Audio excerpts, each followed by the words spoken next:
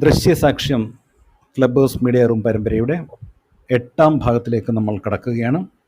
ഇന്ന് 2 പ്രമുഖ ഡോക്യുമെൻ്ററി സംവിധായകർ ബിന്ദു സാജനും KS രാജശേഖരനുമാണ് നമ്മുടെ അതിഥികളായി ഇവിടെ സംസാരിക്കാൻ എത്തുന്നത്. രണ്ടുപേരും മാധ്യമരംഗത്ത് 3 ദശാബ്ദത്തിലേറെ രണ്ടുപേർക്കും പാരമ്പര്യമുണ്ട്. ഒട്ടേറെ പുരസ്കാരങ്ങൾ രണ്ടുപേരും നേടിയിട്ടുണ്ട്. ഇന്ന് ആദ്യം സംസാരിക്കുന്നത് ബിന്ദു സാജൻ ആണ്. ബിന്ദു സാജൻ ഒട്ടേറെ അന്താരാഷ്ട്ര പുരസ്കാരങ്ങൾ നിർമ്മിച്ചിട്ടുണ്ട്, സംവിധാനം ചെയ്തിട്ടുണ്ട്. TV പ്രൊഡ്യൂസറാണ്, ട്രാൻസ്ലേറ്ററാണ്. അങ്ങനെ വിവിധ രംഗങ്ങളിൽ വ്യക്തിമുദ്ര പതിപ്പിച്ച മാധ്യമ പ്രവർത്തകയാണ്. അമൃത TVയുടെ സീനിയർ പ്രൊഡ്യൂസറായിരുന്നു. ദൂരദർശന് വേണ്ടി സയൻസ് പ്രോഗ്രാം ചെയ്യുന്ന പ്രൊഡക്ഷൻ വിങ്ങിൻ്റെ കറസ്പോണ്ടൻ്റായി പ്രവർത്തിച്ചിട്ടുണ്ട്. സൂര്യ TVയുടെ പ്രോഗ്രാം ഹെഡായിരുന്നു. Vanitharatnam, taste of Kerala, great Indian race, Sakhi തുടങ്ങിയ ടെലിവിഷൻ പരമ്പരകൾ പ്രൊഡ്യൂസ് ചെയ്തിട്ടുണ്ട്. ബിന്ദുവിൻ്റെ ഏറ്റവും പ്രധാനപ്പെട്ട ഡോക്യുമെൻ്ററികൾ ലോസ്റ്റ് ഇൻ ട്രാൻസിറ്റ്, അതിന് മിലൻ ഗോൾഡ് അവാർഡിൽ സിൽവർ അവാർഡ് ലഭിച്ചിട്ടുണ്ട്. ആൻഡമാൻ ദ്വീപസമൂഹങ്ങളിലേക്ക് ചേക്കേറിയ മ്യാൻമറിൽ നിന്നുള്ള കാരൻ സമുദായത്തിൻ്റെ വിഭാഗത്തിൻ്റെ പ്രശ്നങ്ങൾ കൈകാര്യം ചെയ്യുന്ന, ചിത്രീകരിക്കുന്ന അസാധാരണമായ അന്വേഷണ രീതിയിൽ പോയിട്ടുള്ള വലിയ ഡോക്യുമെൻ്ററി, സിനിമ പോലെ കണ്ടിരിക്കാവുന്ന ഡോക്യുമെൻ്ററി. സ്വാമി ആനന്ദതീർത്ഥൻ നിഷേധിയുടെ ആത്മശക്തി, ശ്രീനാരായണ ഗുരുവിൻ്റെ അവസാന ശിഷ്യനായിരുന്ന സാമൂഹിക വിപ്ലവകാരി സ്വാമി ആനന്ദതീർത്ഥനെക്കുറിച്ചുള്ള ഡോക്യുമെൻ്ററി.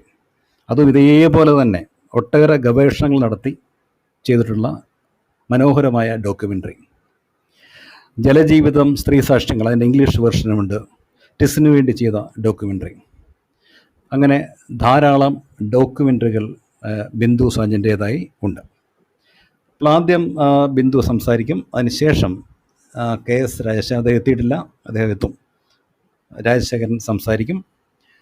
ബിന്ദുവിൻ്റെ മാധ്യമരംഗത്തേക്കുള്ള യാത്രയിൽ നമുക്ക് ആരംഭിക്കാം എന്ന് തോന്നുന്നു. ബിന്ദു അതെ.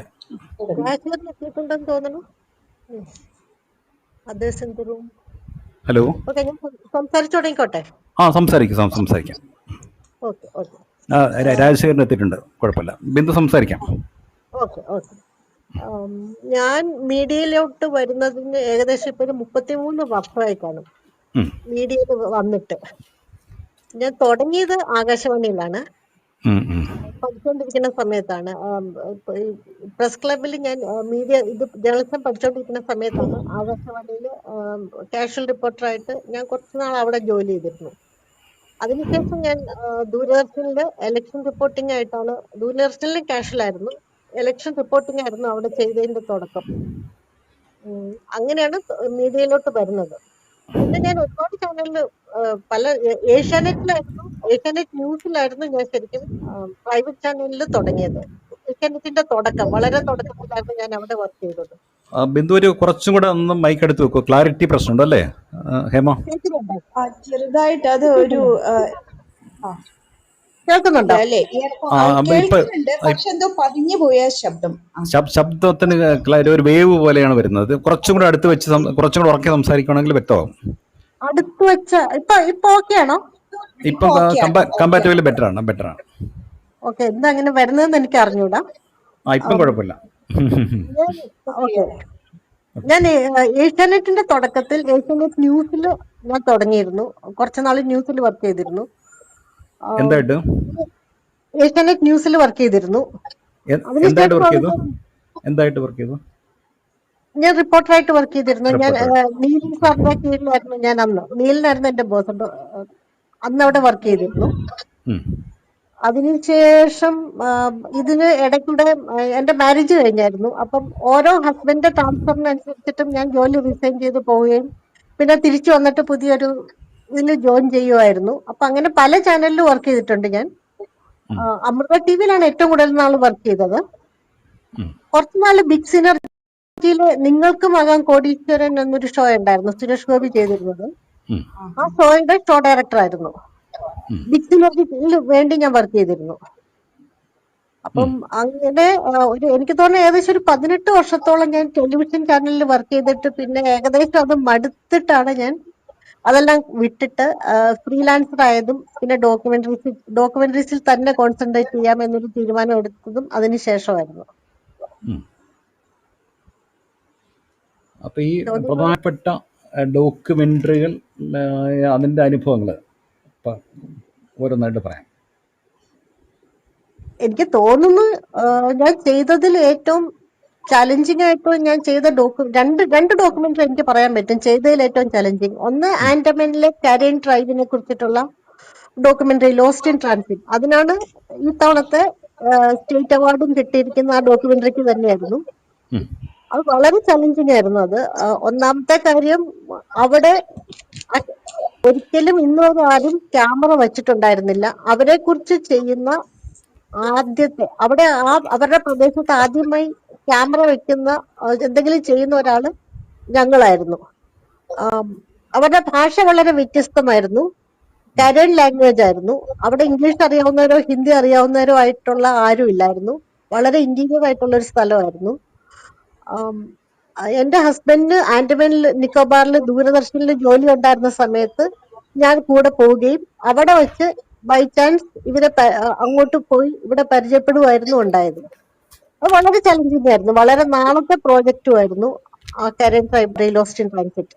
അവരുടെ മയാൻമാർ മുതലുള്ള അവരുടെ ഒരു ട്രാവല് മുഴുവൻ കുറെ ഭാഗം ഷൂട്ടിങ് സംഭവിച്ചത് മ്യാൻമാറിൽ വെച്ചായിരുന്നു. ബർമയിലായിരുന്നു കുറച്ച് ഷൂട്ടിംഗ് ഉണ്ടായിരുന്നത്. അതെ അതെ. അപ്പം അത് നല്ല ചലഞ്ചിങ് ആയിരുന്നു.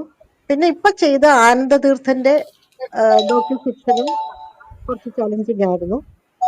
എന്റെ സൗണ്ട് ക്ലിയർ ആണോ? കുഴപ്പമില്ല. കേൾക്കുന്നുണ്ട്. ചില വാക്കുകളും പേരുകളും കേൾക്കുന്നുണ്ട്. പറയുമ്പോൾ ശബ്ദം ക്ലിയർ ആവുന്നില്ല. അതാണ് എന്തുകൊണ്ട് അങ്ങനെ വരുന്നതെന്ന് എനിക്ക് മനസ്സിലാവുന്നില്ല. ഇയർഫോൺ ഇല്ലല്ലോ അല്ലേ? ഡയറക്റ്റ് ആയിട്ടല്ലേ?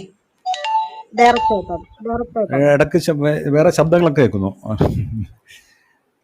അതിവിടെ നല്ല കേൾക്കുന്നു. അല്ല. ഓക്കെ. ബാക്കി പറയാം. ഓക്കെ. ഈ സ്വാമി ആനന്ദ തീർത്ഥൻ നമ്മുടെ നവോത്ഥാന നായകരിൽ പെടേണ്ട പ്രമുഖനായ ഒരു ജാതിക്കെതിരെ ജീവിതകാലം മുഴുവൻ ഫൈറ്റ് ചെയ്ത ഒരു സന്യാസിയായിരുന്നു. പക്ഷെ ബൈ ചാൻസ് ആണ് അദ്ദേഹത്തെ കുറിച്ച് ഞാൻ അറിഞ്ഞത്. ഞങ്ങളുടെ ഒരു സുഹൃത്ത് ശശി പറഞ്ഞു, ശശിയുടെ അച്ഛന്റെ പേര് മോഹനചന്ദ്ര ഗുപ്തൻ എന്നാണ്, പക്ഷെ ശശിയുടെ ശരിക്കും അച്ഛൻ ഇട്ട പേര് ചൊക്കൻ എന്നാണെന്ന് പറഞ്ഞു. അപ്പം അതെനിക്ക് വലിയ ഏതാ അദ്ദേഹത്തിന്റെ ഇന്റർവ്യൂ ഉണ്ടല്ലോ അല്ലേ? ഉണ്ട്. അതുണ്ട്, ആ ഡോക്യുമെന്ററിക്കകത്തുണ്ട്. അപ്പം അങ്ങനെ ഒരു അന്വേഷണത്തിൽ നിന്ന് തുടങ്ങിയതാണ് ആ ഡോക്യുമെന്ററി. പക്ഷെ സ്വാമി ആനന്ദ തീർത്ഥനെ കുറിച്ച് ലഭ്യങ്ങൾ വളരെ കുറവായിരുന്നു. വീഡിയോ ഒരു കഷ്ണം പോലും ഉണ്ടായിരുന്നില്ല. അപ്പം ഇദ്ദേഹത്തെ കുറിച്ച് എങ്ങനെ ചെയ്യാൻ പറ്റും എന്നുള്ളത് വലിയൊരു ചലഞ്ചായിരുന്നു. അദ്ദേഹത്തെ കുറിച്ചുള്ള ലഭ്യമായ വിവരങ്ങൾ പോലും വളരെ കുറവായിരുന്നു. അപ്പം അങ്ങനെ ഒരു അന്വേഷണ മോഡിൽ, അദ്ദേഹത്തെ കുറിച്ച് അന്വേഷിക്കുന്ന ഒരു മോഡിൽ തുടങ്ങിയ ഒരു സംഭവമാണ് ഇത്. ഹലോ ഒരു സെക്കൻഡ്. ഹലോ ബിന്ദു, ഇടയ്ക്ക് ബ്രേക്ക് ആയി പോകുന്നല്ലോ. ഒരു സ്ഥലത്ത് ഇരുന്നിട്ടല്ലേ ചെയ്യുന്നത്? ഇടയ്ക്ക് അങ്ങോട്ട് മൂവ് ചെയ്യുന്നുണ്ടോ? ചെയ്യുന്നത് എന്താണ് പ്രശ്നം? ഇപ്പൊ കേൾക്കുന്നുണ്ടോ? കേൾക്കുന്നുണ്ട്. ക്ലാരിറ്റി ഇടയ്ക്ക് പ്രശ്നമുണ്ട്. തിരിച്ച് ചിലപ്പോ നെറ്റ്വർക്കിന്റെ ആയിരിക്കും സർ. അത് നെറ്റ്വർക്ക് കണ്ടിന്യൂ ചെയ്യാം. അപ്പം അങ്ങനെയാണ്. അപ്പൊ അതുകൊണ്ടാണ് അതിനെ ഒരു ഫിക്ഷനലൈസ് ചെയ്തിട്ട് കാസ്റ്റിംഗ് ചെയ്ത് ഒരു ഫിക്ഷനായിട്ട് ചെയ്യാമെന്ന് തീരുമാനം എടുത്തത്. അങ്ങനെയായിരുന്നു. അപ്പം അത് വളരെ വളരെ വളരെ ബുദ്ധിമുട്ടുള്ള ഒരു യാത്രയായിരുന്നു. തമിഴ്നാട്ടിലും അദ്ദേഹം പ്രവർത്തിച്ചിരുന്ന ഗ്രാമങ്ങളിലൊക്കെ പോയി അല്ലെങ്കിൽ അവരോട് സംസാരിച്ച് ആനന്ദതീർത്ഥനെ കുറിച്ച് അറിയാവുന്നവരെ അവിടെ കണ്ടുമുട്ടി. അദ്ദേഹം താമസിച്ചിരുന്ന വീട് കണ്ടു. അപ്പം ആ ഒരു അന്വേഷണത്തിൽ നിന്നാണ് ഈ ഡോക്യു ഫിക്ഷൻ പിറവിയെടുത്തത്. അപ്പൊ എനിക്ക് തോന്നുന്നു ഞാൻ ചെയ്തതിൽ ഏറ്റവും ബുദ്ധിമുട്ടുള്ള ഒരു സംഭവം അത് തന്നെ ആയിരുന്നു എന്നാണ് എനിക്ക് തോന്നുന്നത്. പക്ഷെ ഞാൻ ചാനലിൽ വർക്ക് ചെയ്യുമ്പോഴും ഒക്കെ ആയിട്ട് ഏകദേശം എനിക്ക് തോന്നുന്ന ഒരു 50-60 ഡോക്യുമെന്ററീസ് ഞാൻ ഇതുവരെ ചെയ്തിട്ടുണ്ടാവണം. എനിക്ക് കൃത്യം കണക്കില്ല അതിനകത്ത്. അങ്ങനെ ഇപ്പൊ ഒരു 33 വർഷമായിട്ടുണ്ട് മൊത്തത്തിൽ മീഡിയയിൽ വന്നിട്ട്. അതിനിടയ്ക്ക് കുറച്ച് കോർപ്പറേറ്റ് വീഡിയോസ്, പരസ്യ ചിത്രങ്ങളൊക്കെ ചെയ്തിട്ടുണ്ട്. പക്ഷെ എങ്കിലും എനിക്ക് ചെയ്യാൻ ഏറ്റവും സന്തോഷമുള്ള ഒരു കാര്യം ഡോക്യുമെന്ററീസ് തന്നെയാണ്. അത് ബിന്ദുവിന്റെ ഓൺ പ്രൊഡക്ഷൻ കമ്പനി അല്ലേ, ഇഞ്ചി അതെ എന്ന അതെ പേര്? അതെ അങ്ങനെ അതെ വിചിത്രമായ ഒരു പേര് അങ്ങനെ വന്നത്. അതെ. അതിനകത്ത് ആക്ച്വലി 2 സ്റ്റാഫേ ഉള്ളൂ. ഞാനും എന്റെ മോനും മാത്രമേ ഉള്ളൂ സ്റ്റാഫായിട്ട്. ഉം. മോനാണ് ക്യാമറയും എഡിറ്റിങ്ങും എല്ലാ ഓഡിയോ. ഡോക്യുമെന്ററികളിലും. അല്ല, ഇതിന്റെ ആനന്ദതീർത്ഥൻ ആ ഡോക്യുമെന്ററിയുടെ സംവിധാനം കൂടെ ഉണ്ടല്ലേ, മകൻ കൂടെ ഉണ്ടല്ലേ? അവന്റെ ഫസ്റ്റ് ഡയറക്ടോറിയൽ ഡെബ്യൂ ആണ്. ആദ്യമായിട്ട് അവൻ സംവിധാനത്തിൽ കൈവച്ചത് അതാണ്. ഞങ്ങൾ ഒരുമിച്ച് അത് ചെയ്തത്. സംവിധാനത്തിലും ഉണ്ട് അവൻ. അപ്പം ഈ അതിന്റെ ഡോക്യുമെന്ററി ഏത് വർഷമാണ് പൂർത്തിയായത്, സ്വാമി ആനന്ദതീർത്ഥൻ? ഈ വർഷമാണ് പൂർത്തിയായത്. അല്ല, ഈ വർഷം ഈ വർഷം കുറച്ച് ഈ വർഷം ഒരു 1.5-2 മാസമായിട്ടുള്ളൂ. മാസമായിട്ട്. അത് ഗംഭീര ഡോക്യുമെന്ററിയാണ്. അത് വളരെ സ്ട്രെയിൻ എടുത്ത് ചെയ്തിട്ടുള്ള, ഞാൻ ഇന്നത് മുഴുവനും കൃത്യമായി കണ്ടു. സിനിമ പോലെ കണ്ടിരിക്കാം തിരിച്ച്. അത് ഹേമലത കണ്ടോ എന്നൊക്കെയറിയില്ല, ഇവിടെ ഞാൻ ഓഡിയൻസിലായാലും. കണ്ടുകൊണ്ടിരിക്കുകയായിരുന്നു. അപ്പോഴാണ് ഞങ്ങൾ ഈ ട്രയൽ നോക്കി കുറച്ച് സമയം പോയി. മറ്റതും കണ്ടു ഞാൻ. പക്ഷെ മറ്റേ അതിലെ പിന്നെ Lost in Transit. ഗുരുവായൂർ ക്ഷേത്രത്തിൽ വെച്ച് അദ്ദേഹത്തെ മർദ്ദിച്ചതിൻ്റെയും ബ്രാഹ്മണർക്കുള്ള നേർച്ച സദ്യ തടയാൻ ശ്രമിച്ചപ്പോൾ ഭീകരമായ മർദ്ദനം ഏറ്റുവാങ്ങിയതിനെ കുറിച്ച് ധാരാളം പത്ര റിപ്പോർട്ടുകളുണ്ടായിരുന്നു. ഒത്തിരി റൈറ്റപ്പ് ആ കാലത്ത് വന്നിരുന്നു. എനിക്ക് നല്ല ഓർമ്മയുണ്ട്, ഞാനും എഴുതിയിട്ടുണ്ടായിരുന്നു ആ കാലത്ത്. ആണല്ലേ? അതെ അതെ അതെ. ഞങ്ങള് എങ്ങനെയാണ് ബിന്ദു ഇതിലേക്ക് എത്തിയത്? എങ്ങനെയാണ് ഈ ഒരു സബ്ജക്റ്റിലേക്ക് എത്തിയത്? എങ്ങനെയാണ്? സ്വാമി അനന്തതീർത്ഥന്റെ.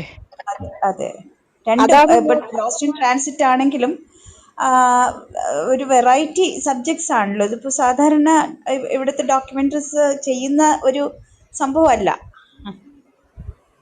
അതിനകത്ത് ഈ ലോസ്റ്റ് ഇൻ ട്രാൻസിറ്റിനെ കുറിച്ച് ചിപ്പോ എന്ന ഗ്രാമം ഏത് ദ്വീപിൽപ്പെട്ടതാണ്? ആൻഡമാൻ നിക്കോബാറിലെ? അല്ല, ചിപ്പോ എന്നാണ് ആ ദ്വീപിന്റെ പേര്. അത് ദ്വീപിന്റെ പേര് ചെറിയ ദ്വീപാണോ? എല്ലാം അവിടെ എല്ലാം ചെറിയ ദ്വീപുകളാണ്. പക്ഷെ ആ ചിപ്പോ എന്ന് പറയുന്ന ദ്വീപില് ഈ അത് ഏറ്റവും വലിയ നല്ല കൗതുകരമായ കാര്യം, അവിടെ കടലെന്ന് പറയുന്നത് അവർക്ക് അവരുടെ വീട് തന്നെയാണ്. അപ്പൊ ഞാൻ കണ്ട ഒരു അത്ഭുതകരമായ കാഴ്ച, 3 വയസ്സും 4 വയസ്സുള്ള കുട്ടികൾ, നടക്കാൻ തുടങ്ങുന്ന കുട്ടികൾ ആദ്യം ചെയ്യുന്നത് അവർക്കൊരു കുഞ്ഞു വള്ളം ഉണ്ടാക്കി കൊടുക്കുക. അവര് ഇതുമായിട്ട് നേരെ കടലിലോട്ടാണ് ഈ പിള്ളേർ അങ്ങനെയാണ് തുടങ്ങുന്ന ജീവിതം തന്നെ. അപ്പം അവിടെ 2 സ്ത്രീകള്, 2 കൂട്ടുകാരായ സ്ത്രീകള് ഒരു പിക്നിക് മോഡില് യാത്ര തിരിക്കുവാണ്. അത് ശരിക്കും നടന്ന സംഭവം എന്ന് ഓർക്കുമ്പോൾ നമുക്ക് ശരിക്കും അത്ഭുതം തോന്നും. അത് കഴിഞ്ഞിട്ട് ഒരു നല്ല ക്ലൈമറ്റ് ഒക്കെയാണ്. എന്നാ പിന്നെ ഒരു പിക്നിക്കിന് പോകാമെന്നും പറഞ്ഞ് വീട്ടിൽ നിന്ന് ഇറങ്ങുന്ന 2 സ്ത്രീകള് 7 ദിവസം മുഴുവൻ രാത്രിയും പകലും യാത്ര ചെയ്തിട്ട് വെറുതെ അത്രയ്ക്കും അവര് കടലിൽ കൂടെയുള്ള ഒരു സെയിൽ എൻജോയ് ചെയ്യുന്നവരാണ്. അപ്പൊ 7 ദിവസത്തിന് ശേഷമാണ് ഇവർ ഈ മനോഹരമായ ദ്വീപ് കാണുന്നത്. അത് കഴിഞ്ഞിട്ട് പിന്നെ അവര് ചെയ്യുന്നത്, അവര് ഈ ദൂരം മുഴുവൻ തിരിച്ച് യാത്ര ചെയ്തിട്ട് ഇവരുടെ കൂടെയുള്ള ആൾക്കാരെയും കൂട്ടുകാരെയും ബന്ധുക്കളെയൊക്കെ വിളിച്ചൊരു 48 പേര് ഇവിടുന്ന് പോവുകയും ചിപ്പോ എന്ന് പറയുന്ന ആ ദ്വീപില് ഈ സ്ത്രീകൾ കണ്ടെത്തിയ ഒരു ദ്വീപാണ്. അതിനു മുമ്പ് ആരും അവിടെ മനുഷ്യവാസം ഉണ്ടായിട്ടില്ല. അപ്പൊ അവിടെ സെറ്റിൽ ചെയ്യുകയാണ് ചെയ്യുന്നത്. അങ്ങനെയാണ് ഞാൻ എന്റെ ആ ഡോക്യുമെന്ററി തുടങ്ങിയത്. കാരണം എനിക്ക് ഏറ്റവും ഭയങ്കര രസമുള്ള കൗതുകം തോന്നിയ ഒരു നടന്ന സംഭവമായിരുന്നു അത്. ഞാൻ കണ്ടു. പക്ഷെ എനിക്കൊരു ചെറിയ സംശയം അതിനകത്തുണ്ട്. ഇത് ഇത്രയും ഭാഗം ശരി, അത് കഴിഞ്ഞിട്ട് പിന്നെ അതിൻ്റെ ഒരു ബാക്ക്ഗ്രൗണ്ട് സ്റ്റോറി പറയുന്ന സമയത്ത് 1925 മായാബന്ദർ എന്ന ഗ്രാമത്തിലേക്ക് മ്യാൻമറിൽ നിന്ന് ഈ ഫോറസ്റ്റിലും വനമേഖലയിൽ ജോലിയെടുക്കാൻ ബ്രിട്ടീഷുകാർ ആവശ്യപ്പെട്ടതനുസരിച്ച് ആൾക്കാർ വന്നു എന്നതിനകത്ത് പറയുന്നുണ്ടല്ലോ. ഇത് തമ്മിൽ അങ്ങനെ ടാലി ചെയ്തു ഉണ്ട്. ഇത് അതിനൊക്കെ ശേഷമാണ്. ഇത് അതിനെല്ലാം ശേഷം സംഭവിച്ച കാര്യമാണ്. ഈ ചിപ്പോ ദ്വീപ് കണ്ടെത്തിയത് ഇവരിവിടെ വന്നു സെറ്റിൽഡ് ആയി കഴിഞ്ഞ്. ഞാൻ പറഞ്ഞു ഇതൊരു ഈ ആദ്യം ആരംഭിക്കുമ്പോൾ മാച്ചി പോപ്പോ എന്ന് പറയുന്ന 2 സ്ത്രീകൾ ഈ തുഴഞ്ഞ് 6 രാത്രിയും 7 ദിവസവും കഴിഞ്ഞിട്ട് ചിപ്പോ ദ്വീപിലെത്തുന്നു. അത് കഴിഞ്ഞിട്ട് 42 കുടുംബങ്ങളെ ദ്വീപിലേക്ക് കൊണ്ടുവരുന്നു. അത് 1970-കളിലാണ് സംഭവിക്കുന്നത്, അല്ലേ? അതെ അതെ, പക്ഷെ ഇത് 70കളിലാണ് സംഭവിച്ചത്. ഒറിജിനൽ കുടിയേറ്റം മായാബന്ദറിലേക്ക് ഉണ്ടാകുന്ന 1925 അതിൽ പറയുന്നുണ്ട് അല്ലേ? 25ലാണ് ഒറിജിനൽ കുടിയേറ്റം വരുന്നത് ബർമേന്നാണ്, മ്യാൻമറിലാണ്. ഇത് ഇവിടെ ഓൾറെഡി സെറ്റിൽഡ് ആയിട്ടുള്ള സ്ത്രീകള്, മായാബന്ദറിൽ ഓൾറെഡി സെറ്റിൽഡ് ആയ സ്ത്രീകൾ 2 സ്ത്രീകള് അവരങ്ങോട്ട് ഇവിടെ പോകുന്നല്ലേ, പുതിയ ഇവിടെ ദ്വീപിലേക്ക് അങ്ങോട്ട് പോകും. പോകും. എന്നുവെച്ചാൽ ഇതിനകത്ത് ഇവരുടെ ഒരു അഡ്വഞ്ചറസ് സ്പിരിറ്റും അവരുടെ ഒരു ജീവിതത്തിന്റെ ഒരു സ്റ്റൈലും കൂടെ കാണിക്കാൻ വേണ്ടിയിട്ടാണ് ഞാൻ അത് വെച്ച് തുടങ്ങാന്ന് വരും. പിന്നെ അത് ശരി ശരി. കഥ കൂടെ ഓക്കെ ഓക്കെ ആയതുകൊണ്ടാണ് അങ്ങനെ തുടങ്ങാന്ന് വിചാരിച്ചത്. ഓക്കെ. അത് ഗംഭീരമായിട്ട് അത് റീക്രിയേറ്റ് ചെയ്തിട്ടുണ്ട്, ലൈഫ് മുഴുവൻ റീക്രിയേറ്റ് ചെയ്തിട്ടുണ്ട്. അതെ അതെ. അതെ. ഞങ്ങള് കടലില് അതിനിടയ്ക്ക് ഞങ്ങള് നടുക്കടലിൽ വെച്ച് ഞങ്ങളുടെ ബോട്ടിന്റെ ഡീസൽ മുഴുവൻ ചോർന്നു പോവുകയും ഞങ്ങൾ ഒരു 7-8 മണിക്കൂറോളം കടലിൽ സ്റ്റാൻഡേർഡ് ആവുകയൊക്കെ ചെയ്തു അവിടെ. അത് അങ്ങനെയുള്ള പറയും, അതിലെ ഒരു അനുഭവത്തിൽ പറയാനുള്ളത്. ഏത് മ്യാൻമറിൽ വെച്ചാണോ ആൻഡമാൻ നിക്കോബാറിൽ വെച്ചാണോ? ആൻഡമാൻ നിക്കോബാറിൽ വെച്ചായിരുന്നു ഇത് അല്ല, സംഭവിച്ചത്. ഈ ചിപ്പോ എന്ന് പറയുന്ന ഏത് മെയിൻ ദ്വീപിന്റെ അടുത്തായിട്ട് വരും ഇത്? ഞാൻ പിന്നെ സൗത്ത് ആൻഡമാനാണോ നോർത്ത് ആൻഡമാനാണോ? ഇത് മായാബന്ദർ എന്ന് പറയുന്ന സ്ഥലത്ത് നിന്നും ഞാൻ പറഞ്ഞത് ആൻഡമാനിൽ നിന്ന് നിക്കോബാറിലേക്ക് പോകുന്ന സ്ഥലമാണ്. ആൻഡമാന്റെ നിക്കോബാറിന് ഇടയ്ക്കുള്ള ഒരു സ്ഥലമാണിത്. അപ്പൊ ഇവിടെ ഷൂട്ട് ചെയ്യുന്ന ഇടയിലാണ് ഈ കറങ്ങിയതല്ലേ, കടലിൽ കറങ്ങിയതല്ലേ? 8 മണിക്കൂർ ഞങ്ങൾ കടലിൽ കുടുങ്ങി എന്ന് പറഞ്ഞാൽ ഒരു സിഗ്നലും ഇല്ല, നെറ്റ് എന്ന് പറയുന്ന സാധനം ഇല്ല അവിടെ. ആ സ്ഥലത്ത് ഞങ്ങൾ പോയ സ്ഥലത്ത് കറണ്ട് പോലും ഉണ്ടായിരുന്നില്ല, കറണ്ട് ഇല്ലാത്ത സ്ഥലമായിരുന്നു. അപ്പം പിന്നെ മത്സ്യബന്ധനത്തിനായിട്ട് വന്ന 8 മണിക്കൂറിന് ശേഷം ഒരു മത്സ്യബന്ധനത്തിനായിട്ട് വേറൊരു വള്ളം അതുവഴി വന്നപ്പോ അവരാണ് പിന്നെ ഞങ്ങളെ രക്ഷിച്ചതൊക്കെ. ഞങ്ങളെ രക്ഷപ്പെട്ടത്. അപ്പൊ പക്ഷെ ഞങ്ങളുടെ കൂടെയുള്ള സ്ത്രീകൾക്ക് ഒരു വിഷമം ഉണ്ടായില്ല. അവര് വളരെ കൂളായിരുന്നു. അപ്പൊ അവര് കടലിൽ ടൈഗർ പ്രോണിനെ ഒക്കെ പിടിക്കുന്നു, അതിനകത്തേക്ക് നാരങ്ങ വെള്ളം ഉപ്പ് ചേർത്തിട്ട് അത് അങ്ങനെ തന്നെ ലൈവായിട്ട് ജീവനോടെ കഴിക്കുന്നു. ഇതെല്ലാം നോക്കി നമ്മളങ്ങനെ ഇരിക്കുക. നാരങ്ങ നീരും ഉപ്പും കൂടെ ഈ ലൈവായിട്ട് മീനിലേക്ക് ഒഴിച്ച് അതിനെ അങ്ങ് തിന്നുക. അവരുടെ രാവിലത്തെ ബ്രേക്ക്ഫാസ്റ്റ് അല്ലെങ്കിൽ ഫുഡ് ഇതായിട്ട് അവരതാ ചെയ്തോണ്ടിരുന്നത്. ഞങ്ങൾക്ക് അങ്ങനെ ചെയ്യാം. പച്ചമീൻ അത് അപ്പൊ തന്നെ പിടിക്കണം. മീനിനെ പിടിച്ച് അവര് തിന്നുകൊണ്ടിരിക്കുവായിരുന്നു. അപ്പൊ ഞങ്ങളതെല്ലാം നോക്കി അങ്ങനെ ഇരിക്കണം. അത് കഴിഞ്ഞ പിന്നെ കഠിനമായ മഴ വന്നു, എല്ലാരും നനഞ്ഞു കുളിച്ച് കുതിർന്നു, ക്യാമറ പുറത്തെടുക്കാൻ പറ്റിയില്ല. അപ്പൊ അങ്ങനെയൊക്കെ കുറെ സംഭവങ്ങൾ ഉണ്ടായി അവിടെ. കടൽ ചൊരുക്കൊണ്ട് ഞങ്ങളുടെ ക്രൂ മെമ്പേഴ്സ് ഒക്കെ വോമിറ്റ് ചെയ്യാൻ തുടങ്ങി. അങ്ങനെയെല്ലാം സംഭവിച്ചു അത്. പക്ഷെ വളരെ വളരെ ഇൻട്രസ്റ്റിംഗ് ആയിട്ടുള്ള അനുഭവമായിരുന്നു അത്. ഇവരെ കുറിച്ച് അങ്ങനെ ഒരു റൈറ്റപ്പും നമ്മൾ കേരളത്തിൽ വായിച്ചതായിട്ട് ഓർക്കുന്നില്ല. ആരെങ്കിലും ഇവിടെ വായിച്ചിട്ടുണ്ടോ ഒന്ന് ചോദിക്കണം നമുക്ക് തിരിച്ച്. അവർ സെന്റിനൽസ് അവരെ കുറിച്ചുണ്ട്, ജാർവായെ കുറിച്ച് ഇഷ്ടംപോലെ റൈറ്റപ്പുകൾ വന്നിട്ടുണ്ട്. ഈ വിഭാഗം ആൾക്കാരെ കുറിച്ചുള്ള കാരൻസിനെ കുറിച്ച് എന്തെങ്കിലും റൈറ്റപ്പ് കേരളത്തിൽ വന്നിട്ടുണ്ടോ എന്ന് എനിക്കറിയില്ല. എവിടെങ്കിലും ഉണ്ടായിരുന്നോ? അറിയാൻ പറ്റും. ഞങ്ങള് ആ സ്ഥലത്ത് പെട്ടുപോയത് കൊണ്ട്, അവിടെ ആയിരുന്നത് കൊണ്ട് മാത്രം സംഭവിച്ചൊരു കാര്യമാണിത്. ആ ഗ്രാമത്തിൽ നമ്മൾ അതിനകത്തൊരു പ്രീസ്റ്റിനെ കാണിക്കുന്നുണ്ട്. അദ്ദേഹം മാത്രമാണ്, ഒരാൾ മാത്രമേ ഉള്ളൂ ഇംഗ്ലീഷോ ഹിന്ദിയോ അറിയാവുന്നതായിട്ട് ഒരാളെ ഉള്ളായിരുന്നു. ആ പ്രീസ്റ്റ് മാത്രമേ ഉള്ളായിരുന്നു. അപ്പം ആ പ്രീസ്റ്റിനെ ഞാൻ ബൈ ചാൻസ് പരിചയപ്പെട്ട സമയത്താണ് ഇങ്ങനെ ഒരു ചെയ്താലോ ഒരു ഐഡിയ വന്നത്. അപ്പൊ അതൊരു കുറച്ച് ക്രൗഡ് ഫണ്ടഡ് ആയിരുന്നു. അവിടെയുള്ള ആളുകളെല്ലാം 50 രൂപ 100 രൂപയൊക്കെ വെച്ച് ഞങ്ങൾക്ക് തരും. അത് അവരും കൂടെ കോൺട്രിബ്യൂട്ട് ചെയ്തു ഇതിന്റെ പ്രൊഡക്ഷനിൽ. അങ്ങനെ ഒരു ഇൻട്രസ്റ്റിംഗ് ആയിട്ടുള്ള കാര്യം കൂടെ ഉണ്ട് അതിനകത്ത്. അല്ല, ഈ അത്രയും കാശ് തരാനുള്ള ഒരു ശേഷിയുള്ള ആൾക്കാരുണ്ടോ അവിടെ? ഇല്ല, അത്രയും കാശൊന്നും കിട്ടിയില്ല. ഞാൻ പറഞ്ഞത് അവരുടെ ഗുഡ് വില്ലാണ് ഞാൻ പറഞ്ഞത്. 50 രൂപയാണേലും 100 രൂപയാണേലും അവരിങ്ങനെ ഞങ്ങളുടെ ഇതിന് വേണ്ടിയെന്നും പറഞ്ഞ് കുറച്ച് പൈസ വന്ന് ഒരു തുണിക്കകത്ത് കിഴികെട്ടി ഞങ്ങൾക്ക് കൊണ്ട് തരുമായിരുന്നു. അത് നല്ല രസമുള്ള അനുഭവമായിരുന്നു. അത് ചിലര് ചില്ലറ കുട്ടികളായിരിക്കും. എത്ര ദിവസം കൊണ്ട് പൂർത്തിയായി ഇത്? ഷൂട്ടിങ് നമ്മൾ വിചാരിച്ചത് 10 ദിവസമായിരുന്നു. പക്ഷെ അഡ്വേഴ്സ് ക്ലൈമറ്റ്, അവിടെ എപ്പോഴും കാലാവസ്ഥ എപ്പോഴും മോശമാവുന്ന സ്ഥലമാണല്ലോ. അപ്പൊ അതുകൊണ്ട് 2-3 ദിവസം ഞങ്ങൾക്ക് ഒന്നും ചെയ്യാൻ പറ്റിയില്ല, ഇരിക്കേണ്ടി വന്നു. അപ്പൊ ബാക്കിയുള്ള ദിവസം കൊണ്ട് അങ്ങനെയൊക്കെയാണ് ചെയ്തത്. ഇത് ഇന്ത്യയിൽ എവിടെയെങ്കിലും കാണിച്ചിട്ടുണ്ടോ അതിന് മുമ്പ്? ഫെസ്റ്റിവലില്, പുറത്തുള്ള ഫെസ്റ്റിവലിലല്ലാതെ? ഇല്ല, ഞങ്ങള് പുറത്തുള്ള ഫെസ്റ്റിവലിലാണ് ഇത് കാണിച്ചിട്ടുള്ളത്. ഇന്ത്യയിൽ ആകെപ്പാടെ കേരളത്തിൽ ഇത്തവണ സ്റ്റേറ്റ് അവാർഡ് കിട്ടിയതേ ഉള്ളൂ. അപ്പൊ ഇനിയിപ്പോ ഞങ്ങൾ കുറച്ചുകൂടെ അയക്കാന്ന് വിചാരിക്കുന്നുണ്ട്. ഇതിനൊരു പിന്നെ രണ്ട് ഡോക്യുമെന്ററിയും ഒട്ടേറെ സ്ഥലങ്ങളിലെ സ്വാമി ആനന്ദ തീർത്ഥന്റെ ഡോക്യുമെന്ററി മധുര തമിഴ്നാട്ടിലൊക്കെ പോയിട്ടുണ്ടല്ലോ. മാത്രമല്ല ഒത്തിരി ക്യാരക്ടേഴ്സ് ഉണ്ട്, സംഭവങ്ങൾ മൊത്തം റീക്രിയേറ്റ് ചെയ്തിട്ടുണ്ട്. ശ്രീജിത്ത് രമണൻ അല്ലേ അതിന്റെ? അതെ അതെ അതെ അത് അയാൾ ഗംഭീരമായിട്ട് അത് ചെയ്തിട്ടുണ്ട്. കുട്ടികൾ ആ കാലഘട്ടം മുഴുവനും സിനിമ പോലെ തന്നെ റീക്രിയേറ്റ് ചെയ്തിട്ടുണ്ട്. ഈ നിർമ്മാണ ചെലവ് ഒത്തിരി ആയിട്ടുണ്ടാവുമല്ലോ ഈ രണ്ട് ഡോക്യുമെന്ററിക്കും? വളരെ വളരെ വളരെ കുറവാണ് നിർമ്മാണ ചെലവ്. ആണോ? അത് ആക്ച്വലി ഞങ്ങളാരും ഇതിനകത്ത് പൈസ എടുത്തിട്ടില്ല, ഒറ്റയാളും എടുത്തിട്ടില്ല. പിന്നെ നമുക്ക് സ്വന്തമായിട്ട് സ്റ്റുഡിയോയും എഡിറ്റ് ഫെസിലിറ്റിയും ക്യാമറയും ഒക്കെ ഉള്ളത് കൊണ്ട് ആ ചെലവൊന്നും വന്നിട്ടില്ല. പിന്നെ കാസ്റ്റിങ്ങിന് ഒരു ചെലവും വന്നില്ല. കാരണം തമിഴ്നാട്ടിൽ ആകെപ്പാടെ ഇതിനു മുമ്പ് ഏതെങ്കിലും തരത്തിൽ അഭിനയിച്ചിട്ടുള്ള ഒരാൾ ശ്രീജിത്ത് മാത്രമേ ഉള്ളൂ ഇതിനകത്ത്. തമിഴ്നാട്ടിലെ ഒരു സിസ്റ്റം എങ്ങനെയാന്ന് വെച്ചാല്, നമ്മളൊരു ഗ്രാമത്തിൽ ചെല്ലുന്നു, അവിടെ ഷൂട്ടിംഗ് കാണാൻ കുറച്ച് ക്രൗഡ് വന്ന് നിൽക്കുമല്ലോ.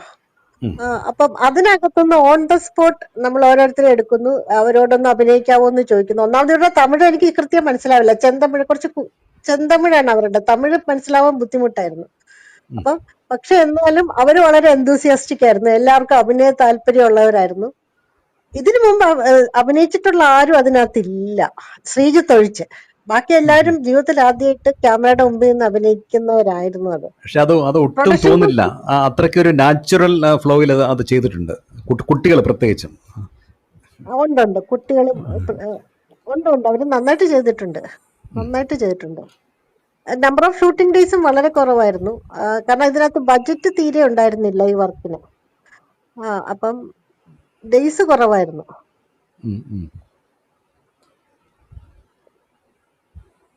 എന്തായാലും നല്ല അനുഭവമായിരുന്നു, വളരെ നല്ല അനുഭവമായിരുന്നു അത്. അത് കൊച്ചിയിലെ കഴിഞ്ഞ ദിവസം സ്ക്രീൻ ചെയ്തിട്ടുണ്ട്, കഴിഞ്ഞ ആഴ്ച അല്ലേ?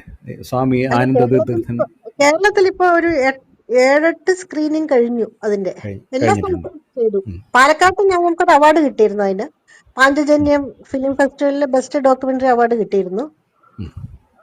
പിന്നെ യൂണിവേഴ്സിറ്റിയിലെല്ലാം ഇപ്പൊ വിളിച്ചിട്ടുണ്ട്. കാലിക്കറ്റ് യൂണിവേഴ്സിറ്റി, ഗാന്ധി യൂണിവേഴ്സിറ്റി, അവിടെ എല്ലാം വിളിച്ചിട്ടുണ്ട്. കുട്ടികളുമായിട്ട് ഇന്ററാക്ട് ചെയ്യുന്നതിന്, സ്ക്രീനിങ്ങിനും ഇന്ററാക്ഷനും വേണ്ടിയിട്ട് വിളിച്ചിട്ടുണ്ട്. പൊതുവെ നല്ല റെസ്പോൺസ് ആണ് അതിന് കിട്ടിയത്. അതുപോലെ ബിന്ദുവിന്റെ ഒരു മറ്റേ പ്രധാനപ്പെട്ട ഡോക്യുമെന്ററി ആയിരിക്കാൻ സാധ്യതയുള്ളത് എനിക്ക് തോന്നുന്നത് ജലജീവിതം, സ്ത്രീ സാക്ഷ്യങ്ങൾ. അത് ഇംഗ്ലീഷിലും ഉണ്ടല്ലേ? ബോത്ത് ഉണ്ട്. അത് നമ്മൾ Mumbai Tata institute of social സയൻസിന് വേണ്ടി ചെയ്തതാണ്. അത് എൻറ്റയർലി ഡിഫറെന്റ് ഒരു ടോപ്പിക്കാണ്. ക്ലൈമറ്റ് ചേഞ്ച് ആണ്. അത് ക്ലൈമറ്റ് ചേഞ്ചിനകത്ത് ജെൻഡർ ഇന്റർവെൻഷൻ. അപ്പം ഒരു പഞ്ചായത്തിലെ സ്ത്രീകള്, ആ സ്ത്രീകളെല്ലാം വിദ്യാഭ്യാസം ഉള്ളവരൊന്നുമല്ല, തൊഴിലുറപ്പിനും ഒക്കെ പോകുന്ന സ്ത്രീകളാണ്. അപ്പം അവര് ക്ലൈമറ്റ് ചേഞ്ചിനെ നേരിടാൻ വേണ്ടി അവരുടെ ഇനിഷ്യേറ്റീവ് എന്താണെന്നുള്ളതാണ് ആ ഡോക്യുമെന്ററി. എന്ന് വെച്ചാൽ ഞങ്ങൾ ബേസിക്കലി ചെയ്തത് അവർക്ക് മൊബൈലിൽ ഷൂട്ട് ചെയ്യാനും മൊബൈലിൽ എഡിറ്റ് ചെയ്യാനും പിന്നെ റിപ്പോർട്ട് ചെയ്യാനുള്ള ട്രെയിനിങ് കൊടുക്കുകയാണ് ചെയ്തത്. എന്നിട്ട് അത് വെച്ചിട്ട് അവരുടെ സ്ഥലത്തെ ഇഷ്യൂസ് അവർ തന്നെ റിപ്പോർട്ട് ചെയ്യും. എല്ലാം അവർ തന്നെ ഷോർട്ട് ഫിലിം ഉണ്ടാക്കുകയും അത് സോഷ്യൽ മീഡിയയിൽ കൊണ്ടുവരികയും ചെയ്യുന്ന ഒരു നല്ല രസമുള്ള. പിന്നെ തെരുവ് നാടകത്തിന്റെ ഒരു സാങ്കേതിക ഇത് ഉപയോഗിച്ചും എല്ലാം സ്ത്രീകൾ എങ്ങനെയാണ് ഈ ക്ലൈമറ്റ് ചേഞ്ചിനെ നേരിട്ടത് എന്നുള്ള ഒരു സാധനമായിരുന്നു അത്. അതിപ്പോ കംപ്ലീറ്റ് ആയിട്ടുള്ള ഡോക്യുമെന്ററി അല്ല, ഇതൊരു റിയൽ ലൈഫ് സിറ്റുവേഷൻ ആണോ അതോ റീക്രിയേറ്റഡ് സിറ്റുവേഷൻ ആണോ ഇതിനകത്തുള്ളത്? റിയൽ ലൈഫാണ്, അതിനകത്ത് റിക്രിയേഷൻ ഒന്നുമില്ല. അപ്പൊ ഇത് ഏത് ഗ്രാമമാണ്, ഏത് സ്റ്റേറ്റിലെ ഏത് ഗ്രാമം ആണ്? അല്ല, ഇത് മറ്റേ വൈപ്പിൻ, എറണാകുളം കൊച്ചി വൈപ്പിനാണത്. വൈപ്പിനിലെ കാലാവസ്ഥ വ്യതിയാനം കൊണ്ട് അവിടെയുള്ള വീടുകളെല്ലാം എന്നുവെച്ചാൽ ചെറിയ വീടുകൾ, റോഡ് സൈഡിൽ താമസിക്കുന്നവർക്കോ പൈസ ഉള്ളവർക്കോ പ്രശ്നമില്ല. അല്ലാതെ മറ്റേ അരികുപറ്റി ജീവിക്കുന്നവരുടെ വീടുകളെല്ലാം വെള്ളത്തിനടിയിലാണ്. ദിവസത്തിൽ 2 പ്രാവശ്യം വെച്ച് അവിടെ ഓരുവെള്ളം കയറി വീട് മുഴുവൻ മുങ്ങും. അത് കാലാവസ്ഥ വ്യതിയാനം കൊണ്ട് കഴിഞ്ഞ 10 വർഷമായിട്ട് ഇത് വളരെ രൂക്ഷമായിക്കൊണ്ടിരിക്കുകയാണ്. അവരുടെ ആരോഗ്യം വളരെ മോശമായിക്കൊണ്ടിരിക്കുകയാണ്. അവർക്ക് അവിടുന്ന് പോകാൻ വേറെ ഇടമില്ല. അപ്പം അവരുടെ ജീവിതം ഭയങ്കര കഷ്ടമാണ്. അപ്പൊ അതൊന്ന് ഡോക്യുമെന്റ് ചെയ്യാനും വേണ്ടിയിട്ടാണ് നമ്മൾ അവിടെ പോയത്. പോയി കഴിഞ്ഞപ്പോഴാണ് നമുക്ക് ഇങ്ങനെ ഒരു ഐഡിയ വന്നത്. സ്ത്രീകൾക്ക് അവർക്ക് തന്നെ പരിശീലനം കൊടുത്തിട്ട് അവരുടെ കഥകൾ അവർ തന്നെ റിപ്പോർട്ട് ചെയ്യുന്ന ഒരു ഫലത്തിലോട്ട് അത് പോവുമായിരുന്നു. അതങ്ങനെ വൈപ്പിൻ മാത്രമാണോ തൊട്ടടുത്തുള്ള ചെല്ലാനം ഉണ്ടോ? ഉണ്ട്. അവിടെയുള്ള ഞങ്ങള് ഫോക്കസ് ചെയ്തത് ചെല്ലാനത്ത് ഇപ്പൊ കുറച്ചും കൂടെ ഇന്നലത്തെ പ്രക്ഷോഭത്തിനൊക്കെ ശേഷം ചെല്ലാനം കുറച്ചുകൂടെ ബെറ്റർ ആണ് ഇപ്പം. വളരെ കടൽ ഭിത്തി അതൊക്കെ കെട്ടിയിട്ടുണ്ട്. പക്ഷെ വൈപ്പിൻ അതേസമയം വൈപ്പിൻ വളരെ ടൂറിസ്റ്റ് സ്ഥലമാണ്. ഒരുപാട് ടൂറിസ്റ്റുകൾ വരുന്ന ഒരു സ്ഥലം എന്ന് വെച്ചാൽ ഭയങ്കര ഒരു കോൺട്രാസ്റ്റ് ആണത്. ഒരു സ്ഥലത്ത് ടൂറിസ്റ്റുകൾ വരുന്ന ഹോട്ടൽസ് ഒക്കെ ഉണ്ട്, പക്ഷെ അതിനോട് ചേർന്ന് തന്നെ വളരെ മോശമായ സ്ഥിതിയിൽ ഇങ്ങനെ ജീവിക്കുന്ന ഒരുപാട് സ്ത്രീകൾ, ഒരുപാട് കുടുംബങ്ങളും ഉണ്ട്. സ്ത്രീകളെയാണ് അത് ഏറ്റവും കൂടുതൽ ബാധിക്കുന്നത്. രാത്രി 2 മണിക്കും 3 മണിക്കും ഒക്കെയാണ് വീട് മുഴുവൻ വെള്ളത്തിൽ മുങ്ങുന്നത്. അപ്പം അതായിരുന്നു ഒന്ന്. ഒരു 20 വർഷം മുന്നേ ഞാൻ കൊച്ചി FM-ലുള്ള സമയത്ത് വ്യാപകമായിട്ട് വൈപ്പിനിൽ പോയിട്ടുണ്ട്. വൈപ്പിനിൽ 6 മണി കഴിഞ്ഞാൽ ആൾക്കാർ പരസ്പരം കണ്ടു കഴിഞ്ഞാൽ വർത്തമാനം പറയില്ല. വർത്തമാനം പറഞ്ഞു കഴിഞ്ഞാൽ വായിക്കകത്തൂടെ കൊതുക് കയറും.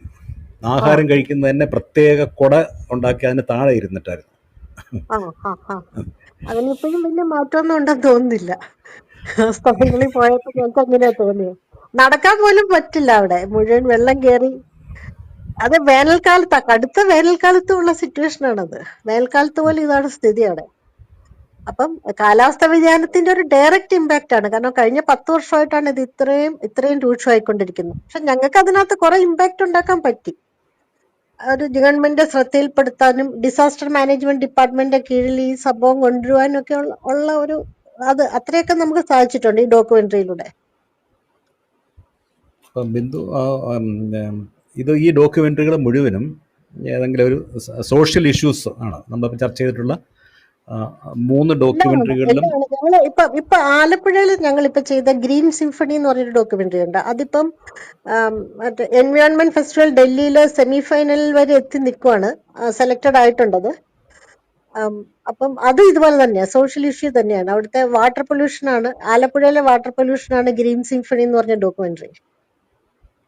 അപ്പൊ എന്റെ പ്രവർത്തനങ്ങളെല്ലാം എനിക്ക് സോഷ്യൽ ഇഷ്യൂസ് അല്ലെങ്കിൽ എന്റെ രാഷ്ട്രീയ പ്രവർത്തനം ഇത് തന്നെയാണ് എന്റെ ഡോക്യുമെന്ററിയിൽ. അതല്ലാത്തുള്ള ഒരു സാധനം ഞാൻ സാധാരണ എടുക്കാറില്ല.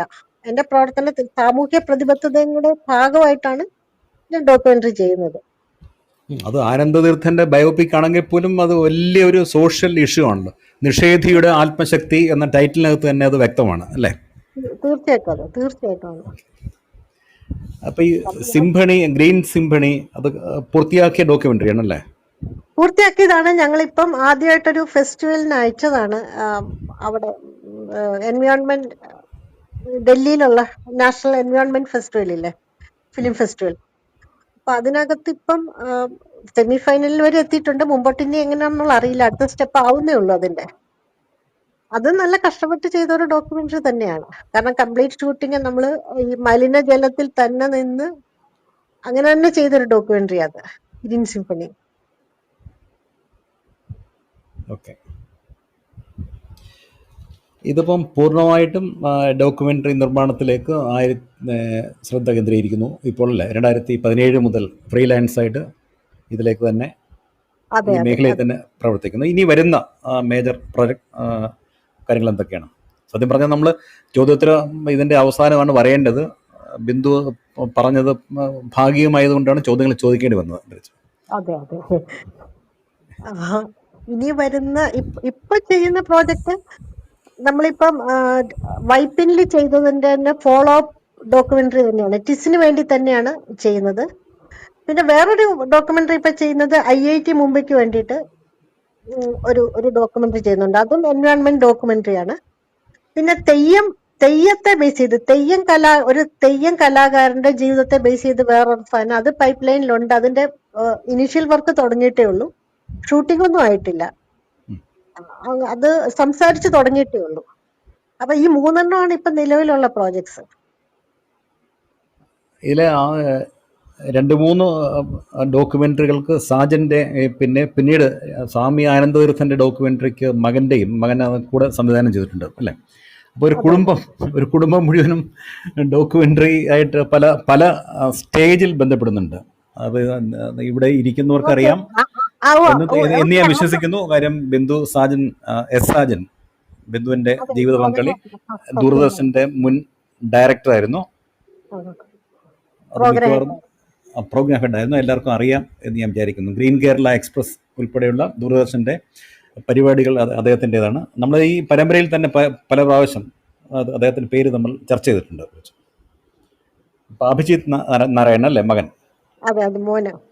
മകൻ ആണ് സ്വാമി ആനന്ദതീർത്ഥൻ നിഷേധിയുടെ ആത്മശക്തി അതിൻ്റെ കൂടെ സംവിധാനം ചെയ്തിട്ടുള്ളത്. ബാക്കി സംഭാവനയെ കുറിച്ച് കൂടി പറയാം. മകൻ്റെ വേറെയും സംഭാവനകളുണ്ടല്ലോ ഡോക്യുമെൻ്ററിയിൽ.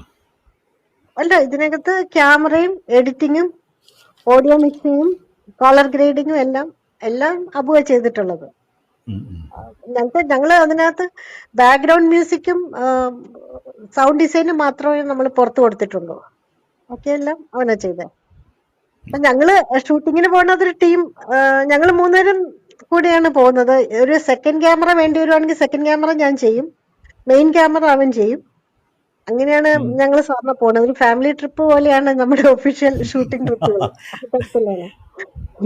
അതുകൊണ്ട് അത് വളരെ ഇൻട്രസ്റ്റിംഗ് ആണ്. ഒരേ വേവ് ലെങ്ത് ഉള്ള ഒരു ട്രാവൽ ചെയ്യുമ്പോഴും ഉള്ള ഒരു സന്തോഷം ഉണ്ട് അതിനകത്ത്. ഓക്കെ ഓക്കെ, നമുക്ക് ബാക്കി കാര്യങ്ങൾ ചർച്ച വരുമ്പോൾ ബാക്കി സംസാരിക്കാം അല്ലേ ഹേമ? Okay okay. ഹലോ, അതെ സർ. ഓക്കെ. അപ്പം ബിന്ദു ഇങ്ങനെ ഒരു സ്ലോട്ടിൽ പറയാത്തതുകൊണ്ടാണ് നമുക്ക് ഇടയ്ക്ക് ചർച്ച പോലെ വന്നത്. കുഴപ്പമില്ല, കാര്യങ്ങളെല്ലാം പറഞ്ഞു. ബിന്ദുവിന് നന്ദി. നമ്മൾ KS രാജശേഖരനിലേക്ക് പോകുന്നു. അദ്ദേഹത്തിന് 4 സംസ്ഥാന അവാർഡുകൾ കിട്ടിയിട്ടുണ്ട്. ദൂരദർശൻ്റെ 2 ദേശീയ പുരസ്കാരങ്ങൾ കിട്ടിയിട്ടുണ്ട്. കോട്ടയം സ്വദേശിയാണ്. 85-ൽ ദൂരദർശൻ്റെ തിരുവനന്തപുരം കേന്ദ്രത്തിൽ പ്രൊഡക്ഷൻ അസിസ്റ്റൻ്റായി അദ്ദേഹം ജോലിയിൽ പ്രവേശിച്ചു. 2021-ൽ വിരമിക്കുമ്പോൾ പ്രോഗ്രാം എക്സിക്യൂട്ടീവ് ആയിരുന്നു. ഈ വർഷത്തെ ഡോക്യുമെൻ്ററി അവാർഡ് ഏറ്റവും അവസാനം അദ്ദേഹത്തിന് ലഭിച്ചു. ജൈവ വൈവിധ്യ സംരക്ഷണം നല്ല നാളേക്കായി. ഇതുൾപ്പെടെ ഒട്ടേറെ ഡോക്യുമെൻ്ററികൾ അദ്ദേഹം ചെയ്തിട്ടുണ്ട്. 2011-ൽ സംസ്ഥാന പുരസ്കാരം ലഭിച്ച നാഞ്ചിനാടിൻ്റെ ഉപ്പ് പെരുമ എന്ന ഡോക്യുമെൻ്ററി, 2004-ൽ സംസ്ഥാന ടൂറിസം വകുപ്പിൻ്റെ അവാർഡ് ലഭിച്ച കസവുതീരം, 2017-ൽ ക്ഷീരവികസന വകുപ്പിൻ്റെ മാധ്യമ അവാർഡ് ലഭിച്ച മറ്റൊരു ഡോക്യുമെൻ്ററി. ഇങ്ങനെ സാംസ് ഓഫ് പാംസ്, പെപ്പർ തെക്കൻ, ദൂരദർശൻ്റെ ദേശീയ അവാർഡുകൾ ലഭിച്ച 2 ഡോക്യുമെൻ്ററികൾ. ഇത്രയുമാണ് അദ്ദേഹത്തിൻ്റെ പ്രധാനപ്പെട്ട സംഭാവനകൾ. 6 പുസ്തകങ്ങൾ അദ്ദേഹം എഴുതിയിട്ടുണ്ട്. 2 TV നിർമ്മാണത്തെക്കുറിച്ചാണ്. ഇപ്പോൾ വ്ലോഗ് ലോകം എന്ന യൂട്യൂബ് ചാനലിലും അദ്ദേഹം നടത്തുന്നുണ്ട്. അപ്പോൾ അദ്ദേഹത്തിൻ്റെ അനുഭവങ്ങൾ കേൾക്കാൻ അദ്ദേഹത്തെ ക്ഷണിക്കുന്നു. നമസ്കാരം. എൻ്റെ ശബ്ദം കേൾക്കാമല്ലോ അല്ലേ? ഓ, കേൾക്കാം. ഓക്കെ. നമസ്കാരം ഡിയർ പ്രദീപ്, ശ്രീമതി ഹേമ, ശ്രീമതി ബിന്ദു, പിന്നെ ഇത് കേൾക്കുന്ന ആളുകളെ, സുഹൃത്തുക്കൾ. ഞാൻ ഈ ബിന്ദു പറഞ്ഞു കേട്ടപ്പോഴാണ്, ഞാൻ ഒരു മാസം ആൻഡമാനിൽ വർക്ക് ചെയ്തിരുന്നു. അപ്പോൾ നല്ല രസമുള്ളൊരു സ്ഥലമാണ്. ഒരുപാട് അനുഭവങ്ങൾ അവിടെ ആ ഒരു മാസത്തിനുള്ളിൽ തന്നെ എനിക്കുണ്ടായി. അപ്പോൾ പിന്നെ അത്രയും നാൾ ജോലി ചെയ്ത ആൾക്കാരുടെ കാര്യം പറയണ്ടല്ലോ, അതിരിക്കട്ടെ. എനിക്ക് ഇപ്പം ഈ രംഗത്തേക്ക് വരാനുള്ള ഒരു കാര്യമാണ് എനിക്ക് പറയാനുള്ളത്. എന്താ വെച്ച് കഴിഞ്ഞാൽ, ഞാനൊരു പത്രക്കാരനായിട്ടാണ് തുടങ്ങിയത്. യഥാർത്ഥത്തിൽ MA ഒക്കെ പാസ്സായി കോട്ടയത്ത് അങ്ങനെ ഇരിക്കുമ്പോൾ കേരളഭൂഷണം എന്ന് പറയുന്ന ഒരു പത്രത്തിൽ എഡിറ്റർ ട്രെയിനി ആയിട്ട് ജോയിൻ ചെയ്തു. പക്ഷെ അത് 6 മാസത്തെ എനിക്ക് പറ്റിയുള്ളൂ. കാരണം വെച്ചാൽ അവിടുത്തെ സാഹചര്യത്തിൽ എന്നെ അവർക്ക് കണ്ടിന്യൂ ചെയ്യാൻ പറ്റിയില്ല. അവിടുത്തെ സീനിയർ പത്രക്കാരായിട്ടുള്ള വള്ളംകുളം PG പിള്ള, കൈനകരി ഷാജി, പിന്നെ റോയ് സാറ്, പിന്നെ വേണുഗോപാൽ, ഇങ്ങനെ ഒരുപാട് നല്ല പത്രക്കാരുണ്ടായിരുന്നു. അവർക്ക് എന്നോട് വലിയ കാര്യമായിരുന്നു. എനിക്ക് ഒരുപാട് അവിടെ എഴുതാൻ പറ്റി. ഈ ഞായറാഴ്ചകൾ വീക്കെൻഡ് ഉണ്ടല്ലോ, വീക്കെൻഡിൽ ഒരുപാട് ഞാൻ എഴുതാറുണ്ടായിരുന്നു അന്ന്. അപ്പം അത് എനിക്ക് വലിയൊരു പ്രചോദനമായിരുന്നു അന്ന്. നല്ലൊരു അതേപോലെ തന്നെ ആ സമയത്ത് തന്നെ ഞാൻ ഈ ഇവിടെ പ്രൈവറ്റ് കോളേജസ് ഉണ്ടല്ലോ, പാരൽ കോളേജ് ഉണ്ടല്ലോ, അവിടെ പഠിപ്പിക്കുകയും ചെയ്യായിരുന്നു. പകലൊക്കെ അവിടെ പഠിപ്പിക്കാൻ പോകും, വൈകുന്നേരമാണ് ഇവിടെ പോകുന്നത്. അപ്പം ഞാൻ ഓർക്കുന്നുണ്ട്, ലാസ്റ്റ് പേജാണ് ഞാൻ എപ്പോഴും ചെയ്തിരുന്നത് ഫോറിൻ വാർത്തകളാണ് കൂടുതലും. അപ്പോൾ അത് ഇങ്ങനെ ടെലിപ്രിൻ്റർ ഇത് വരുമല്ലോ, അപ്പോൾ അത് നമ്മൾ ട്രാൻസ്ലേറ്റ് ചെയ്യുക, അതൊക്കെ വലിയൊരു എക്സ്പീരിയൻസ് ആയിരുന്നു. അവരെന്നെ സീനിയർ പത്രക്കാരെ പോലെ തന്നെയാണ് അവരെന്നെയും ട്രീറ്റ് ചെയ്യുന്നത്. അപ്പോൾ അവിടെ ഡോക്ടർ ജോർജ് തോമസ്, അദ്ദേഹമായിരുന്നല്ലോ അതിൻ്റെ യഥാർത്ഥ പത്രാധിപർ. അദ്ദേഹത്തിൻ്റെ ഭാര്യ റേച്ചൽ തോമസ്, നമ്മൾ അമ്മയും കുഞ്ഞൊക്കെ കേട്ടിട്ടുണ്ടാവുമല്ലോ എല്ലാവരും. അപ്പോൾ അദ്ദേഹത്തിൻ്റെ മകനുണ്ട് ഡോക്ടർ ജോർജ് തോമസ് ജൂനിയർ. പക്ഷെ അദ്ദേഹം ആക്സിഡൻറ്റിൽ മരിക്കുകയും ഒക്കെ ഉണ്ടായി. അപ്പം എനിക്ക് അവിടെ കണ്ടിന്യൂ ചെയ്യാൻ പറ്റിയില്ല. ആ സമയത്താണ് ശരിക്കും ഇന്ദിരാഗാന്ധിയുടെ മരണം. ആ സമയത്താണ് ഞാൻ അവിടെ ജോലി ചെയ്യുന്നത്. അപ്പം TV ഞാൻ കാണുന്നത് ഇന്ദിരാഗാന്ധി മരിച്ചു കിടക്കുന്ന ഷോട്ടാണ് ഞാൻ ആദ്യമായിട്ട് TV കാണുന്നത്. അത് കോട്ടയത്ത് തിരുനക്കര മൈതാനത്ത്. പക്ഷെ അന്നൊന്നും നമുക്ക് ടി വിയിൽ വരണമെന്നുള്ള ആഗ്രഹമൊന്നുമില്ല. കാരണം കേരളത്തിൽ ടി വി ഇല്ലല്ലോ. 1985 ജനുവരിയിലാണല്ലോ കേരളത്തിൽ ദൂരദർശൻ ഉണ്ടാകുന്നത്. പക്ഷേ എൻ്റെ ആഗ്രഹം എനിക്ക് ആകാശവാണി പോകണമെന്നാണ്. കാരണം ഞാൻ കോട്ടയത്ത് ഈ ബെസേലീസ് കോളേജിലാണ് ഡിഗ്രിക്ക് പഠിച്ചത്. ഡിഗ്രിക്ക് പഠിക്കുന്ന സമയത്ത് ആകാശവാണി എന്നൊക്കെ ഇങ്ങനെ റെക്കോർഡിങ്ങിന് വരും അവിടെ തിരുവനന്തപുരത്ത് ആകാശവാണി. അപ്പം ഞാൻ ഓർക്കുന്നുണ്ട്, അന്നത്തെ officer Shri Raveendran, P K Raveendran, പിന്നീടാണ് ഞാൻ മനസ്സിലാക്കുന്നത് അദ്ദേഹം രവീന്ദ്രൻ എന്ന് പറഞ്ഞ സാറാണെന്ന്. അദ്ദേഹത്തോട് ഞാൻ ചെന്ന് പറഞ്ഞു, സാറേ എനിക്ക് ഇവിടെ പങ്കെടുക്കണം. പുള്ളി പറഞ്ഞു വരൂ എന്ന് പറഞ്ഞ് പുള്ളി അകത്തോട്ട് പോയി. കാരണം ടൈമായി റെക്കോർഡിങ്ങിൻ്റെ. അത് കഴിഞ്ഞ് ഞാൻ പ്രിൻസിപ്പലിനോട് പറഞ്ഞു എന്നെയും കൂടെ വിടണം എന്നൊക്കെ പറഞ്ഞപ്പോൾ അദ്ദേഹം പറഞ്ഞു ചാൻസ് വരട്ടെ, ഇനി വലിയ ചാൻസ് വരുമ്പോൾ വരട്ടെ, നമുക്ക് ചെയ്യാം. അങ്ങനെ ഇരിക്കുമ്പം മലയാളം ഒരു ക്വിസിൻ്റെ ഒരു ചാൻസ് വന്നു കോളേജിൽ. ഇത് അറിഞ്ഞപ്പോൾ എന്നെ പ്രിൻസിപ്പൽ വിളിപ്പിച്ചിട്ട് പറഞ്ഞു, നിങ്ങളും പിന്നെ ഒരാളും കൂടി പോകണം, നിങ്ങൾക്ക് ഇഷ്ടമുള്ള ആളെ വിളിച്ചുകൊണ്ട് പോയിക്കോളൂ എന്ന് പറഞ്ഞു. അപ്പം ഞാൻ നോക്കിയപ്പോൾ അന്നത്തെ സ്റ്റുഡൻറ്റ് എഡിറ്റർ ബാബു ചെറിയാൻ, അദ്ദേഹം പിന്നീട് CMS കോളേജിലെ പ്രൊഫസർ ബാബു ചെറിയാനായി മാറി. ബെഞ്ചമിൻ ബെയ്ലിയെക്കുറിച്ചൊക്കെ അദ്ദേഹം പുസ്തകം എഴുതിയിട്ടുണ്ട്, മിടുക്കനാണ്. അദ്ദേഹമായിരുന്നു സ്റ്റുഡൻറ്റ് എഡിറ്റർ. അപ്പോൾ ഈ സ്റ്റുഡൻറ്റ് എഡിറ്റർ ആയിരുന്ന സമയത്ത് ഞാൻ കഥകൾ എഴുതും, ചെറുകഥകൾ എഴുതും. അന്നേ ചെറുകഥ എഴുതും. അപ്പോൾ ഈ ബെസേലി എന്ന് പറയുന്നത് ഞങ്ങളുടെ മാഗസീനിലെ സ്ഥിരം കുറ്റിയാണ് ഞാൻ. അദ്ദേഹം എൻ്റെ സുഹൃത്തായതുകൊണ്ട് എൻ്റെ കഥകളൊക്കെ ഇടയ്ക്കിടയ്ക്ക് ഇടും. അപ്പം ഞാൻ അദ്ദേഹത്തെയും കൂട്ടി. അപ്പോൾ എൻ്റെ ഒരു തമാശ എന്ന് പറഞ്ഞാൽ നേരെ തിരുവനന്തപുരത്ത് വന്നപ്പോൾ തന്നെ ആകാശവാണി വന്ന് ലേറ്റായി. 2 മണിക്ക് പറഞ്ഞു, ഞങ്ങൾ എത്തിയപ്പോൾ തന്നെ 2:45. അപ്പം ഡ്യൂട്ടി റൂമിൽ ചെന്നപ്പോൾ അവർ പറഞ്ഞു ക്വിസെല്ലാം തുടങ്ങിക്കഴിഞ്ഞു, ഇനി നിങ്ങൾക്ക് ചാൻസ് ഇല്ല. എനിക്ക് ഭയങ്കര സങ്കടമായിപ്പോയി. അപ്പോൾ പോകണോ വേണ്ടിയോ എന്നിങ്ങനെ നോക്കുമ്പോഴാണ് ഈ രവീന്ദ്രൻ സാറ് തന്നെയാണ് അന്നത്തെ എൻ്റെ യുവാണി പ്രോഗ്രാംസിൻ്റെ ചാർജ്. അപ്പോൾ സാറിലേക്ക് വന്നു. അപ്പം ഡ്യൂട്ടി റൂമിലെ ഡ്യൂട്ടി ഓഫീസർ പറഞ്ഞു, ക്വിസിന് വേണ്ടി പങ്കെടുക്കാൻ വന്നതാണ്, പക്ഷേ ഇപ്പം അവർ തുടങ്ങിയല്ലോ അല്ലേ, ഇനിയിപ്പം നിർത്തിയില്ലല്ലോ. അപ്പോൾ സാറ് പറഞ്ഞല്ല, ക്വിസ് മാസ്റ്റർ കുറച്ചുകൂടെ ക്വസ്റ്റ്യൻസ് സെറ്റ് ചെയ്തുകൊണ്ടിരിക്കുകയാണ്, കുഴപ്പമില്ല ഇവരെയും കൂടെ കയറ്റാം. അങ്ങനെ ഞങ്ങൾ അകത്ത് കയറി. നമ്മുടെ ജോർജ് ഓണക്കൂർ സാറായിരുന്നു അന്ന് ക്വിസ് മാസ്റ്റർ. അപ്പോൾ അത് ഞങ്ങൾ ഇതിൽ പങ്കെടുത്തു. അതിൽ ഞങ്ങൾക്ക് 3ാം സ്ഥാനമായിരുന്നു. അപ്പോൾ ഈ ഓണക്കൂർ സാറ് പരസ്യമായിട്ട് അവിടെ പറഞ്ഞു, ബെസേലീസിൽ നിന്ന് കുട്ടികൾ, അപ്പം ഞാനാണ് ഇടയ്ക്കിടയ്ക്ക് ഈ ചോദ്യത്തിന് ഉത്തരം ഇങ്ങനെ പറയുന്നത്. എൻ്റെ സുഹൃത്തിന് അറിയാൻ മേലത് ഞാൻ ചെറുതായിട്ട് ഇങ്ങനെ പറയും, ഇടൂ അതായിരിക്കും. അപ്പം സംശയം കാരണം അദ്ദേഹം ഒന്നും പറയില്ല. അപ്പോൾ എന്തായാലും സാർ ഇത് ശ്രദ്ധിച്ചിട്ട് സാറ് പറഞ്ഞു, ബെസേലീസ് നിന്ന പിള്ളേരെല്ലാം കൊള്ളാമല്ലോ, സ്മാർട്ടാണല്ലോ എന്ന് പറഞ്ഞു. നിങ്ങൾക്ക് 3ാം സ്ഥാനം അല്ലേ കിട്ടിയുള്ളൂ, സാരമില്ല വിഷമിക്കണ്ട, അപ്പോൾ 2ാം സ്ഥാനം കിട്ടിയേനെ. പക്ഷേ ഈ ഒരു വാക്ക് പിന്നീട് എനിക്ക് വലിയ ഗുണം ചെയ്തു, ഈ സാറ് പറഞ്ഞത്. കാരണം ചാടിച്ചാടി നിന്നത് ഞാനായതുകൊണ്ടായിരിക്കും ഒരുപക്ഷെ രവീന്ദ്രൻ സാർ എന്നെ നോട്ട് ചെയ്തു. പിന്നെ ഞാൻ യുവാണി പ്രോഗ്രാംസിൽ പങ്കെടുത്തു. ഒരു 4-5 പ്രോഗ്രാമിൽ പങ്കെടുത്തു. എനിക്ക് എത്രയും പരിചയമുള്ളൂ, എനിക്ക് സാറിന് വേറെ ഒരു പരിചയമില്ല. അതിനുശേഷം ഞാൻ 4 നാടകങ്ങൾ എഴുതി തിരുവനന്തപുരം ആകാശവാണിക്ക് വേണ്ടിയിട്ട്. 4 നാടകങ്ങൾ. അതിൽ ഒന്ന് എന്ന് പറയുന്നത് മീനാക്ഷി ദർശനം എന്ന് പറയുന്ന കാരൂരിൻ്റെ കഥയായിരുന്നു. വളരെ കാരൂരാണ് ശരിക്കും പറഞ്ഞാൽ എൻ്റെ സാഹിത്യ ഗുരു എന്ന് വേണേൽ പറയാം. കാരണം കോട്ടയത്താണല്ലോ, പക്ഷെ അദ്ദേഹത്തെ ഞാൻ നേരിട്ട് കണ്ടിട്ടില്ല. കോട്ടയത്താണെങ്കിലും ഞാൻ വളർന്നത് 24 വയസ്സ് വരെ വളർന്നത് കോട്ടയത്താണെങ്കിലും എനിക്ക് സാറിനെ കാണാൻ പറ്റിയില്ല. അതൊരു വലിയ സങ്കടമായിരുന്നു. എന്നാൽ ശരിക്കും SPCS മുമ്പിലായിരുന്നു. എന്നിട്ടും അങ്ങനെ പത്രക്കാരനായിട്ട് തുടങ്ങി, പിന്നെ അവിടുന്ന് വിട്ടു. അങ്ങനെ ആകാശവാണിയിൽ കയറണം, ഒരു അനൗൺസർ ആവണം എന്നൊക്കെയായിരുന്നു എൻ്റെ ആഗ്രഹം. അങ്ങനെ ഒരുപാടില്ല, ഒരു 3-4 ടെസ്റ്റുകൾക്ക് ഞാൻ അപ്ലൈ ചെയ്തു. അങ്ങനെ ഇവിടെ പോയി, മദ്രാസിൽ സ്റ്റാഫ് സെലക്ഷൻ്റെ ഓഫീസിൽ അവിടെ ഇൻ്റർവ്യൂവിന് പോയി. അവിടെ ഒരു രസം എന്ന് പറയുന്നത് എന്താണെന്ന് വെച്ചാൽ 2 കാര്യങ്ങളാണ്. ഒന്ന്, എൻ്റെ കുഴപ്പം കൊണ്ടാണ് ആ ജോലി കിട്ടാതെ പോയത്. കാരണം അന്ന് പിന്നീട് ഞാൻ മനസ്സിലാക്കിയത്, എനിക്ക് അവരെ പരിചയമില്ല, കോന്നിയൂർ നരേന്ദ്രനാഥ് ആയിരുന്നു അന്നത്തെ സബ്ജക്റ്റ് എക്സ്പേർട്ട്.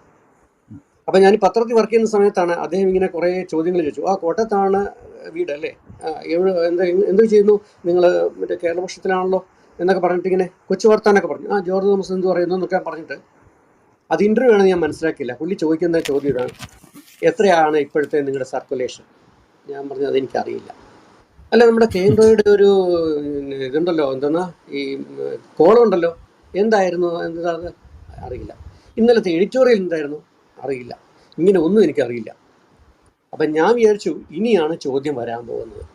അങ്ങനെ കാത്തിരിക്കുമ്പോൾ അടുത്ത ആൾ എന്നോട് പറഞ്ഞു, നിങ്ങൾക്ക് ഒരുപാട് സമ്മാനങ്ങൾ കിട്ടിയിട്ടുണ്ടെന്ന് ഇതിനകത്ത് കാണുന്നുണ്ടല്ലോ. അതായത് NCC B സർട്ടിഫിക്കറ്റ്, NSSൻ്റെ നാഷണൽ സർവീസ് സ്കീമിൻ്റെ സർട്ടിഫിക്കറ്റ്സ്, അതുപോലെ SA കോമ്പറ്റീഷൻസ് ഒരു 4-5 പ്രൈസ്, ഇങ്ങനെ കുറേ സംഭവങ്ങളുണ്ട്. അതുപോലെ തന്നെ പത്ര കട്ടിങ്സ് ഉണ്ട്. ഞാൻ പത്രത്തിൽ ഞാൻ കഥകളൊക്കെ എഴുതുമായിരുന്നു പത്രത്തിലും, അതേപോലെ ലേഖനങ്ങളൊക്കെ എഴുതുമായിരുന്നു.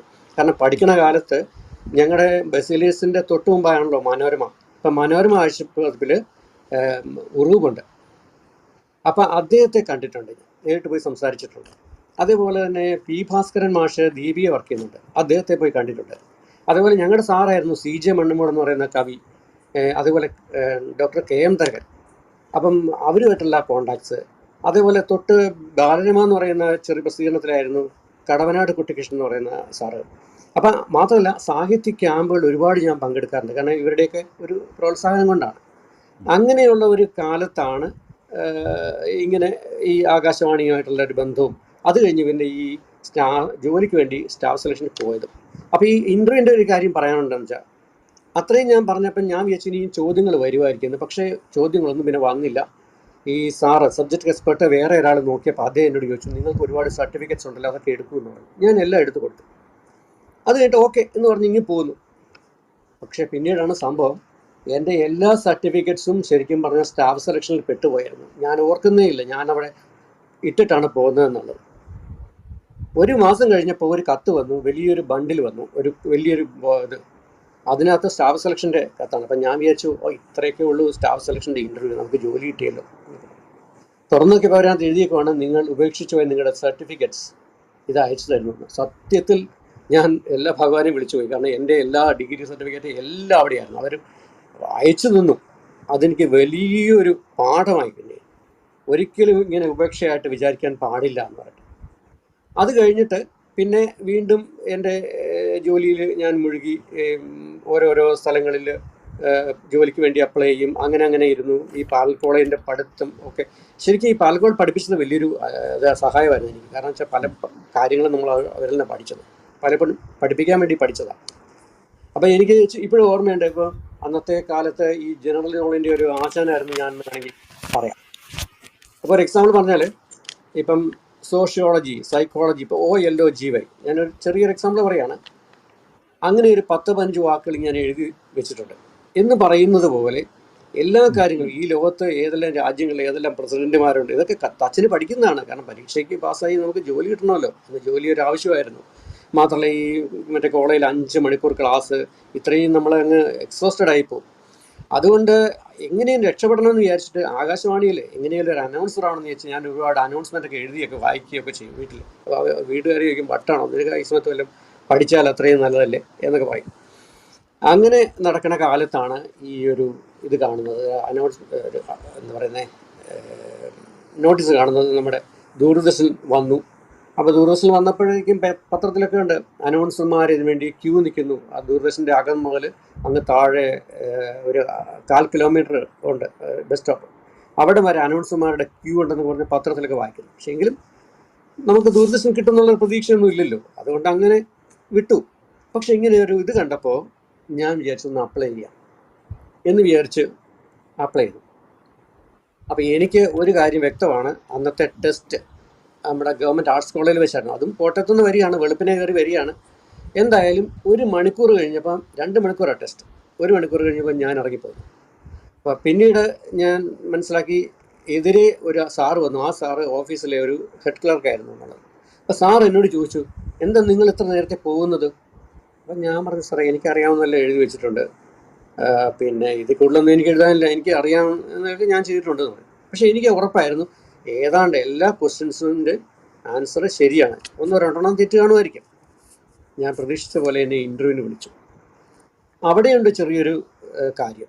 ആ ഇൻ്റർവ്യൂവിന് വിളിച്ച സമയത്ത് അപ്പം എൻ്റെ സുഹൃത്ത് ഇപ്പം സേതുമാധവൻ അന്ന് ഉണ്ടായിരുന്നു, എനിക്ക് നല്ല ഓർമ്മയുണ്ട്, അയാൾക്ക് എന്നെ ഓർമ്മയുണ്ട്.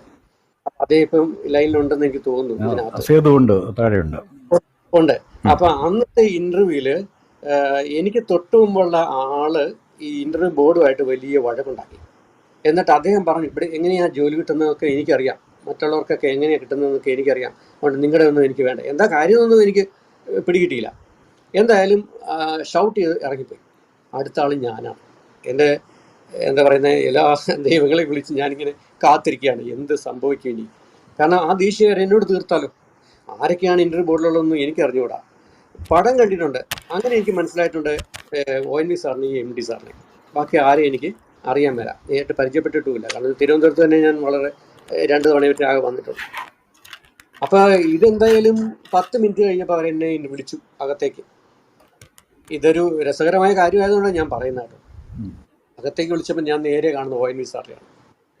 അപ്പോൾ സാർ പറഞ്ഞു ഇരിക്കൂ ഒരു സീറ്റ്. ഞാൻ അവിടെ ഇരുന്നു. ഞാൻ വേറെ ആരും കാണുന്നില്ല. അപ്പോൾ സാറിനോട് ചോദിച്ചു എവിടെയാണ് വീട്? അപ്പം ഞാൻ പറഞ്ഞു ഉണ്ണുനീലിയുടെ നാട്ടിലാണെന്ന് പറഞ്ഞു.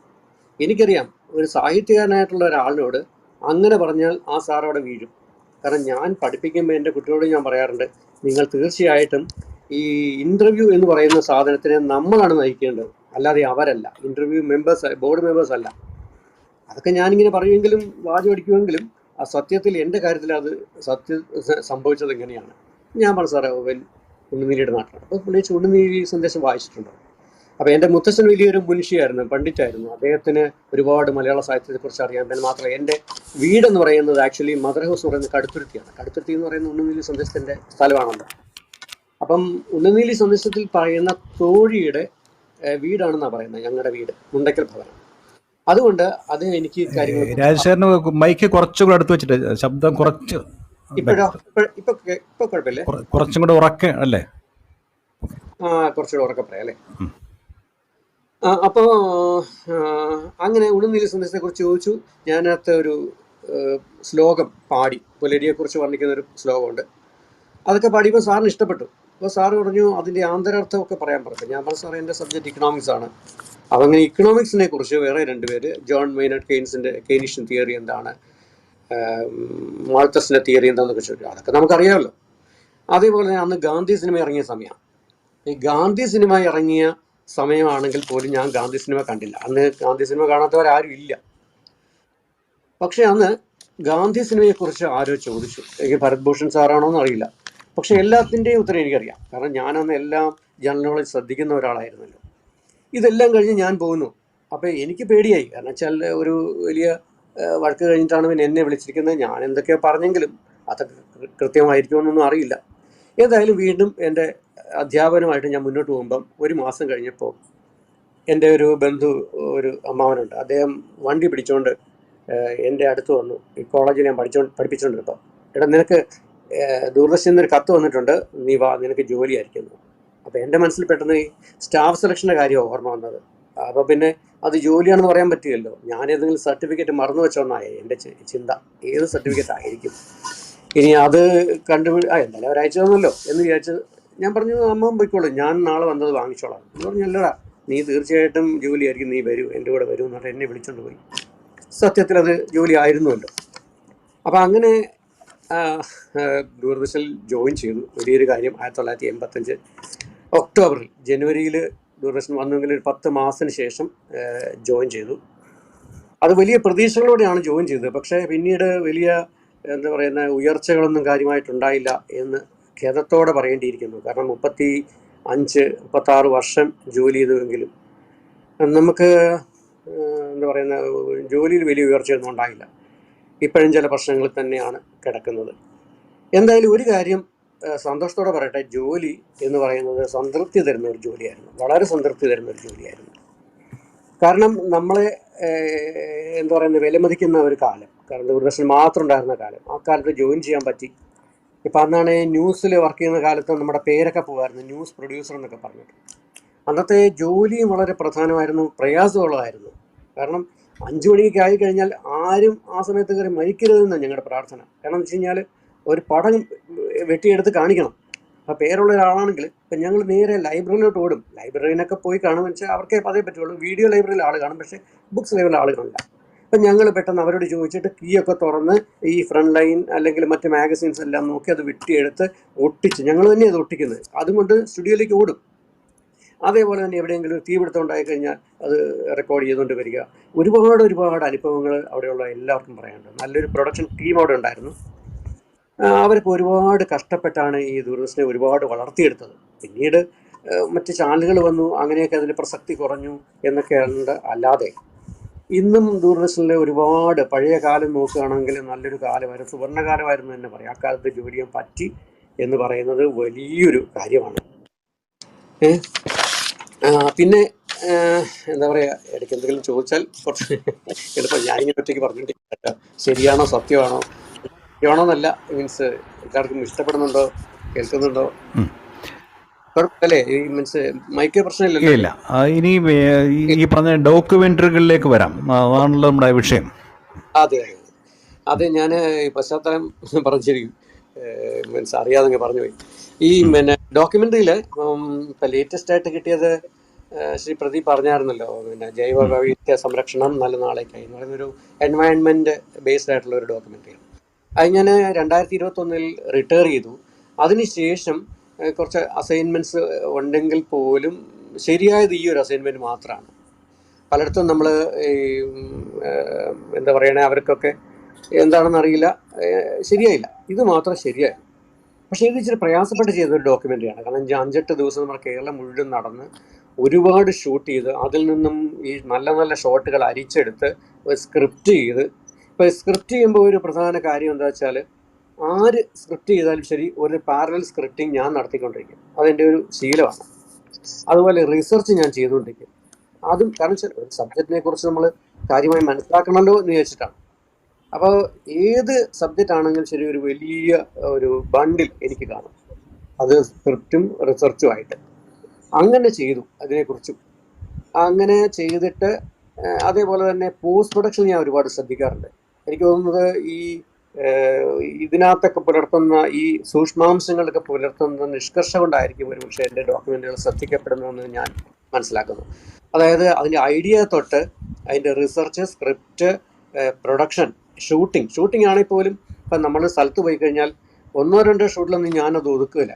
അതിൻ്റെ പല പല ആംഗിൾസ് എടുക്കും.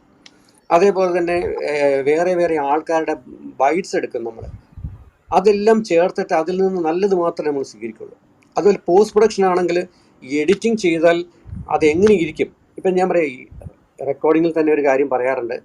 ഈ ഡയറക്ടർ എന്ന് പറയുന്ന ആൾ, സംവിധായകൻ എന്ന് പറയുന്ന ആൾ എഡിറ്റർ കൂടി ആയിരിക്കണം എന്ന് പറയാറുണ്ട് ഈ റെക്കോർഡിംഗ് ടൈമിൽ. അത് എന്തെന്ന് വെച്ചാൽ എഡിറ്റിംഗ് മുന്നിൽ കണ്ടു വേണം ഷോട്ടുകൾ എടുക്കാൻ എന്നാണ് പറയുന്നത്. അങ്ങനെയൊക്കെ ഞാൻ ചെയ്യാറുണ്ട്. കാരണം ഞാൻ ഇത് പറയാൻ കാരണം എന്താ വെച്ചാൽ, ഇതിനെക്കുറിച്ചൊരു പുസ്തകം എഴുതിയുകൊണ്ടാണ് എനിക്കിത് മനസ്സിലായത്. കാരണം ഞങ്ങൾ 1987 ഈ പൂന ഫിലിം ഇൻസ്റ്റിറ്റ്യൂട്ടിൽ ഒരു 3 മാസത്തെ ട്രെയിനിങ് കിട്ടി. ആ സമയത്ത് ആദ്യകാലത്ത് നമുക്ക് പ്രോഗ്രാം എങ്ങനെ ചെയ്യണം എന്നുള്ള മാതൃകകളൊന്നുമില്ല. അന്നേരം ഈ ട്രെയിനിങ്ങിന് പോയ സമയത്ത് ഒരുപാട് പുസ്തകങ്ങൾ അവിടുത്തെ ലൈബ്രറിയിൽ പോയി ഞാൻ വായിക്കുമായിരുന്നു, എങ്ങനെയാണ് ഇത് ചെയ്യുന്നത്. അപ്പം നമുക്ക് മാതൃകകളൊന്നുമില്ലല്ലോ. ഇന്നാണെങ്കിൽ എത്രയോ എക്സാമ്പിൾസ് ഉണ്ട് ഓരോ കുട്ടികൾക്കും. അന്ന് അങ്ങനെയൊന്നുമില്ല. അപ്പം അവിടെ പോയിട്ട് ചെയ്ത് റിസർച്ച് ചെയ്ത് കണ്ടുപിടിച്ച് അതിനുശേഷമാണ് ഞാൻ ദൃശ്യഭാഷ എന്ന് പറയുന്നൊരു പുസ്തകം എഴുതുന്നത്. അതും 15 വർഷത്തിന് ശേഷമാണ് ആ പുസ്തകം എഴുതുന്നത്. ഈ പുസ്തകം എഴുതാൻ വേണ്ടിയാണ് ഇത്തരം കാര്യങ്ങളൊക്കെ ഞാനിങ്ങനെ കളക്ട് ചെയ്തത്. അപ്പോഴെനിക്ക് മനസ്സിലായത് നമ്മൾ എങ്ങനെയാണിത് ഷൂട്ട് ചെയ്യേണ്ടത്, എങ്ങനെയാണിത് എഡിറ്റ് ചെയ്യേണ്ടത്. ഇപ്പം കട്ടവേ ഷോട്ട്സ് എന്നൊക്കെ പറയുമല്ലോ, ഇതൊക്കെ നമ്മൾ റെക്കോർഡ് ചെയ്യുമ്പോൾ തന്നെ ഓർത്ത് ചെയ്തില്ലെങ്കിൽ എഡിറ്റിങ്ങിൽ നമ്മൾ പാടുപെടും. അപ്പോൾ അത് തീർച്ചയായിട്ടും നമ്മുടെ പ്രോഗ്രാമിൽ പ്രതിഫലിക്കും. അതിനുശേഷം പോസ്റ്റ് പ്രൊഡക്ഷനിൽ നമ്മൾ ചെയ്യുന്ന മിക്സിങ്, ഇപ്പം സൗണ്ട് ഡിസൈൻ എന്ന് പറഞ്ഞാൽ വളരെ പ്രധാനപ്പെട്ട കാര്യമാണ്. അപ്പം പിന്നെ അതിൻ്റെ ഇപ്പോൾ സ്പോട്ട് ഓഡിയോ, ഇപ്പോൾ ഒരു സ്ഥലത്ത് ഇപ്പം നമുക്ക് ആ സ്പോട്ട് ഓഡിയോ എന്ന് പറയുന്നത് ചിലപ്പോൾ അതായിരിക്കും വളരെ എഫക്റ്റീവ് ആയിട്ടുണ്ടാകുക. ചില സ്ഥലത്ത് നമ്മളതൊന്നും ഇല്ലാതെ മ്യൂസിക് മാത്രമായിട്ട് കൊടുക്കുമല്ലോ. അപ്പം ഏത് സ്ഥലത്ത് എന്ത് യോജിക്കുന്നു എന്ന് ആലോചിക്കുന്നത് ഓരോരുത്തരുടെയും വിവേചനമാണ്, ഓരോ ഡയറക്ടറുടെയും ഇഷ്ടമാണ്. പക്ഷേ അതിനൊരു കാര്യമുണ്ട്, അതായത് ജനങ്ങൾക്ക് എങ്ങനെയാണ് ഇഷ്ടപ്പെടുന്നതെന്ന് മനസ്സിലാണ്, അവരുടെ മനസ്സിലാണ്. അതെല്ലാം ഒന്നും സാധിച്ചെന്ന് ഞാൻ പറയുന്നില്ല, എങ്കിൽ പോലും ഈ അനുഭവം ഒരുപാട് എന്നെ സഹായിച്ചിട്ടുണ്ട്. അങ്ങനെ പോസ്റ്റ് പ്രൊഡക്ഷനിൽ ഒരുപാട് ശ്രദ്ധിക്കും. അതേപോലെ ഗ്രാഫിക്സ്, ഇപ്പം നമുക്കറിയാം അതിനകത്ത് കളർ ഒരു പ്രധാനമാണ്. അപ്പം നമുക്ക് ഏത് കളറാണ്, ഇപ്പോൾ ഒരു ഷർട്ട് ഒരാൾ ഇട്ട് കഴിഞ്ഞാൽ മറ്റേ കളർ ഇട്ടാലേ അയാളുടെ പേര് കറക്റ്റായി വരുള്ളൂ. അപ്പം നമുക്കത് അറിയണം എന്ത് കോമ്പിനേഷനാണ് ശരിയായിട്ടുള്ളതെന്ന്. എന്ന് പറയുന്ന പോലെ എല്ലാത്തിലും നമുക്ക് ശ്രദ്ധിക്കേണ്ടതായിട്ടുണ്ട്. പിന്നെ ഏറ്റവും ഒരു പ്രശ്നം എന്ന് വെച്ചാൽ, ഇപ്പം ഞാൻ ദൂരദർശനിൽ സർക്കാർ ഗവൺമെൻറ് ജോലിക്കാരനായതുകൊണ്ട് മാത്രം നമുക്ക് ഒരുപാട് ഈ പ്രദർശനങ്ങൾ നമുക്ക് തടയപ്പെട്ടിട്ടുണ്ട്. നമുക്ക് അവിടെ ഒന്നും അയക്കാൻ പറ്റില്ല. അപ്പം നമുക്ക് ഓഫീസിൽ പെർമിഷൻ മേടിച്ച് കൃത്യമായി അയക്കണം. ചിലപ്പം ചിലതിന് പെർമിഷൻ കിട്ടും, ചിലതിന് പെർമിഷൻ കിട്ടില്ല, അല്ലെങ്കിൽ നമ്മൾ അറിയാതെ പോകുന്നു. നമുക്ക് അങ്ങനെ ഓപ്പണായിട്ട് ഒരിടത്തും അങ്ങനെ അയക്കാനൊന്നും പറ്റില്ല. ഈ ഫ്രീലാൻസ് ആയിട്ട് നടക്കുന്ന ആളുകളോട് എനിക്ക് സത്യത്തിൽ അസൂയാണ്. പക്ഷെ അവർക്ക് എവിടെയും പോകാം, അവർക്ക് എന്തും കൊടുക്കാം. ഇപ്പം ആ ഒരു അവസ്ഥയാണ് എനിക്കിപ്പോൾ ഉള്ളത്. സത്യത്തിൽ എനിക്ക് അക്കാര്യത്തിൽ വലിയ സന്തോഷമുണ്ട്. ഞാനിങ്ങനെ, പക്ഷെ എന്നാലും ഒരുപാട് സ്ഥലത്ത് അയക്കുന്നൊന്നുമില്ല. എന്നു വെച്ചാൽ അതിൻ്റെയൊക്കെ എന്താ പറയണത്, അതുമായിട്ട് നടക്കണം. അത് ഇച്ചിരി പ്രയാസമുള്ള കാര്യമാണ്. അപ്പം നമുക്ക് പ്രൊഡക്ഷൻ ആണെങ്കിൽ പോലും സ്വന്തം പൈസ മുടക്കി ചെയ്യുക എന്ന് പറഞ്ഞാൽ പ്രയാസമുള്ളൊരു കാര്യമാണ്. പിന്നെ എന്തായാലും ഒരുപാട് ഡോക്യുമെൻ്ററികൾ ചെയ്യാൻ പറ്റി. 35 വർഷത്തിനിടയിൽ ഒരുപാടെണ്ണം ചെയ്യാൻ പറ്റി. കണക്കൊന്നും വെച്ചിട്ടില്ലെങ്കിലും ഇപ്പോൾ നമ്മളിപ്പോൾ നേരത്തെ പറഞ്ഞ പോലെ ജൈവ വൈവിധ്യ സംരക്ഷണം നല്ല നാളേക്കായി. പിന്നെ അതുപോലെ തന്നെ നമ്മൾ വേറൊരു എൻവയൺമെൻറ്റ് ചെയ്തായിരുന്നു, ജൈവ വൈവിധ്യങ്ങളുടെ ഭൂമിക കാന്തല്ലൂർ. നമ്മൾ കാന്തല്ലൂർ, മറയൂർ ഒക്കെ പോയിട്ട് അത് നല്ല ഒരു ബെസ്റ്റ് ഡോക്യുമെൻ്ററി ആയിരുന്നു. മനസ്സിലായി, ഞാൻ തന്നെ പറയുന്നതാണ്, മറ്റുള്ളവരും പറഞ്ഞതാണ്. നല്ല ഒരു ഡോക്യുമെൻ്ററി ആയിരുന്നു, ഒരുപാട് പ്രയാസപ്പെട്ട് ചെയ്തൊരു ഡോക്യുമെൻ്ററി. പിന്നെ ഇതുകൂടാതെ ഇപ്പം നേരത്തെ പറഞ്ഞ പോലെ നാഞ്ചനാടിൻ്റെ ഉപ്പുവരും, അത് നമ്മുടെ എന്താ പറയണ ഈ കന്യാകുമാരിക്ക് ഇപ്പുറത്ത് സ്വാമിത്തോപ്പ് എന്ന് പറഞ്ഞൊരു സ്ഥലമുണ്ട്. അപ്പം അവിടെ ഉപ്പളങ്ങൾ ധാരാളമുണ്ട്. അത് ഒരു പത്രത്തിലെ ഒരു വാർത്തയാണ്. അന്നത്തെ ഡയറക്ടർ സുഭാഷ് സാറ് ആ പത്രത്തിലെ ഒരു വാർത്ത കണ്ടിട്ട് എന്നോട് പറഞ്ഞതാണ് ഇതിനെക്കുറിച്ച് എന്തെങ്കിലും ചെയ്യാൻ പറ്റുമോ. അപ്പം ഞാൻ വെറുതെ ഇങ്ങനെ അവിടെ പോയി. എൻ്റെ കൂടെ ക്യാമറമാൻ ഉണ്ടായിരുന്നു, സ്വയംഭൂലിംഗം എന്ന് പറഞ്ഞൊരു ക്യാമറമാൻ. ഞങ്ങൾ എൻ്റെ ഒരുപാട് ഡോക്യുമെൻ്ററികൾ പുള്ളി ചെയ്തിട്ടുണ്ട്. അപ്പം ഞങ്ങളിങ്ങനെ ഒരുമിച്ച് പോകുമ്പോൾ അവിടെ ഒരു ഓഫീസ് കണ്ടു, സോൾട്ട് ഓഫീസ് എന്ന് പറഞ്ഞിട്ട്. അപ്പം ഞാൻ മുമ്പിൽ നടക്കുന്നത്, സ്വയംഭൂ ഇറങ്ങി വരുന്നേ ഉള്ളൂ, വണ്ടിയിൽ നിന്ന് ഇറങ്ങി വരുന്നേ ഉള്ളൂ. അപ്പം ഞാൻ നേരെ അകത്ത് കയറിയിട്ട് സാറിന് വണക്കം സാർ എന്നൊക്കെ പറഞ്ഞപ്പോൾ അങ്ങേര് പറഞ്ഞു, അല്ല മലയാളത്തിൽ പറഞ്ഞാൽ മതി, ഞാൻ മലയാളിയാണ് എന്ന് പറഞ്ഞു. അപ്പം അത് ശരിക്കും പറഞ്ഞാൽ അദ്ദേഹം ഞങ്ങളെ കൊണ്ടുപോയിട്ട് ഈ ഇതെല്ലാം കാണിച്ചു തന്നു. അവിടെ ഇതിനെ ആശ്രയിച്ച് ജീവിക്കുന്ന ഒരു കൂട്ടം ആളുകളുണ്ട്. അത് സീസണിലാണല്ലോ, ഉപ്പ് പ്രൊഡക്ഷൻ സീസണിലാണ്, വേനൽക്കാലത്താണ്. പക്ഷേ നല്ല രസമാണ് ഉപ്പ് പാടങ്ങൾ കാണാനായിട്ട്. കുറച്ച് കഴിഞ്ഞാൽ ഈ ഉപ്പെല്ലാം എടുത്ത ശേഷം പിന്നെ ഇതങ്ങ് കട്ടിയാവും. നമ്മളവിടെ നമുക്ക് കണ്ണിന് നോക്കാൻ പറ്റില്ല, കാരണം അത്ര വെളുവിളായിരിക്കും, കണ്ണടിച്ചു പോകും. അതേപോലെ തന്നെ കുറച്ചപ്പുറത്ത്, അതായത് നമ്മുടെ എന്താ വൈഗാ നദിയോ മറ്റോ വന്ന് ചേരുന്നൊരു സ്ഥലമുണ്ട്. അവിടെ ഈ സുനാമി ഉണ്ടായിട്ട് അവിടെ അങ്ങോട്ട് ചെറിയ പാലം ഉണ്ടായിരുന്നു, ആ പാലം നശിച്ചു പോയി. പിന്നെ പട്ടാളക്കാരൊരു പാലം ഉണ്ടാക്കിയിട്ടുണ്ട്. അങ്ങ് അവിടെ പോയപ്പോൾ അവിടെയാണ് ഈ ഉപ്പ് ഉണ്ടാക്കുന്ന ഫാക്ടറി. ഉപ്പ് പൊടിച്ച് ഇതുണ്ടല്ലോ, അയഡിൻ ചേർത്ത്, ഈ അയഡിൻ ഇങ്ങനെ ഓരോ തുള്ളി തുള്ളിയായിട്ടാണ് വീഴുന്നത്. ഇത്ര ഉപ്പ് പോകുമ്പോൾ അയഡിൻ്റെ ഒരു തുള്ളി വീഴും. ഇങ്ങനെയാണ്. നല്ല രസമായിരുന്നു അത്. അത് ശരിക്കും പറഞ്ഞാൽ എല്ലാം. അതേപോലെ നല്ല ഒരു പാടമുണ്ട് നമ്മുടെ ആ നാഗർകോവിലിൽ നിന്ന് തിരുനെല്വേലിക്ക് പോകുന്ന വഴി. അവിടെ ആ പാടത്തിൻ്റെ നടുവിലൂടെ ഇങ്ങനെ ട്രെയിൻ പോകും. അപ്പം നമ്മുടെ ലക്കിനാണ് നമുക്ക് പല ഷോട്ടുകളും കിട്ടിയത്. അങ്ങനെ വളരെ ലക്ക് കൊണ്ട് വിജയിച്ച ഒരു പ്രോഗ്രാമാണ് നാഞ്ചനാടിൻ്റെ ഉപ്പുവരുമ.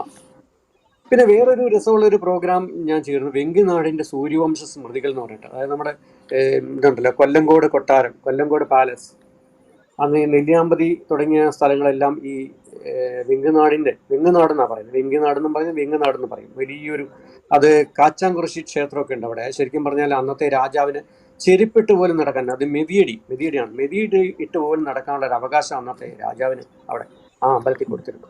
അങ്ങനെ വലിയൊരു, അതുപോലെ തന്നെ അവിടെ ഒരുപാട് ഈ ട്രേഡ് റൂട്ടാണ്, നമ്മുടെ കേരളവും തമിഴ്നാടുമായിട്ടുള്ള ട്രേഡ് റൂട്ടാണല്ലോ. അപ്പോൾ അവിടെ ഒരു ക്ഷേത്രം ഉണ്ടായിരുന്നു, അതേപോലെ ഒരു പഴയ ടൈപ്പ് കിണറുണ്ടായിരുന്നു. അതേപോലെ തന്നെ കേരളത്തിലെ ഒരു 10 തരം ശവക്കല്ലറുകളുണ്ട്. അതിൽ ഒരെണ്ണം ഈ ഭാഗത്താണ്. അതായത് ഇങ്ങനെ കരിങ്കല്ല് കെട്ടി, കരിങ്കല്ലിനകത്ത് ഈ മൃതദേഹത്തെ വെച്ച് അവരിങ്ങനെ സ്വർണവും അതുപോലെ പിന്നെ ഇരുമ്പ് സാധനങ്ങൾ, ഇങ്ങനെ ഒരുപാട് സാധനങ്ങൾ, നെല്ല് ഒക്കെ വെച്ച് കുടത്തിനകത്തൊക്കെ ആയിട്ട് ഇങ്ങനെ ആളുകളെ മറവ് ചെയ്യും. ഇത്തരം കാര്യങ്ങൾ ഇങ്ങനെ എക്സ്കവേറ്റ് ചെയ്യുന്ന ഒരു പ്രോഗ്രാം ഉണ്ടായിരുന്നു അവിടെ. ഏതായാലും അതിനെക്കുറിച്ചൊരു ഡോക്യുമെൻ്ററി, അത് നല്ല രസമുള്ളൊരു പ്രോഗ്രാമായിരുന്നു. 5-8 ദിവസം എടുത്ത് നല്ലൊരു അനുഭവമായിരുന്നു അത്. അന്നൊക്കെ ഇഷ്ടംപോലെ ഈ കാളവണ്ടികൾ പോകുന്ന കാണാം നമ്മുടെ പാലക്കാടൊക്കെ. ഇപ്പോൾ ഒന്നും കാണാനില്ല. ഇപ്പോൾ ഈയിടെ ഞാൻ പോയപ്പോൾ കണ്ടു, കാളവണ്ടി ഉണ്ട് അവിടെ, പക്ഷെ അതെല്ലാം പുതിയ തരത്തിലുള്ളതാണ്. നമ്മുടെ പണ്ടത്തെ ടൈപ്പ് ഇങ്ങനെ കുടമണി കലക്കിക്കൊണ്ട് പതുക്കെ കടയെന്ന് പറഞ്ഞു പോകുന്ന ആ ഇരുമ്പ് പട്ടയുള്ള തടി കൊണ്ടുള്ളതൊന്നും അല്ല ഇപ്പം, അതെല്ലാം മാറി. പിന്നെ ഏറ്റവും നല്ലത് ഞാൻ ചെയ്ത് രാജേശ്വരനെ, കൊല്ലങ്കോട് സർ വാസുദേവ രാജയാണ് മലയാളത്തിലെ ആദ്യത്തെ റേഡിയോ പ്രക്ഷേപകൻ. 1939 ഓണക്കാലത്ത് അദ്ദേഹത്തിന്റെ ഓണ സന്ദേശത്തോടു കൂടിയാണ് മദ്രാസിൽ നിന്ന് മലയാള റേഡിയോ പ്രക്ഷേപണം ആരംഭിക്കുന്നത്. അങ്ങനെയുമുണ്ട്. ഓക്കെ.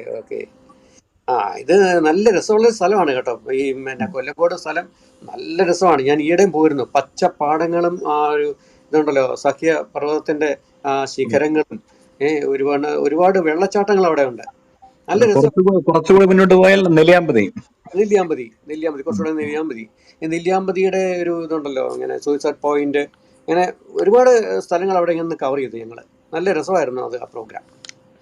പിന്നെ ഒരു ഡോക്യുമെൻ്ററി എന്ന് പറഞ്ഞാൽ നമ്മുടെ കുടമാളൂർ കരുണാകരൻ നായരെ കുറിച്ച് ആശാനുള്ളത്, നമ്മുടെ കഥകളി ആശാൻ, കോട്ടയത്തെ നാട്യാചാരന് മുന്നിൽ എന്ന് പറഞ്ഞിട്ട്. അതൊരു രസമായിട്ടുള്ളൊരു പ്രോഗ്രാമായിരുന്നു. അദ്ദേഹത്തിൻ്റെ ജീവിതാനുഭവങ്ങൾ മുഴുവൻ ഞാനിപ്പോൾ ഓർക്കുന്നുണ്ട്. കോട്ടയത്ത് ഉത്സവ സമയത്ത് കഥകളി അവതരിപ്പിക്കുന്നതിന് മുൻപായിട്ട് അദ്ദേഹം ആ പടിക്കെട്ടിൽ അങ്ങനെ വന്നിരിക്കും. ഞാൻ കോട്ടയത്താണ് എൻ്റെ വീട്, അച്ഛൻ്റെ വീട് കോട്ടയത്താണ്, അമ്മയുടെ വീടാണ് നേരത്തെ പറഞ്ഞ് കടുത്തുണ്ടി. അപ്പോൾ കോട്ടയത്ത് ഇങ്ങനെ ഉത്സവം ഫുൾ അവിടെ തന്നെ കാണും. അപ്പോൾ ഈ ആശാനുമായിട്ടൊക്കെ ഒരുപാട് സംസാരിക്കും. അങ്ങനെയാണ് എനിക്ക് ആശാനെ കുറിച്ചൊരു ഡോക്യുമെൻ്ററി ചെയ്യണമെന്ന് എനിക്ക് തോന്നിയത്. ഇതിനിടയ്ക്ക് വേറെ കാര്യം കൂടെ പറയട്ടെ. കാരണം എനിക്ക് ഒരു അവാർഡ് എന്ന് പറയുന്നത് ആദ്യമായിട്ട് കിട്ടുന്നത് 5 എപ്പിസോഡിലായിട്ട് ചെയ്ത ഗജപുരാണം എന്ന് പറയുന്ന ആനകളെക്കുറിച്ചുള്ള ഒരു പ്രോഗ്രാമിനാണ്. അന്ന് നാനാ മിനിസ്ക്രീൻ അവാർഡാണ് അന്ന് കിട്ടിയത്. അപ്പോൾ അതിനും ഒരു കാരണം എന്ന് പറഞ്ഞാൽ കോട്ടയത്തെ ഒരു ബന്ധം തന്നെയാണ്. എൻ്റെ അച്ഛൻ്റെ വീടിന് തൊട്ടടുത്ത് നമ്മുടെ പ്രഗത്ഭനായ അഭയദേവ് സാറുണ്ടല്ലോ, പ്രശസ്തനായ അഭയദേവ് സാറ് വന്ന് താമസിച്ച വീടൊക്കെ വെച്ച്. നമുക്കറിയാം, മറ്റേ ശങ്കരാഭരണമൊക്കെ സാറാണല്ലോ മലയാളത്തിലേക്ക് മൊഴിമാറ്റം നടത്തിയതും. പിന്നെ സാർ വലിയൊരു ഡിക്ഷണറി ഹിന്ദി മലയാളം എഴുതിയിട്ടുണ്ട്. അതേപോലെ സാറിൻ്റെ പാട്ടുപാടി ഉറക്കാം ഞാൻ താമരപ്പൂവും വൈതലേ, അതുപോലെ മറ്റേ പാട്ട് സാറിൻ്റെ ഒന്നുമില്ലേ, വീരലൊന്നില്ലെങ്കിലും വീരനല്ലെങ്കിലും ഭർത്താവ് നിങ്ങൾ മതി എന്ന് പറയുന്ന ഒരു പാട്ട് സാറിൻ്റെ ആണെന്ന് എനിക്ക് തോന്നുന്നത്.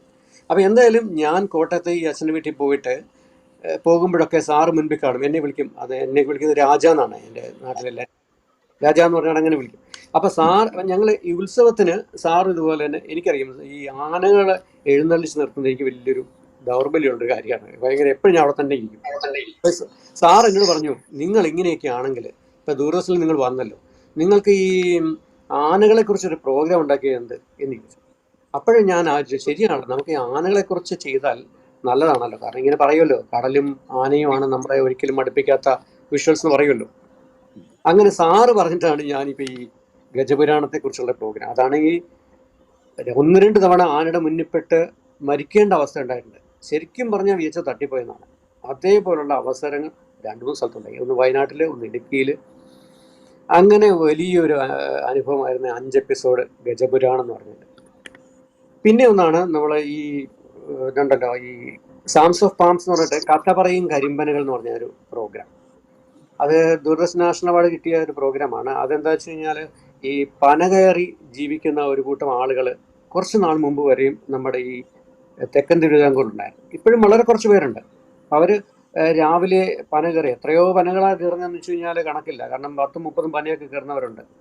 അത് ഏറ്റവും വലിയൊരു നമുക്ക് പേടിയാവുന്നൊരു കാഴ്ച എന്ന് വെച്ചാൽ, ഇവർ ഈ പ്രാർത്ഥിച്ചിട്ടൊക്കെയാണ് കയറുന്നത്. കയറിയിട്ട് ഏറ്റവും മുകളിൽ പോയിട്ട് ഒരു കാല് അതിൻ്റെ മേൽ പിണച്ചിട്ടിട്ട് തല കുത്തിക്കിടന്നാണ് അവർ ഇത് ഇങ്ങനെ അതിനെ അടിച്ച് ശരിയാക്കുന്നത്. അങ്ങനെയാണ് കള്ളൂറി വരുന്നത് ഇതിനകത്തോട്ട്, കലത്തിനകത്തോട്ട്. അത് വലിയൊരു കാഴ്ചയാണ്. അപ്പം അങ്ങനെയുള്ള ഒരു കൂട്ടം ആളുകൾ എന്നിട്ട് തിരിച്ചവർ ഈ കള്ളും കൊണ്ടുവന്ന്, അന്ന് കള്ളെന്ന് പറയാൻ പറ്റില്ല, എന്ന് വെച്ചാൽ അവിടെ അവരെന്ത് ചോദിച്ചാൽ തമിഴ്നാട്ടിൽ കള്ള് നിരോധിച്ചിരിക്കുകയാണ്. അതുകൊണ്ട് അവർ എന്ന് വെച്ച് കഴിഞ്ഞാൽ ശേലം ചുണ്ണാമ്പ് തടവിക്കൊണ്ടാണ് ഈ മാട്ടം ഇതുണ്ടല്ലോ കുടം കൊണ്ട് മുകളിൽ കയറുന്നത്. അപ്പം ഞങ്ങൾ ചോദിച്ചിട്ട് പോലും അവർ തന്നില്ല. അവർ പറഞ്ഞു, ഇത് ഇങ്ങനെ ഇടാതെ നമുക്ക് തരാൻ പറ്റില്ല, ഈ ചുണ്ണാമ്പിടാതെ തരാൻ പറ്റില്ല. ചുണ്ണാമ്പിട്ടാൽ നമുക്ക് സ്വരം ഇത് മാറും, അതിൻ്റെ ആ ഒരു സ്വാദങ്ങ് മാറും. അപ്പോൾ അങ്ങനെ എന്നിട്ട് താഴെ കൊണ്ടുവരുമ്പോൾ ഇത് അവരുടെ സ്ത്രീകൾ ഇതിങ്ങനെ ഇങ്ങനെ ചൂടാക്കി തിളപ്പിച്ച് അത് കരിപ്പെട്ടിയാണ്. ഈ പ്രോഗ്രാമിൻ്റെ മുൻപിൽ നമ്മൾ ഇത് കാണുമ്പോൾ അറിയാം, ഇതുണ്ടല്ലോ യൂട്യൂബിൽ അതിൻ്റെ ഫ്രെയിം കാണുമ്പോൾ അറിയാം, ഈ കാതൊക്കെ തോന്നിയ കുറച്ച് അമ്മമ്മമാർ ഈ ഇതിങ്ങനെ ചക്കരയും പിടിച്ച് നിൽക്കുന്ന ഒരു പടമുണ്ട്. അത് നമ്മുടെ മാർത്താണ്ഡം ചന്തയിൽ നിന്ന് കിട്ടിയതാണ് ആ ഷോട്ട്. അപ്പം അന്നത്തെ കാലത്ത് അവരുടെ ഒരു വലിയ ഉപജീവനമാർഗമായിരുന്നു ഈ കരിമ്പന ചെത്തി അക്കാനിയെടുത്ത് അത് ഇങ്ങനെ ചക്കര ഉണ്ടാക്കും. അതുപോലെ തന്നെ ഈ ഇതുണ്ടല്ലോ കൽക്കണ്ടം, പനം കൽക്കണ്ടം. അതുപോലെ തന്നെ ഈ കരിമ്പന എന്ന് വെച്ചാൽ ആക്ച്വലി അവർ പറയുന്ന അവരുടെ അമ്മയാണെന്നാണ് പറയുന്നത്. കരിമ്പന എന്ന് പറഞ്ഞാൽ അവരുടെ അമ്മയാണ്. അപ്പം ഈ അമ്മയെല്ലാം തരും എന്നാണ് അവർ പറയുന്നത്. അതിൽ നിന്നും നമ്മുടെ പന പോലെ, നമ്മുടെ തെങ്ങ് പോലെയാണ് എല്ലാ സാധനങ്ങളും ഈ കരിമ്പനയിൽ നിന്നും അവർക്ക് ഉപയോഗിക്കാൻ പറ്റും. ഇപ്പം പിന്നെ കോടാലിക്കൈ അല്ലെ തൂമ്പക്കൈ, ഇതൊക്കെ കരിമ്പനയുടെ തടി കൊണ്ടാണ്. അതേപോലെ കട്ടിൽ, അതേപോലെ തന്നെ നമുക്ക് ഈ പൊടിയൊക്കെ തൂത്തുകളയാനുള്ള സാധനം, ഇതിങ്ങനെ ബ്രഷ്, ഇങ്ങനെ എന്ന് വേണ്ട കരിമ്പന അവർക്ക് വലിയൊരു സംഭവം. അതിനെക്കുറിച്ചായിരുന്നു, ആ കരിമ്പനകളെ കുറിച്ചായിരുന്നു നമ്മുടെ അന്നത്തെ ഒരു പ്രോഗ്രാം. പിന്നെ നമ്മൾ ഈ പറഞ്ഞ പോലെ അങ്ങ് മുച്ചിലോട് പോയിട്ട് ഒരു തെയ്യം, അത് വടക്കങ്ങ് നമ്മുടെ കാസർഗോഡ് ഭാഗത്ത് പോയി അതൊരു 4 ദിവസം എടുത്ത് രാത്രി മുഴുവൻ നിന്ന് ചെയ്ത ഒരെണ്ണം. പിന്നെ ഇതുപോലെ മയൂര സന്ദേശം, ഉണ്ണുനീലി സന്ദേശം. ഉണ്ണുനീലി സന്ദേശം എൻ്റെ നാട് ആയതുകൊണ്ട് തന്നെ ഞാൻ ഒരു 5 എപ്പിസോഡ് അത് ചെയ്തു.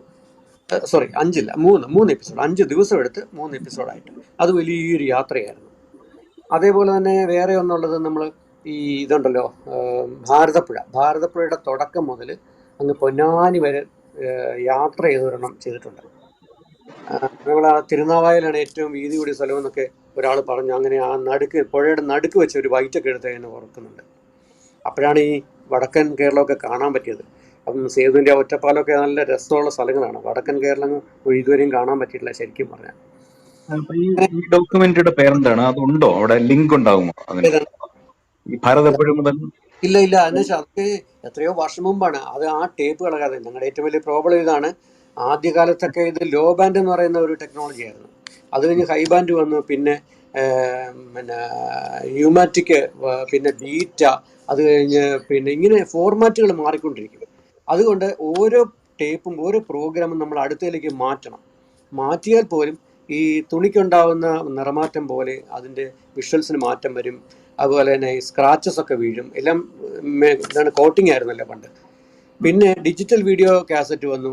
അത് കുഴപ്പമില്ല, അത് നിൽക്കും. പക്ഷേ എങ്കിലും അതിന് ചില പ്രോബ്ലംസ് ഉണ്ടാവാം. ഇന്നത്തെ കാലത്തെ പോലെ ഈ പെൻ ഡ്രൈവോ അതുപോലെ ഹാർഡ് ഡിസ്കോ ഒക്കെ ഉണ്ടായിരുന്നെങ്കിൽ പ്രശ്നമില്ലായിരുന്നു. അതൊന്നും ഇപ്പോൾ ഇല്ല. അതൊന്നും നമുക്ക് കണ്ടുപിടിക്കാൻ പോലും പറ്റുന്നില്ല. പിന്നെ ഒരു കാര്യം, എനിക്ക് വലിയ സങ്കടമുള്ള കാര്യം വെച്ച് കഴിഞ്ഞാൽ, ഞാൻ പണ്ട് ഒരുപാട് ഇപ്പോൾ ഈ കഥകൾ എഴുതുന്ന പറയുന്ന പോലെ കവിതകൾ എഴുതുമായിരുന്നു. ഒരു 52 കവിതകൾ എഴുതിയിട്ടുണ്ട്. അതിനകത്തൊരു കവിതയാണ് സരയൂ നദിയുടെ തീരങ്ങളിൽ എന്നും പറഞ്ഞൊരു ലളിതഗാനം ദൂരദർശനിൽ പണ്ട് വന്നിരുന്നു. ഒരുപാട് കുട്ടികൾ അന്ന് സ്കൂളിലും കോളേജിലൊക്കെ മത്സരത്തിനൊക്കെ പാടുമായിരുന്നു. സരയൂ നദിയുടെ. അത് എഴുതിയ താങ്കളാണല്ലേ? അതെ, അതിൽ ആകാശവാണിയിൽ ആകാശവാണിയുടെ എല്ലാ നിലയങ്ങളിലും തുടർച്ചയായി ഒത്തിരി കാലം ഇപ്പോഴും കൊടുക്കുന്നുണ്ട്. അപ്പൊ അതിനകത്ത് ദുർഗാരാജു എന്ന നമ്മുടെ ആ ദുർഗാരാജു അത് പാടിയത്. അപ്പൊ അതിനുശേഷം പിന്നെ ഒരു പാട്ടും കൂടി വന്നായിരുന്നു, കൃഷ്ണേന്ദ്രൻ പാടിയ ആ നീല രാവിൻ്റെ എന്നൊക്കെ പറഞ്ഞു. അത് കണ്ണൂരാജനാണ് മ്യൂസിക് കൊടുത്തത്. അപ്പം അതൊക്കെ എനിക്ക് കണ്ടുപിടിക്കാനേ പറ്റുന്നില്ല. അതൊക്കെ പോയി, അതങ്ങ് പോയി. ലളിതഗാനങ്ങളുടെ ഒരു കാലം ആകാശവാണി പോലെ ദൂരദർശനം ഉണ്ടായിരുന്നു. പിന്നീട് ഡോക്യുമെൻ്ററികളെ കുറിച്ച് ഇനി കൂടുതൽ പറയുന്നില്ല. എന്ന് വെച്ച് കഴിഞ്ഞാൽ കുറേ ഉണ്ട്, അപ്പോൾ അത്രയും പറയുന്നില്ല. പിന്നെ ഇപ്പോൾ കുറച്ച് ടെലിഫിലിംസ് ഒക്കെ ചെയ്തായിരുന്നു. ഞങ്ങൾക്ക് എന്താ പറയുന്നത്, കഥാസരിത എന്ന് പറഞ്ഞൊരു സീരീസ് ഉണ്ട്. അതിനകത്ത് പ്രധാനപ്പെട്ട ഇതൊക്കെയാണ് പറയുന്നത്. ഏതാണെന്ന് വെച്ചാൽ ഈ പ്രധാനപ്പെട്ട ഇതുണ്ടല്ലോ, സാഹിത്യകാരന്മാരുടെ കഥകൾ. അപ്പോൾ എനിക്ക് കിട്ടിയത് എം മുകുന്ദൻ്റെ ആണിനെയും പെണ്ണിനെയും കുറിച്ചെന്ന് പറഞ്ഞൊരു കഥയാണ്. അത് ചെയ്യാൻ പറ്റി. പിന്നെ ഒരു കാത്തിരിപ്പെന്ന് പറഞ്ഞൊരെണ്ണം ചെയ്യുന്നത് ടോൾസ്റ്റോയുടെ ഒരു കഥയാണ്. അതൊരു സ്വതന്ത്രമായ ഒരു ആവിഷ്കാരമായിരുന്നു. പിന്നെ ഒരാൾ ഗൾഫിലേക്ക് പോവുകയും കഷ്ടപ്പെടുകയൊക്കെ ചെയ്യുന്നതിനെക്കുറിച്ചുള്ളൊരു സ്വപ്നഭൂമിയിലേക്കൊരു യാത്ര. പിന്നെ ഒരു കൊച്ചുകുട്ടി രക്ഷപ്പെടുന്നതിനെക്കുറിച്ച് കുളിർകാറ്റ് എന്ന് പറയുന്നത്. ഇങ്ങനെ കുറച്ച് എണ്ണം ചെയ്തു. എങ്കിൽ പിന്നീടാണ് ഇടയ്ക്കിടയ്ക്കാണ് ഈ പുസ്തകത്തിലേക്ക് വരുന്നത്. പുസ്തകത്തിൽ തന്നെ ഇപ്പം 6 എണ്ണം ചെയ്തതിൽ തന്നെ ഏറ്റവും എനിക്ക് എടുത്തു പറയേണ്ട പുസ്തകം TV പ്രൊഡക്ഷനെ കുറിച്ചുള്ള പുസ്തകം തന്നെയാണ്. അതിൽ ദൃശ്യഭാഷ എന്ന് പറയുന്ന ഒരു പുസ്തകം. ആ ദൃശ്യഭാഷ എന്ന് പറയുന്നത് ഞാൻ പറഞ്ഞല്ലോ, അന്ന് പൂന ഫിലിം ഷൂട്ടൊക്കെ പോയപ്പോഴത്തേക്കും അതിൻ്റെയും പിന്നെ കുറേ അനുഭവങ്ങളുടെ പിന്നെ റിസർച്ച് ഇതെല്ലാം കൂടി ചേർത്ത് മലയാളത്തിൽ TV പ്രൊഡക്ഷനെ കുറിച്ച് മലയാളത്തിൽ വന്ന ആദ്യത്തെ പുസ്തകമാണ് ദൃശ്യഭാഷ. അപ്പോൾ അതിനുശേഷം പിന്നെ ടെലിവിഷൻ പ്രോഗ്രാം നിർമ്മാണം, പ്രായോഗിക സമീപനങ്ങൾ എന്ന് പറഞ്ഞൊരു പുസ്തകമാണ് പിന്നെ എഴുതിയത്. പിന്നെ ഒരു നോവൽ ചെയ്തു, ഒരെണ്ണം എഴുതിയിട്ടുള്ളൂ, മഹാരണ്യം എന്ന് പറഞ്ഞൊരു നോവല്. പിന്നെ കാരൂരിന് എനിക്ക് വലിയ ആരാധനയായിരുന്നല്ലോ, അതുകൊണ്ട് കാരൂരിൻ്റെ ഒരു ജീവചരിത്രം. പിന്നെ കഥകളെല്ലാം കൂടി ചേർത്ത് സമാഹരിച്ചുകൊണ്ട് കയ്പും മധുരവും കലർന്ന എന്ന് പറയുന്ന ഒരു കഥാസമാഹാരം. ഈ കഥയ്ക്ക് ഈ ടൈറ്റിൽ ഇട്ട് തന്നെ പെരുമ്പടവൻ സാറാണ് അതിൻ്റെ അവതാരിക എഴുതിയിരിക്കുന്നത്. ഇപ്പോഴും എനിക്ക് ആഗ്രഹമുണ്ട് ഒരു കഥാസമാഹാരം ഇറക്കണം എന്ന്. അതേപോലെ ഒരു ടെലിവിഷൻ്റെ പുസ്തകം ചെയ്ത് തീരാറായിട്ടുണ്ട്, ടെലിവിഷൻ പാഠങ്ങൾ എന്ന് പറഞ്ഞിട്ട്. പിന്നെ ബാലസാഹിത്യ ഇൻസ്റ്റിറ്റ്യൂട്ടിന് വേണ്ടി ഒരു പുസ്തകം, ഈ കുട്ടികളും ടെലിവിഷൻ എന്ന് പറഞ്ഞിട്ട്, നമ്മുടെ പള്ളിയറ ശ്രീധരൻ സാറാണ് ഇപ്പം ഡയറക്ടർ. അപ്പോൾ സാറ് പറഞ്ഞ് ഇങ്ങനെ ഒരു പുസ്തകം ചെയ്യാൻ പറ്റി കൊള്ളാം, നിങ്ങൾ എന്തെങ്കിലും ചെയ്യണം എന്ന് പറഞ്ഞിട്ട് ഞാൻ ചെയ്യണം എന്ന് വിചാരിക്കുന്നു. ഇതാണ് ഒരു ഇതായിട്ട് എനിക്ക് പറയാനുള്ളത്. അപ്പം ശരി രാജശേഖരൻ, നമുക്ക് ചോദ്യോത്തരങ്ങളിലേക്ക് കടക്കാം. രാജശേഖരൻ അവസാനം പറഞ്ഞ പുസ്തകങ്ങൾ, അതിനു മുമ്പ് അദ്ദേഹം ചെയ്ത ടെലിഫിലിമിനെ കുറിച്ച് പറഞ്ഞു. ഞാൻ ബിന്ദു സാജൻ ചെയ്ത ടെലിഫിലിം ഉണ്ടല്ലോ, അത് മുത്തശ്ശിയുടെ കഥയെ ആസ്പദമാക്കി പഞ്ചാരയുമ്മ എന്ന ടെലിഫിലിം ചെയ്തിട്ടുണ്ടല്ലോ അല്ലേ? ഉണ്ട് പഞ്ചാരിയമായിട്ടുണ്ട്. അത് മാത്രമല്ല, ആകാശത്തിന്റെ നിറം സിനിമയുടെ അസോസിയേറ്റ് ഡയറക്ടറായിട്ട് പ്രവർത്തിച്ചിട്ടുണ്ട്. അതേക്കുറിച്ച് കൂടി കുറച്ച് പറഞ്ഞാൽ ഉപകാരം. ആകാശത്തിന്റെ നിറത്തിൽ നിന്ന് ഞാൻ തുടങ്ങട്ടെ. അതെ, പറയാം. ഞങ്ങള് ആൻഡമാൻ നിക്കോബാർ ഐലൻഡിലായിരുന്നു. അപ്പം ഡോക്ടർ ബിജു ഞങ്ങളെ വിളിച്ച് സംസാരിക്കുമായിരുന്നു. ബിജു ഒരു സിനിമയുടെ സ്റ്റോറി ത്രെഡ് ഞങ്ങൾക്ക് അയച്ചു തന്നു. അപ്പം ബിജുവിനെ ഞങ്ങൾക്ക് നേരത്തെ പരിചയം ഉണ്ടായിരുന്നില്ല. അപ്പം ഞങ്ങൾ അവിടെ ആണെന്ന് അറിഞ്ഞൊരു കോമൺ ഫ്രണ്ട് വഴി കോണ്ടാക്ട് ചെയ്യുമായിരുന്നു. അപ്പം ആ സ്റ്റോറി ത്രെഡ് വായിച്ചിട്ട് അതിന് പറ്റിയ ഒരു ലൊക്കേഷൻ ആൻഡമാനിൽ ഒന്ന് ലൊക്കേറ്റ് ചെയ്യാവോ എന്ന് ചോദിച്ചായിരുന്നു അയച്ചത്. അപ്പം ഞങ്ങൾ ആ സ്റ്റോറി ത്രെഡ് വായിച്ചപ്പോൾ ഞങ്ങളുടെ നീൽ ഐലൻഡ് കറക്റ്റ് ആയിട്ട് ഞങ്ങൾക്ക് മനസ്സിൽ വന്നു. ആ ലൊക്കേഷൻ അതിന് കറക്റ്റ് ആയിരുന്നു, ആ സ്റ്റോറിയുടെ പശ്ചാത്തലമായിട്ട് അത്രയും ചേർന്ന് പോണതായിരുന്നു. ഞങ്ങൾ പറഞ്ഞു കറക്റ്റ് ലൊക്കേഷൻ ഉണ്ട്, നിങ്ങൾ ഇങ്ങോട്ട് വന്നാൽ മതി എന്ന് പറഞ്ഞിട്ട് പിന്നെ ക്യാമറമാനും ഡോക്ടർ ബിജുവും അവരൊരു ക്രൂ കുറച്ചുപേര് ആർട്ട് ഡയറക്ടർ എല്ലാവരും കൂടെ ലൊക്കേഷൻ കാണാൻ വരികയും അവിടെ ചെന്ന ഒറ്റ നോട്ടത്തിൽ തന്നെ അവർക്ക് ആ ലൊക്കേഷൻ ഭയങ്കരമായിട്ട് ഇഷ്ടപ്പെട്ടു. അവരുടെ മനസ്സിലുള്ള സെയിം ലൊക്കേഷൻ ആയിരുന്നു. അത് അതിമനോഹരമായ ഒരു സ്ഥലമാണ് നീൽ ഐലൻഡ്. ഞാൻ പോയിട്ടുണ്ട്. അപ്പൊ അവിടെ ലൊക്കേഷൻ ആക്കാൻ തീരുമാനിക്കുകയും പിന്നെ സ്ക്രിപ്റ്റിലും ഞാൻ എന്റെ കുറച്ച് സജഷൻസ് ഒക്കെ ഡോക്ടറിന്റെ അടുത്ത് പറഞ്ഞപ്പോൾ ഡോക്ടർ എന്നോട് ചോദിക്കുമായിരുന്നു. കുറെ ഡിസ്കഷൻ ഞങ്ങൾ നടത്തി. അപ്പോഴേ ചോദിക്കുമായിരുന്നു ഇതിനകത്ത് അസോസിയേറ്റ് ചെയ്തുകൂടെ എന്ന് ഇങ്ങോട്ട് ചോദിച്ചു. അപ്പൊ അങ്ങനെയാണ് ഞാൻ അതിനകത്ത് വർക്ക് ചെയ്യാൻ ഇടയായത് ഷൂട്ടിങ്ങിന്. അത് ഒട്ടേറെ അന്താരാഷ്ട്ര അവാർഡുകൾ കിട്ടിയ സിനിമയാണ്. ഒരുപാട് അവാർഡ് കിട്ടി. ഒരുപാട് അവാർഡുകൾ കിട്ടിയ സിനിമയാണ്. പൃഥ്വിരാജ്, അമലാപോളും ഇന്ദ്രജിത്തും ഒക്കെയാണ് അതിനകത്ത് അഭിനയിച്ചത്. നെടുമുടി വേണുവിന്റെ നല്ലൊരു റോളായിരുന്നു അതിനകത്ത്. അതിന്റെ മുഴുവൻ ലൊക്കേഷനും നീൽ ഐലൻഡ് മാത്രമായിരുന്നു അതോ ഇന്ത്യയിലും ഉണ്ടോ വേറെ സ്ഥലങ്ങളിൽ? ഒരു വളരെ ചെറിയ പോർഷൻ മാത്രമേ ഉള്ളൂ കൊച്ചിയിലും കേരളത്തിലുള്ളൂ, വളരെ ചെറിയ പോർഷൻ. ബാക്കി മുഴുവൻ നീൽ ഐലൻഡ്, ആ ഒറ്റ ലൊക്കേഷൻ ആൻഡമാനിൽ തന്നെയായിരുന്നു ടോട്ടൽ ലൊക്കേഷൻ അതിന്റെ. അപ്പൊ അവിടെ ഞങ്ങളൊരു ഇന്റീരിയർ ആയിട്ടുള്ള ഒരു ഐലൻഡിലായിരുന്നു. നീൽ ഐലൻഡ് എന്ന് പറഞ്ഞാൽ അവിടുന്ന് കുറച്ചുകൂടെ ഉള്ളിലോട്ടൊരു സ്ഥലത്തായിരുന്നു ഇതിന്റെ സെറ്റ് ഒക്കെ ഇട്ടത്. അപ്പൊ അവിടെ നമുക്കൊരു ഹോട്ടൽ റൂം പോലും ഇല്ലാത്തൊരു സ്ഥലമായിരുന്നു ശരിക്കും അത്. അപ്പൊ എല്ലാവരും ഉള്ള സൗകര്യത്തിനൊക്കെ ആയിരുന്നു ക്രൂ ഒക്കെ താമസിച്ചുകൊണ്ടിരുന്നത്. ഒരു കുടുംബം പോലെയായിരുന്നു എല്ലാവരും അവിടെ ജീവിച്ചുകൊണ്ടിരുന്നത്. നല്ല അനുഭവമായിരുന്നു. അപ്പൊ ഇനി പഞ്ചാരയുമ്മ എന്ന ടെലിഫിലിമിനെ കുറിച്ച് പറയണം. അതിനു മുമ്പ് ലളിതാംബിക അന്തർജനവുമായിട്ടുള്ള ബന്ധത്തെ കുറിച്ച് കൂടി പറയണം. ലളിതാംബിക അന്തർജനം എന്റെ ഹസ്ബൻഡിന്റെ മുത്തശ്ശിയാണ്, അമ്മയുടെ അമ്മയാണ്. അപ്പം മുത്തശ്ശിയുടെ ഒരു ചെറിയ കഥയാണ്, ഒരു കൊച്ചു കുട്ടിയെ വെച്ചിട്ടുള്ള ഒരു കഥയാണ് പഞ്ചാരയുമ്മ. അപ്പം ആ കഥയില് ശരിക്കും അതിനകത്തെ കാസ്റ്റിങ് നമുക്ക് ശരിക്കും 10 മാസം പ്രായമുള്ള ഒരു കുഞ്ഞാണ് അതിന്റെ മെയിൻ കാസ്റ്റ്. പിന്നെ കുറെ മൃഗങ്ങൾ, ആ കുഞ്ഞ് കാണുന്ന കുഞ്ഞിന്റെ പോയിന്റ് ഓഫ് വ്യൂ എന്നാണ് ആ കഥ മുഴുവൻ പോകുന്നത്. അപ്പം പ്രശ്നം എന്താന്ന് വെച്ചാൽ 10 മാസമുള്ള ഒരു കൊച്ചിനെ നമുക്ക് ഡയറക്റ്റ് ചെയ്യാനോ അഭിനയിപ്പിക്കാനോ ഒന്നും പറ്റില്ലല്ലോ. കൊച്ചിന്റെ ഇതനുസരിച്ചിട്ടാണല്ലോ നമുക്ക് ചെയ്യാൻ പറ്റുള്ളൂ. അപ്പം ഈ കൊച്ചിന്റെ പോയിന്റ് ഓഫ് വ്യൂവിലല്ലാതെ വളരെ ചുരുക്കം ഫ്രെയിംസേ ഉണ്ടായിരുന്നുള്ളൂ അതിനകത്ത്. മുഴുവൻ ഈ കുട്ടിയിൽ കൂടെയാണ് ഡെവലപ്പ് ചെയ്യേണ്ടത്. അപ്പം ഈ കുഞ്ഞിടയ്ക്കെല്ലാം കിടന്ന് ഉച്ച കഴിഞ്ഞ് കിടന്നുറങ്ങും. ആ സമയത്ത് എല്ലാരും ക്രൂ ഒക്കെ റെസ്റ്റ് എടുക്കും. ഇങ്ങനെ കുഞ്ഞാണ് ഡിക്റ്റേറ്റ് ചെയ്ത ഷൂട്ട് എങ്ങനെ വേണമെന്നുള്ളത്. നല്ല രസമുള്ള അനുഭവമായിരുന്നു അത്. അതുകൊണ്ട് ഷൂട്ടിംഗ് ഡേയ്സ് കുറച്ച് നീണ്ടുപോയി നമുക്ക് ഉദ്ദേശിച്ച സാധനം കിട്ടാൻ. നല്ല അനുഭവമായിരുന്നു അത്. ആ ഫിലിം പബ്ലിക് ഡൊമൈനിൽ എവിടെയെങ്കിലും ഉണ്ടോ? യൂട്യൂബിലോ? ഇല്ല, ഞാൻ അമൃത ചാനലിൽ ഇരിക്കുമ്പോ ചെയ്തതാണത്. അപ്പൊ അത് അന്ന് അങ്ങനെ ഒരു കൺസെപ്റ്റ് ഇല്ലായിരുന്നു യൂട്യൂബിൽ ഇടുക എന്നൊക്കെ. ഒരു അവാർഡ് കിട്ടിയിട്ടുണ്ടായിരുന്നു അതിന്, പക്ഷെ യൂട്യൂബിലൊന്നും ഇട്ടിട്ടില്ല.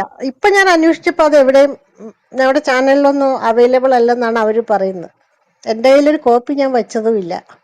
നമുക്ക് പലപ്പോഴും പറ്റുന്ന ഒരു കാര്യം ഇതാ, നമ്മൾ ഈ പ്രൈവറ്റ് ചാനലിൽ വർക്ക് ചെയ്യുമ്പോൾ ഡാഷേറിനൊക്കെ അറിയായിരിക്കും, നമ്മൾ ഡെയിലി പ്രോഗ്രാം ചെയ്തുകൊണ്ടിരിക്കുക. ഒരു ഭാഗത്തുനിന്ന് റോ മെറ്റീരിയൽ പോലെ മറ്റേ ഭാഗം ഫാക്ടറി പ്രോഡക്റ്റ്, ആ രീതിയിൽ ഡെയിലി പ്രോഗ്രാമാണ്. അപ്പം നമ്മൾ ഒരെണ്ണത്തിന്റെ കോപ്പി എടുത്ത് വെക്കുകയോ കീപ്പ് ചെയ്യുകയോ അങ്ങനത്തെ ഒരു സാധനവും ചെയ്യാറില്ല. അപ്പം അതിൻ്റെതായ കുഴപ്പങ്ങളൊക്കെ ഉണ്ട്.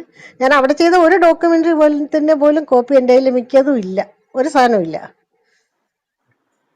ഞാൻ ഒരു ചോദ്യം കൂടെ ചോദിച്ചിട്ട് ഞാൻ പിൻവാങ്ങുമല്ല, ഹേമലതയുണ്ട്, ബാക്കിയുള്ളവർക്ക് ചോദ്യം ചോദിക്കണമല്ലോ. ഈ കോൻ ബനേഗ ക്രോപതിയുടെ മലയാളം വേർഷൻ ആയിരുന്നല്ലോ നിങ്ങൾക്കുമാകാം കൊടീശ്വരൻ, അതിന്റെ സൂപ്പർവൈസിംഗ് പ്രൊഡ്യൂസർ ആയിട്ട് എങ്ങനെയാ ആ ഭാഗത്തേക്ക് എങ്ങനെയാണ് എത്തിയത്? അത് എന്നെ ബിഗ് സിനർജിന്ന് വിളിക്കുമായിരുന്നു. സിദ്ധാർത്ഥ ബസു ആയിരുന്നു ബിഗ് സിനർജിയിൽ അന്ന്. അപ്പം ജോയിൻ ചെയ്യാൻ താല്പര്യമുണ്ടോ എന്ന് ചോദിച്ച് വിളിക്കുമായിരുന്നു. ആക്ച്വലി ഒരു ഇന്റർവ്യൂ പ്രോസസ്സിൽ കൂടി അല്ലായിരുന്നു. പിന്നെ ഞാൻ മുംബൈയിലായിരുന്നു പിന്നെ അദ്ദേഹത്തെ പോയി കാണാൻ വേണ്ടിയിട്ട് പോയത്, സിദ്ധാർത്ഥ ബസുവിനെ. അത് ഞാൻ ഇതിനു മുമ്പ് കുറെ ഷോസ് ചെയ്തിട്ടുണ്ട്, ഇഷ്ടം പോലെ ഞാൻ ചെയ്തിട്ടുണ്ട് ചാനലിൽ വർക്ക് ചെയ്യുമ്പോൾ. അപ്പം അതിന്റെ അടിസ്ഥാനത്തിലാണോ എന്തുകൊണ്ടാണോ അത് വേറെ ഒരു നമ്മുടെ വേറെ ഒരു പ്രൊഫഷണൽ എന്റെ പേര് സജസ്റ്റ് ചെയ്യുമായിരുന്നു എന്നാണ് പറഞ്ഞത്. ഞാൻ അപ്ലൈ ചെയ്ത് വന്നതല്ല അത്. അപ്പൊ അവര് വിളിച്ചപ്പോ പോയി അറ്റൻഡ് ചെയ്തപ്പോ അവര് തന്നെ നമുക്ക് മുംബൈയിൽ വെച്ച് അതിനൊരു ട്രെയിനിങ് എല്ലാം നമുക്ക് തരുകയും ചെയ്തു, അഡീഷണൽ ട്രെയിനിങ് തരുകയും ചെയ്തു. അങ്ങനെയാണ് ഞാൻ അതിനകത്ത് വന്നത്. ഓക്കെ, നമ്മൾ ചോദ്യങ്ങൾ തുടരാം. ഹേമലത, ചോദ്യം ദയവായി നമ്മുടെ സുഹൃത്തുക്കളൊക്കെ താഴെയുണ്ട്, രണ്ടുപേരോടും ചോദ്യങ്ങൾ ചോദിക്കാനായിട്ട് മുന്നോട്ട് വരണം. ഹേമലത, ചോദ്യങ്ങൾ കണ്ടിന്യൂ ചെയ്യാം. സർ, നമ്മളുടെ ആനന്ദതീർത്ഥന്റെ അത് തന്നെയാണ് വീണ്ടും നമുക്ക് ചോദിക്കാനുള്ളത്. കാരണം അങ്ങനെ ഒരു വിഷയത്തിൽ ഈ റിസർച്ച് യഥാർത്ഥത്തിൽ ബുദ്ധിമുട്ടായിട്ടുള്ളൊരു വിഷയം തന്നെയാണ്. അപ്പോൾ അങ്ങനെയുള്ളൊരു വിഷയത്തിലേക്ക് പോകാനുള്ള പ്രേരണ എന്തായിരുന്നു? അല്ല, ആനന്ദതീർത്ഥന്റെ കഥകൾ, ആനന്ദതീർത്ഥന്റെ ശരിക്കും പറഞ്ഞാൽ ഈ ഡോക്യുമെന്ററി പ്രൊഡ്യൂസ് ചെയ്തത് ആനന്ദതീർത്ഥൻ വളർത്തി വലുതാക്കിയ അനാഥനായിരുന്ന ഒരു കുട്ടി ഇന്നൊരു വളരെ LIC ഒരു ഓഫീസറൊക്കെ ആയിട്ട് റിട്ടയർ ചെയ്ത ഒരാളാണ് ഇത് പ്രൊഡ്യൂസ് ചെയ്യുന്നത്. അപ്പം അവരിലൂടെയാണ് എന്ന് വെച്ചാൽ, ഞാൻ അതിനു മുമ്പ് ഈ ആനന്ദതീർത്ഥനെ കുറിച്ച് ഞാൻ കേട്ടിട്ടേ ഇല്ലായിരുന്നു ഇത് പറയുന്നിടം വരെ. അപ്പം അദ്ദേഹത്തെ കുറിച്ചുള്ള കാര്യങ്ങൾ അവർ പറഞ്ഞു കഴിഞ്ഞപ്പോൾ എനിക്ക് അത്ഭുതമായി, വളരെ അത്ഭുതമായി. കേരള സമൂഹം എന്തുകൊണ്ടാണ് ഇങ്ങനെ ഒരാൾ ജീവിച്ചിരുന്നിട്ട് എന്തുകൊണ്ടാണ് ആരും അതിനെക്കുറിച്ച് അറിയുകയോ ചർച്ച ചെയ്യുകയോ ഒന്നും ചെയ്യാത്ത? നമുക്ക് ആ സമയത്ത് നമുക്ക് നെറ്റിലൊന്ന് നോക്കിക്കഴിഞ്ഞാൽ ഒരു ഇൻഫർമേഷനും ഇല്ല, ഒരു സാധനവും ഇല്ല, ആനന്ദതീർത്ഥനെ കുറിച്ച് ഒന്നും ഇല്ലായിരുന്നു. പക്ഷെ ഞങ്ങൾ തമിഴ്നാട്ടിൽ പോയി അവിടെ ആനന്ദതീർത്ഥനെ പരിചയമുള്ളവരോട് സംസാരിച്ചു കഴിഞ്ഞപ്പോൾ അവര് പറഞ്ഞു അന്നത്തെ കാലത്ത് ആനന്ദതീർത്ഥൻ നടത്തിയ പ്രവർത്തനങ്ങൾ, പാവപ്പെട്ടവരുടെ ഇടയിൽ നടത്തിയ പ്രവർത്തനങ്ങൾ കാരണം ആ പാവപ്പെട്ടവരെല്ലാം അവർക്ക് കുഞ്ഞുണ്ടാകുമ്പോൾ കുഞ്ഞിന് ആനന്ദതീർത്ഥൻ എന്ന് പേരിടുമായിരുന്നു. സ്ട്രീറ്റ് നെയിമിന്, റോഡ് നെയിമിന് ആനന്ദതീർത്ഥന്റെ പേര് വയ്ക്കുമായിരുന്നു. അങ്ങനെയൊക്കെ അന്ന് എല്ലാവരും അറിഞ്ഞിരുന്നു. പക്ഷെ പിന്നെ ടോട്ടലി വിസ്മൃതിയിലായി പോയ ഒരാള്. അപ്പൊ അത് ഡോക്യുമെന്ററി, അത് അദ്ദേഹത്തെ ഒന്ന് തിരിച്ചെടുക്കണം എന്നുള്ളത് ഒരു കാലഘട്ടത്തിന്റെ, ഇന്നത്തെ കാലഘട്ടത്തിന്റെ തന്നെ ഒരു ആവശ്യമായിട്ട് എനിക്ക് തോന്നി. ഞാൻ ചോദിച്ചു ഇങ്ങനെ ഒരാൾ ഉണ്ടായിട്ട് എന്താ, നമ്മൾക്ക് എന്താ അതൊന്ന് ചെയ്താൽ കുഴപ്പം എന്ന് ചോദിച്ചപ്പോഴാണ് അങ്ങനെ ഒരു ഐഡിയ വന്നേ. ആ ശിഷ്യനെയോ അദ്ദേഹത്തിന്റെ ശിഷ്യൻ പറഞ്ഞെങ്കിൽ പിന്നെ ഞാനത് പ്രൊഡ്യൂസ് ചെയ്യാം എന്ന് പറഞ്ഞ് പുള്ളി മുന്നോട്ട് ഇറങ്ങുമായിരുന്നു. അങ്ങനെയാണ് ആ പ്രോജക്റ്റ് സംഭവിച്ചത്. ബിന്ദു, അത് ശിവഗിരി മഠത്തിൽ, അതായത് ശ്രീനാരായണ ഗുരുവിന്റെ ഏറ്റവും അവസാനത്തെ ശിഷ്യനായിരുന്നല്ലോ അദ്ദേഹം. ശിവഗിരി മഠത്തിൽ ആ കാലത്ത് എല്ലാ ശിഷ്യന്മാരും ഗുരുവായി ഉള്ള ഗ്രൂപ്പ് ഫോട്ടോ എടുത്തിട്ടുണ്ട്. അതിനകത്തൊന്നും പടങ്ങൾ കിട്ടിയില്ലേ? ഇല്ല. ശിവഗിരി മഠത്തിന്റെ സ്വാമി ആനന്ദതീർത്ഥന്റെ ഒരു ഫോട്ടോ പോലും ഇല്ല, കളക്ഷൻ ഒരു സാധനമില്ല. അവിടെ എല്ലായിടും നമുക്ക് പറ്റുന്ന എല്ലാ സോഴ്സിൽ നിന്നും നമ്മൾ അന്വേഷിച്ചു. പിന്നെ ഇദ്ദേഹത്തിന്റെ ഒരു പുസ്തകം, പ്രധാനപ്പെട്ട ഒരു പുസ്തകം എഴുതിയ ഒരു ഫാദർ ആയിരുന്നു, എബ്രാഹിം ഐരുകുഴിയിൽ എന്ന് പറഞ്ഞൊരു ഫാദറാണ് ആനന്ദതീർത്ഥനെ കുറിച്ചുള്ള ഏറ്റവും നല്ലൊരു ബുക്ക് എഴുതിയിരിക്കുന്നത്. അപ്പൊ അദ്ദേഹത്തിന്റെ കയ്യിൽ കുറെ ഫോട്ടോ അന്നുണ്ടായിരുന്നു എന്നൊക്കെ പറയുന്നു. പിന്നീട് അതെല്ലാം നഷ്ടപ്പെട്ടു പോയെന്ന് പറയുന്നു. അദ്ദേഹത്തിന്റെ അവിടെ ഉള്ള ആശ്രമത്തിൽ പോലും ഒരു ഫോട്ടോ, ഒരു സാധനങ്ങളും, ഒരു മെറ്റീരിയലും ഇല്ല. അത് ഭയങ്കര ട്രാജഡി ആയിപ്പോയി, അത് വളരെ കഷ്ടമായിരുന്നു.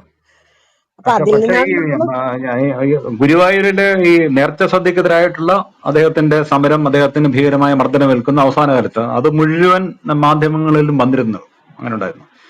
അക്കാലത്തെ പത്രങ്ങളിൽ നിന്ന് കിട്ടിയാമായിരുന്നു ആ പടം. അതെന്തായാലും അതൊരു ന്യൂനതയല്ല, അത് ഗംഭീരമായി ഈ ഡോക്യുമെന്ററിയിലെ അദ്ദേഹത്തിന്റെ ജീവിതം, അദ്ദേഹത്തിന് ശിഷ്യന്മാരുടെ മക്കള് ഒക്കെ സംസാരിച്ചിട്ടുണ്ട്. പക്ഷെ എനിക്കുള്ള ഒരു നിർദ്ദേശം, അന്ന് അദ്ദേഹത്തിന്റെ ഒരു പ്രധാനപ്പെട്ട സംഭാവന, അദ്ദേഹം അധസ്ഥിത ജനതയിൽപ്പെട്ട ഒട്ടേറെ പേർക്ക് അത് പരാമർശിച്ചിട്ടുണ്ട്. അതിനകത്ത് ജാതി വ്യത്യാസം മാറ്റാൻ വേണ്ടി പേരുകളിൽ വലിയ വിപ്ലവം നടത്തി. അതിനെക്കുറിച്ചൊക്കെ എല്ലാം നമ്പൂതിരിന്നും നമ്പ്യാതിരിന്നും ഒക്കെ ഇട്ട ഉന്നത ജാതി പേരുകൾ ഇട്ടിട്ടുണ്ട്.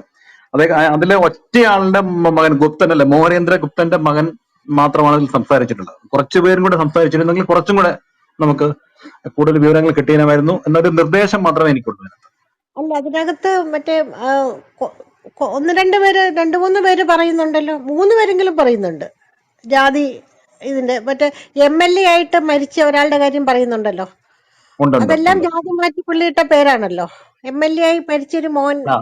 അദ്ദേഹത്തിന് ജാതി പേരില്ല, മനോഹരൻ എന്ന പേര് മാത്രമേ ഉള്ളൂ. അല്ല, മനോഹരനാണ്. പഴയ പേരെന്താന്ന് എനിക്ക് ഓർമ്മയില്ല. പക്ഷെ മനോഹരൻ ആണ്. പിന്നെ അദ്ദേഹം ആനന്ദ തീർത്ഥന്റെ ആശ്രമത്തിലെ ഉന്നത ജാതിക്കാരുടെ പേരുകൾ ഇട്ടിട്ടുള്ള ആൾക്കാരുണ്ട്. ജാതി പേര് തന്നെ, നമ്പ്യാതിരി, നമ്പൂതിരി. ഞാൻ അതാണ് പറഞ്ഞത്. മറ്റേ ചോദ്യങ്ങൾ തുടരാം. ഹേമ, ഇത് ഡോക്യുഫിക്ഷൻ ഒരു മോഡലിലുള്ള ഒരു ഡോക്യുമെന്ററി ആണല്ലോ. അതായത് പല സന്ദർഭങ്ങളും റീക്രിയേറ്റ് ചെയ്യാണ് ചെയ്തിട്ടുള്ളത്. അപ്പോൾ എന്തിനെ അവലംബിച്ചിട്ടാണ് അത്തരം ചിത്രീകരണങ്ങൾ നടന്നിട്ടുള്ളത്? നമുക്കത് അങ്ങനെ ഒരു രീതിയിലേക്ക് എത്താനായിട്ട് എന്തിനെയാണ് ആശ്രയിച്ചത്? അത് പ്രധാനമായിട്ടും ആനന്ദതീർത്ഥൻ ഒരു വളരെ ചെറിയൊരു 40 പേജുള്ളൊരു കുഞ്ഞു പുസ്തകം എഴുതിയിട്ടുണ്ട്, സ്മരണകളില് അതേപോലെ കോട്ട അതേപോലെ പുസ്തകത്തിൽ നിന്ന് എടുക്കുമായിരുന്നു. അതിനകത്തെ സംഭവങ്ങളാണ് നമ്മൾ കൂടുതലായിട്ടും റിക്രിയേറ്റ് ചെയ്തിട്ടുള്ളത്. പിന്നെ അദ്ദേഹത്തിന്റെ ശിഷ്യന്മാരിൽ 2 പേരുടെ നമ്മൾ റിക്രിയേറ്റ് ചെയ്തിട്ടുണ്ട്. അതൊക്കെ അവരെഴുതിയ അവരുടെ അനുഭവങ്ങളെ കുറിച്ച് അവർ തന്നെ എഴുതിയ പുസ്തകങ്ങളിൽ നിന്ന് അതുപോലെ തന്നെ അത് എടുക്കുമായിരുന്നു. അതിനെ അവലംബിച്ചാണ്. വേറെ ഒരു ക്രെഡിബിൾ ആയിട്ടുള്ള വേറൊരു സോഴ്സ് നമുക്ക് കിട്ടിയില്ല. അതുകൊണ്ട് അപ്പം ഇവരുടെ തന്നെ ആകുമ്പോ പിന്നെ അതിനൊരു സെക്കൻഡ് ബെഡ് വരുന്നില്ലല്ലോ, ഒരു ഫസ്റ്റ് പേഴ്സൺ നറേറ്റീവ് തന്നെയാണല്ലോ. അത് വളരെ ആധികാരികമാണ്. കാര്യം അദ്ദേഹത്തെ കുറിച്ച് അദ്ദേഹം തന്നെ എഴുതിയിട്ടുള്ളതും അല്ലേ? അതെ അതെ, അതൊരു വളരെ ചെറിയ പുസ്തകമാണ്. ഒന്നാമത്തെ അദ്ദേഹത്തെ കുറിച്ച് സംസാരിക്കാൻ ഇഷ്ടമുള്ള ഒരാളായിരുന്നില്ല. വലിയൊരു പ്രഭാഷകനോ പ്രാസംഗികനോ ഒന്നും അല്ലായിരുന്നു.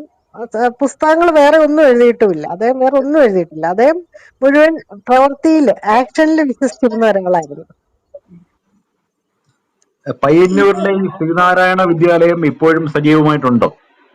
ഇപ്പോഴും സജീവമാണ്. ആ ഡോക്യുമെന്ററിയുടെ അവസാനം കാണിച്ചിരിക്കുന്ന ഒരു ജാതി ഒരു മതം എന്നുള്ള സ്പെഷ്യലൈസേഷനിൽ ഇപ്പോഴത്തെ ഇൻമേറ്റ്സിനെയാണ് കാണിച്ചിരിക്കുന്നത്. വളരെ സജീവമാണ് ഇപ്പോഴും, നന്നായിട്ട് നടക്കുന്നുണ്ടത്. ഒരു ട്രസ്റ്റ് ഒക്കെ ഉണ്ട്, ആനന്ദതീർത്ഥൻ ട്രസ്റ്റാണ് ഇപ്പോൾ നടത്തുന്നത്. ഇതിന്റെ ഡോക്യുമെന്ററി നിർമ്മാണത്തിൽ അവരുടെ ഒരു പിന്തുണ ഉണ്ടായിരുന്നു അല്ലേ? ഫിനാൻഷ്യൽ സപ്പോർട്ട് അല്ല, അല്ലാതെ പിന്നെ മെറ്റീരിയലും നമുക്ക് കാര്യമായിട്ട് കിട്ടിയില്ല. അവിടുന്ന് ഒന്നും തന്നെ കിട്ടിയില്ല, ഒരു മെറ്റീരിയലും കിട്ടിയില്ല. പിന്നെ ഞങ്ങൾ അപ്രോച്ച് ചെയ്ത ചിലരൊക്കെ സംസാരിക്കാൻ തയ്യാറായില്ല, അങ്ങനെ ഉണ്ടായിരുന്നു. പലതരത്തിലുള്ള അനുഭവങ്ങൾ ഉണ്ടായിരുന്നു അതില്. ഞാൻ ഈ ആശ്രമത്തിൽ പോയിട്ടുണ്ട്.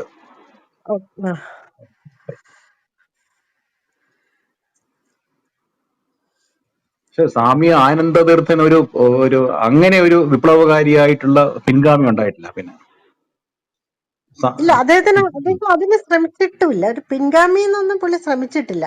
അദ്ദേഹം ആകെ ശ്രമിച്ചത് ജീവിതകാലം മുഴുവൻ ജാതിക്കെതിരായിട്ടുള്ള ഒരു പോരാട്ടത്തിന് വേണ്ടി മാത്രം. ഒരു ശിഷ്യ പരമ്പരയോ അങ്ങനെയൊന്നും പുള്ളി ഉണ്ടാക്കിയിട്ടുമില്ല. പക്ഷെ അദ്ദേഹം കാരണം ജീവിതം രക്ഷപ്പെട്ട ഇഷ്ടം പോലെ ആൾക്കാരും ഉണ്ട്. അദ്ദേഹം പഠിപ്പിച്ചത് കൊണ്ടും അദ്ദേഹം ഇന്റർഡോട്ടത് കൊണ്ട് കാണിക്കുന്നുണ്ടല്ലോ ഏതൊക്കെ അവസ്ഥയിലുള്ള കുട്ടികളെയാണ് എടുത്തുകൊണ്ട് പോയതെന്നൊക്കെ. പക്ഷെ അദ്ദേഹത്തിന്റെ അത്രയും ശാരീരികമായി ആക്രമിക്കപ്പെട്ട ഒരു ആധ്യാത്മിക നേതാവോ അല്ലെങ്കിൽ സാമൂഹിക പരിഷ്കർത്താവോ കേരളത്തിൽ ഉണ്ടായിട്ടില്ല. ഇല്ല, ഉണ്ടായിട്ടില്ല. സത്യമാണത്. നമുക്ക് വല്ലാത്തൊരു വിഷമവും. എനിക്ക് തോന്നുന്നു ഇത് ഞങ്ങളുടെ ഒരു 2 വർഷത്തെ പണിയായിരുന്നു ഇത്. അപ്പൊ അവസാനമൊക്കെ ആയപ്പോഴത്തേക്ക് ആനന്ദതീർത്ഥനുമായിട്ട് നമുക്ക് മാനസികമായിട്ട് വലിയൊരു അടുപ്പം ജീവിതകാലം മുഴുവൻ അറിയാവുന്ന ഒരാളെ പോലെയായി മാറി ആനന്ദ തീർത്ഥൻ. അത്രയ്ക്കും നമുക്കൊരു അടുപ്പവും തോന്നി അദ്ദേഹത്തോട്. അല്ല, ഞാനത് ഇപ്പൊ ആവർത്തിച്ച് പറയുന്നത് എന്റെ ഒരു ഇഷ്ടപ്പെട്ട സാമൂഹിക പരിഷ്കർത്താവായിരുന്നു അദ്ദേഹം. ഞാൻ ഒത്തിരി അദ്ദേഹത്തെ കുറിച്ച് ലേഖനങ്ങളിൽ എഴുതിയിട്ടുണ്ട്. ശരി, നമ്മൾ നേരത്തെ മീറ്റ് ചെയ്യേണ്ടതായിരുന്നു. അപ്പം കഷ്ടമായി പോയി. ഞങ്ങൾ ഏതൊക്കെ സോഴ്സ് അന്വേഷിച്ചു, ഏതൊക്കെ തരത്തിൽ അന്വേഷിച്ചു എന്ന് പറയാൻ വയ്യ. അദ്ദേഹത്തെ കുറിച്ചുള്ള ഇൻഫർമേഷന് വേണ്ടിയിട്ട് വളരെ കുറച്ച് നമുക്ക് കിട്ടിയിട്ടുള്ളൂ. അപ്പം ചോദ്യങ്ങൾ ചോദിക്കാനായിട്ട് ബാക്കിയുള്ളവരും കൂടി മുന്നോട്ട് വരണം. നമ്മൾ ഈ പരമ്പരയുടെ 8ാം ഭാഗമാണ് ഇപ്പോൾ. നമ്മൾ അടുത്ത ആഴ്ച 30-ാം തീയതി ഇതിന്റെ 9ാം ഭാഗം ഇതേപോലെ തന്നെ വൈകുന്നേരം 7 മണിക്കാണ് ഉള്ളത്. നമ്മുടെ സുഹൃത്തുക്കളൊക്കെ കുറെ പേർ താഴെയുണ്ട്. ചോദ്യങ്ങൾ ചോദിച്ച് ഈ ചർച്ച മുന്നോട്ട് നയിക്കട്ടെ, അല്ലേ? ഹേമലത. അതെ സർ, ഇതില് ഇപ്പോ നമ്മളൊരു ഡോക്യുമെന്ററിസ്റ്റ് മാത്രമായിട്ടാണ് ഇപ്പോൾ ബിന്ദുവിനെ നമ്മൾ പരിചയപ്പെട്ടത്. ബിന്ദുവിന് മറ്റൊരു മുഖമുണ്ട് എന്ന് വെച്ചിട്ടുണ്ടെങ്കിൽ ചാനലുകളിൽ പിന്നെ വാർത്താ വിഭാഗത്തിൽ പ്രവർത്തിച്ചിരുന്ന ഒരു വ്യക്തിയാണ്. അപ്പോൾ അതാണോ കൂടുതലായിട്ട് നമ്മളെ പിന്നെ സ്വാധീനിച്ചത്, അതോ ഈ ഡോക്യുമെന്ററി ഈ ഒരു ഫ്രീലാൻസറായിട്ട് പ്രവർത്തിക്കുമ്പോഴുള്ള ഒരു സ്വാതന്ത്ര്യമാണോ? ഞാൻ വാർത്താ വിഭാഗത്തിൽ വളരെ കുറച്ചു കാലമേ പ്രവർത്തിച്ചിട്ടുള്ളൂ. അന്ന് തന്നെ ഞാനത് മടുത്തായിരുന്നു. അപ്പൊ ഞാൻ അന്നേ അത് വിട്ടതാണ്. അത് കഴിഞ്ഞിട്ട് പിന്നെ ഞാൻ ടെലിവിഷൻ ചാനലിൽ ഒരു 18 വർഷത്തോളം ഞാൻ വർക്ക് ചെയ്തിട്ടുണ്ട്, പല ചാനലിലായിട്ട്. അപ്പോഴെല്ലാം ഞാൻ ന്യൂസ് വിഭാഗം ഞാൻ ചെയ്തിട്ടേ ഇല്ല. ഞാൻ ചെയ്തിട്ടുള്ള മുഴുവൻ എന്റർടൈൻമെന്റ് സെക്ഷനായിരുന്നു, മറ്റേ സെക്ഷനായിരുന്നു ചെയ്തത്, നോൺ ഫിക്ഷൻ ആയിരുന്നു ചെയ്തത്. അപ്പം വാർത്തയെക്കുറിച്ച് എനിക്ക് തോന്നുന്നു ഞാൻ അന്നത്തെ കാലത്ത് തന്നെ മടുത്ത ഒരു കാര്യമായിരുന്നു അത്, ന്യൂസിൽ വർക്ക് ചെയ്യാന്നുള്ളത്. ഒട്ടും ഞാൻ എൻജോയ് ചെയ്തില്ല എന്ന് തന്നെ പറയേണ്ടി വരും. അത് സൂര്യ ടിവിയിൽ എന്തായിരുന്നു ചെയ്തത്? ഞാൻ പ്രോഗ്രാം ഹെഡായിരുന്നു. പ്രോഗ്രാം ഹെഡായിരുന്നു. ഏത് പ്രോഗ്രാമുകളൊക്കെയാണ്? അത് റിസൈൻ ചെയ്തിട്ട് ഞാൻ ഡൽഹി, അതും അപ്പോഴെനിക്ക് മനസ്സിലായി, ആ പോയിന്റിലാണ് എനിക്ക് മനസ്സിലായത് ഇനി എനിക്ക് ഒരു ടെലിവിഷൻ ചാനലില്, പ്രൈവറ്റ് ടെലിവിഷൻ ചാനലിൽ തുടരാൻ പറ്റില്ല എന്ന് വളരെ തീരുമാനമായിരുന്നു. അപ്പൊ പിന്നെ ഞാൻ ജോലി റിസൈൻ ചെയ്ത് ഡൽഹിക്ക് പോകുമായിരുന്നു. ഡൽഹിയിലായിരുന്നു അന്ന് എന്റെ ഹസ്ബൻഡ് വർക്ക് ചെയ്തിരുന്നത്. അപ്പം മുതലേ ഞാൻ ഫ്രീലാൻസറാണ്. അല്ലെ, ദൂരദർശന് വേണ്ടി സയൻസ് പ്രോഗ്രാമിൽ കോൺട്രിബ്യൂട്ട് ചെയ്യുന്ന ഒരു ഘട്ടമുണ്ടല്ലോ. അത് ആക്ച്വലി ദൂരദർശന്റെ സ്റ്റാഫായിട്ടല്ല, അത് സീഡിറ്റിന്റെ. ഞാൻ കുറെ നാള് സീഡിറ്റിൽ വർക്ക് ചെയ്തിരുന്നു. അപ്പം ശാസ്ത്ര കൗതുകം എന്ന് പറഞ്ഞ സീഡിറ്റിന്റെ പ്രൊഡക്ഷൻ ആയിരുന്നു അത്. ദൂരദർശനിൽ ടെലികാസ്റ്റ് ചെയ്തെന്ന് മാത്രമേ ഉള്ളൂ. പ്രൊഡ്യൂസർ സീഡിറ്റ് ആയിരുന്നു. മോഹൻകുമാർ ഇവിടെ ഉണ്ടായിരുന്നു, ഈ പരമ്പരയിൽ ഉണ്ടായിരുന്നു. ഉണ്ടായിരുന്നു, മോഹൻകുമാർ ഉണ്ടായിരുന്നു. മീഡിയ ഫാം എന്നൊരു സ്ഥാപനമായിട്ട് ബന്ധമുണ്ടായിരുന്നല്ലോ, അല്ലേ? മീഡിയ ഫാം എന്നൊരു സ്ഥാപനമായിട്ട് ബന്ധമുണ്ടായിരുന്നല്ലോ. മീഡിയ ഫാം ആക്ച്വലി നമ്മുടെ സ്വന്തം പണ്ടുണ്ടാക്കിയ ഒരു സ്വന്തം കമ്പനിയായിരുന്നു. പക്ഷെ അത് അധികം മുന്നോട്ട് പോകാൻ പറ്റിയില്ല. അതിന്റെ കൂടെ ഉണ്ടായിരുന്നവരൊക്കെ വേറെ പ്രൊഫഷനിൽ പോയതുകൊണ്ട് അധികം മുന്നോട്ട് പോകാൻ പറ്റിയില്ല. കുറച്ചുനാൾ ഞാൻ സ്റ്റാർ കമ്മ്യൂണിക്കേഷനിൽ അഡ്വർടൈസിംഗ് ഏജൻസിയിലായിരുന്നു, മലയാളം കോപ്പി റൈറ്റിംഗ് ചെയ്തിരുന്നു. കേരള ടൂർസ് ഒക്കെ ചെയ്യുന്ന സ്റ്റാർ കമ്മ്യൂണിക്കേഷൻ ഉണ്ട് അവരുടെ. അതേപോലെ ട്രാൻസ്ലേഷൻ മേഖലയിലും കുറച്ചു കാലം ഉണ്ടല്ലേ? ഉണ്ട്. ട്രാൻസ്ലേഷൻ കുറെ ചെയ്തിട്ടുണ്ട്, Malayalam to English and English to Malayalam രണ്ടും. പുസ്തകങ്ങൾ എഴുതിയിട്ടുണ്ടോ അതോ?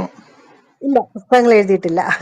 ആക്ച്വലി ഞങ്ങള് പോയ ഒരു യാത്ര, ഒരു ട്രാവലോഗ് ഞാനും സാധനം കൂടെ ചേർന്ന് എഴുതിയതാണ്. കിർഗിസ്ഥാൻ, ഉസ്ബെക്കിസ്ഥാൻ പോയ ഒരു യാത്രാ വിവരണമായിട്ട് ഇപ്പൊ തന്നെ അടുത്ത മാസം അത് പുസ്തകമായിട്ട് വരുന്നുണ്ട്. അത് ഞങ്ങളുടെ ഒരു ജോയിന്റ് പ്രൊഡക്ഷൻ ആയിരുന്നു.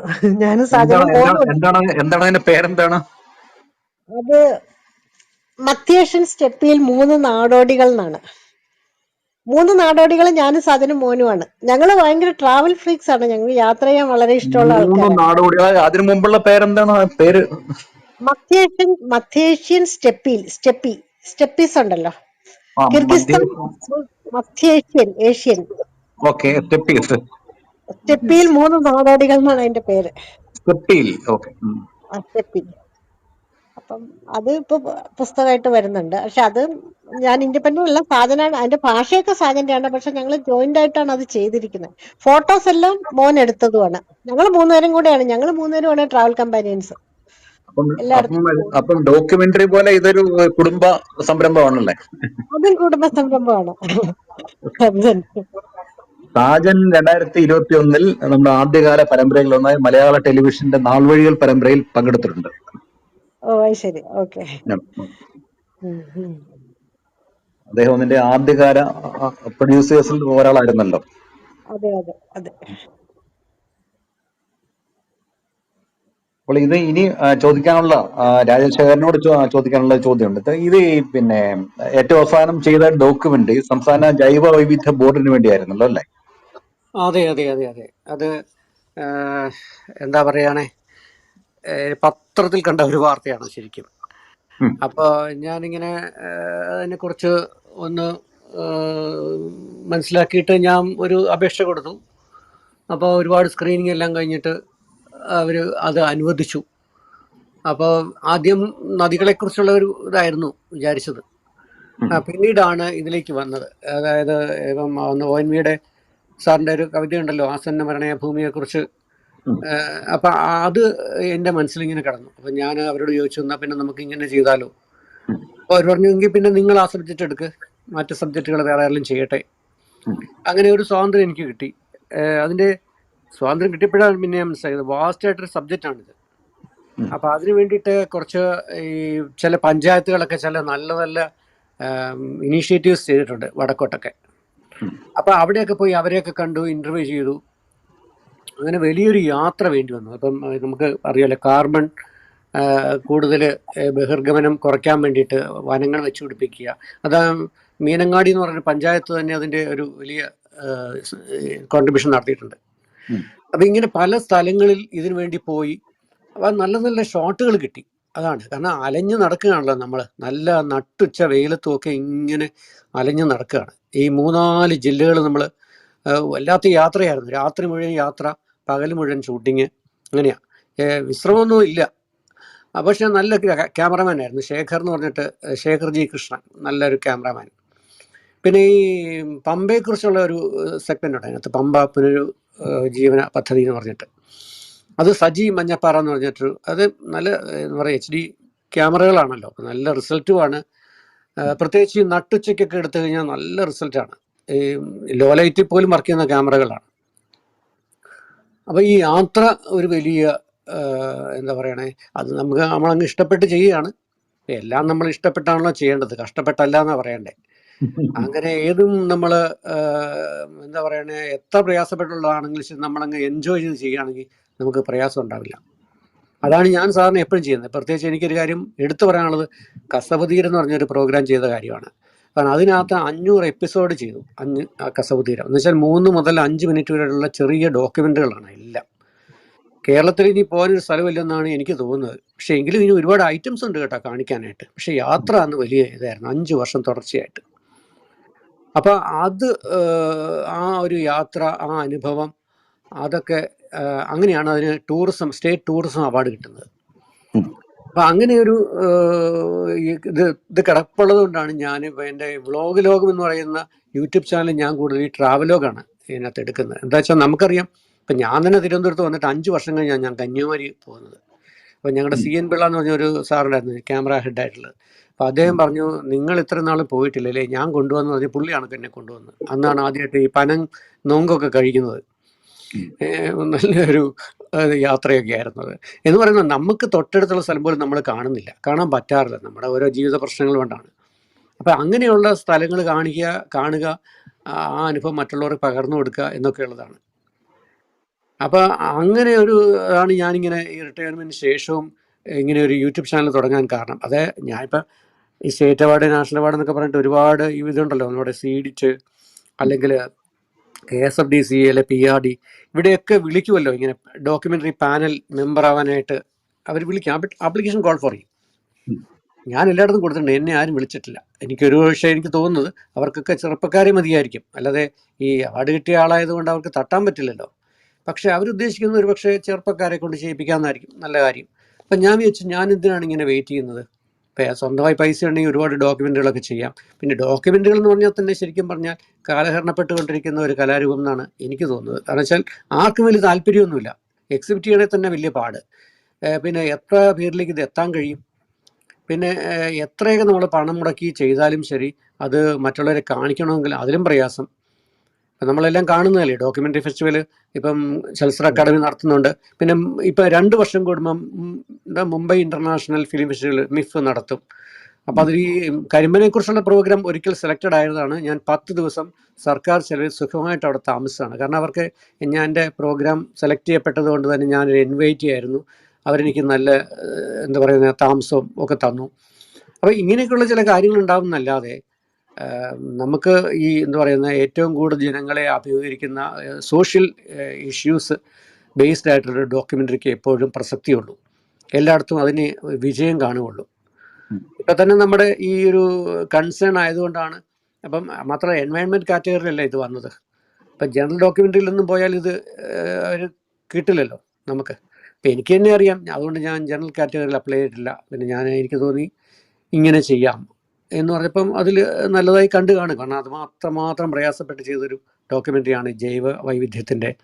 ഇതുപോലെ തന്നെയാണ് നമ്മൾ ഒരു വർഷം ഞാൻ കൊടുത്തിരുന്നത് ഈ കാന്തല്ലൂരിനെ കുറിച്ചുള്ള ഡോക്യുമെൻ്ററി. പക്ഷെ അതിന് കിട്ടിയില്ല. എന്നാൽ ഈ വെങ്ങുനാടിനെ കുറിച്ചുള്ള പ്രോഗ്രാമിന് എന്നോട് അന്നത്തെ ചലച്ചിത്ര അക്കാദമി സെക്രട്ടറി ഒരു ദിവസം പറഞ്ഞതാണ്, ഇതിൻ്റെ അവാർഡ് കമ്മിറ്റിയിൽ വന്നതാണ്, പക്ഷേ അത് വേറെ ഒരു പ്രശ്നത്തിൽ അത് ഇങ്ങനെ പോയി എന്നൊക്കെ പറഞ്ഞു. അപ്പോൾ എന്തുകൊണ്ടാണെന്ന് വെച്ച് കഴിഞ്ഞാൽ നമ്മൾ ഒരുപാട് പ്രയാസപ്പെടുന്നത് കൊണ്ടാണ്. ഈ ഒരു വെറുതെ ഉഴപ്പി ഒരിക്കലും ഞാൻ ഇത്തരം കാര്യങ്ങൾ ചെയ്യാറില്ല.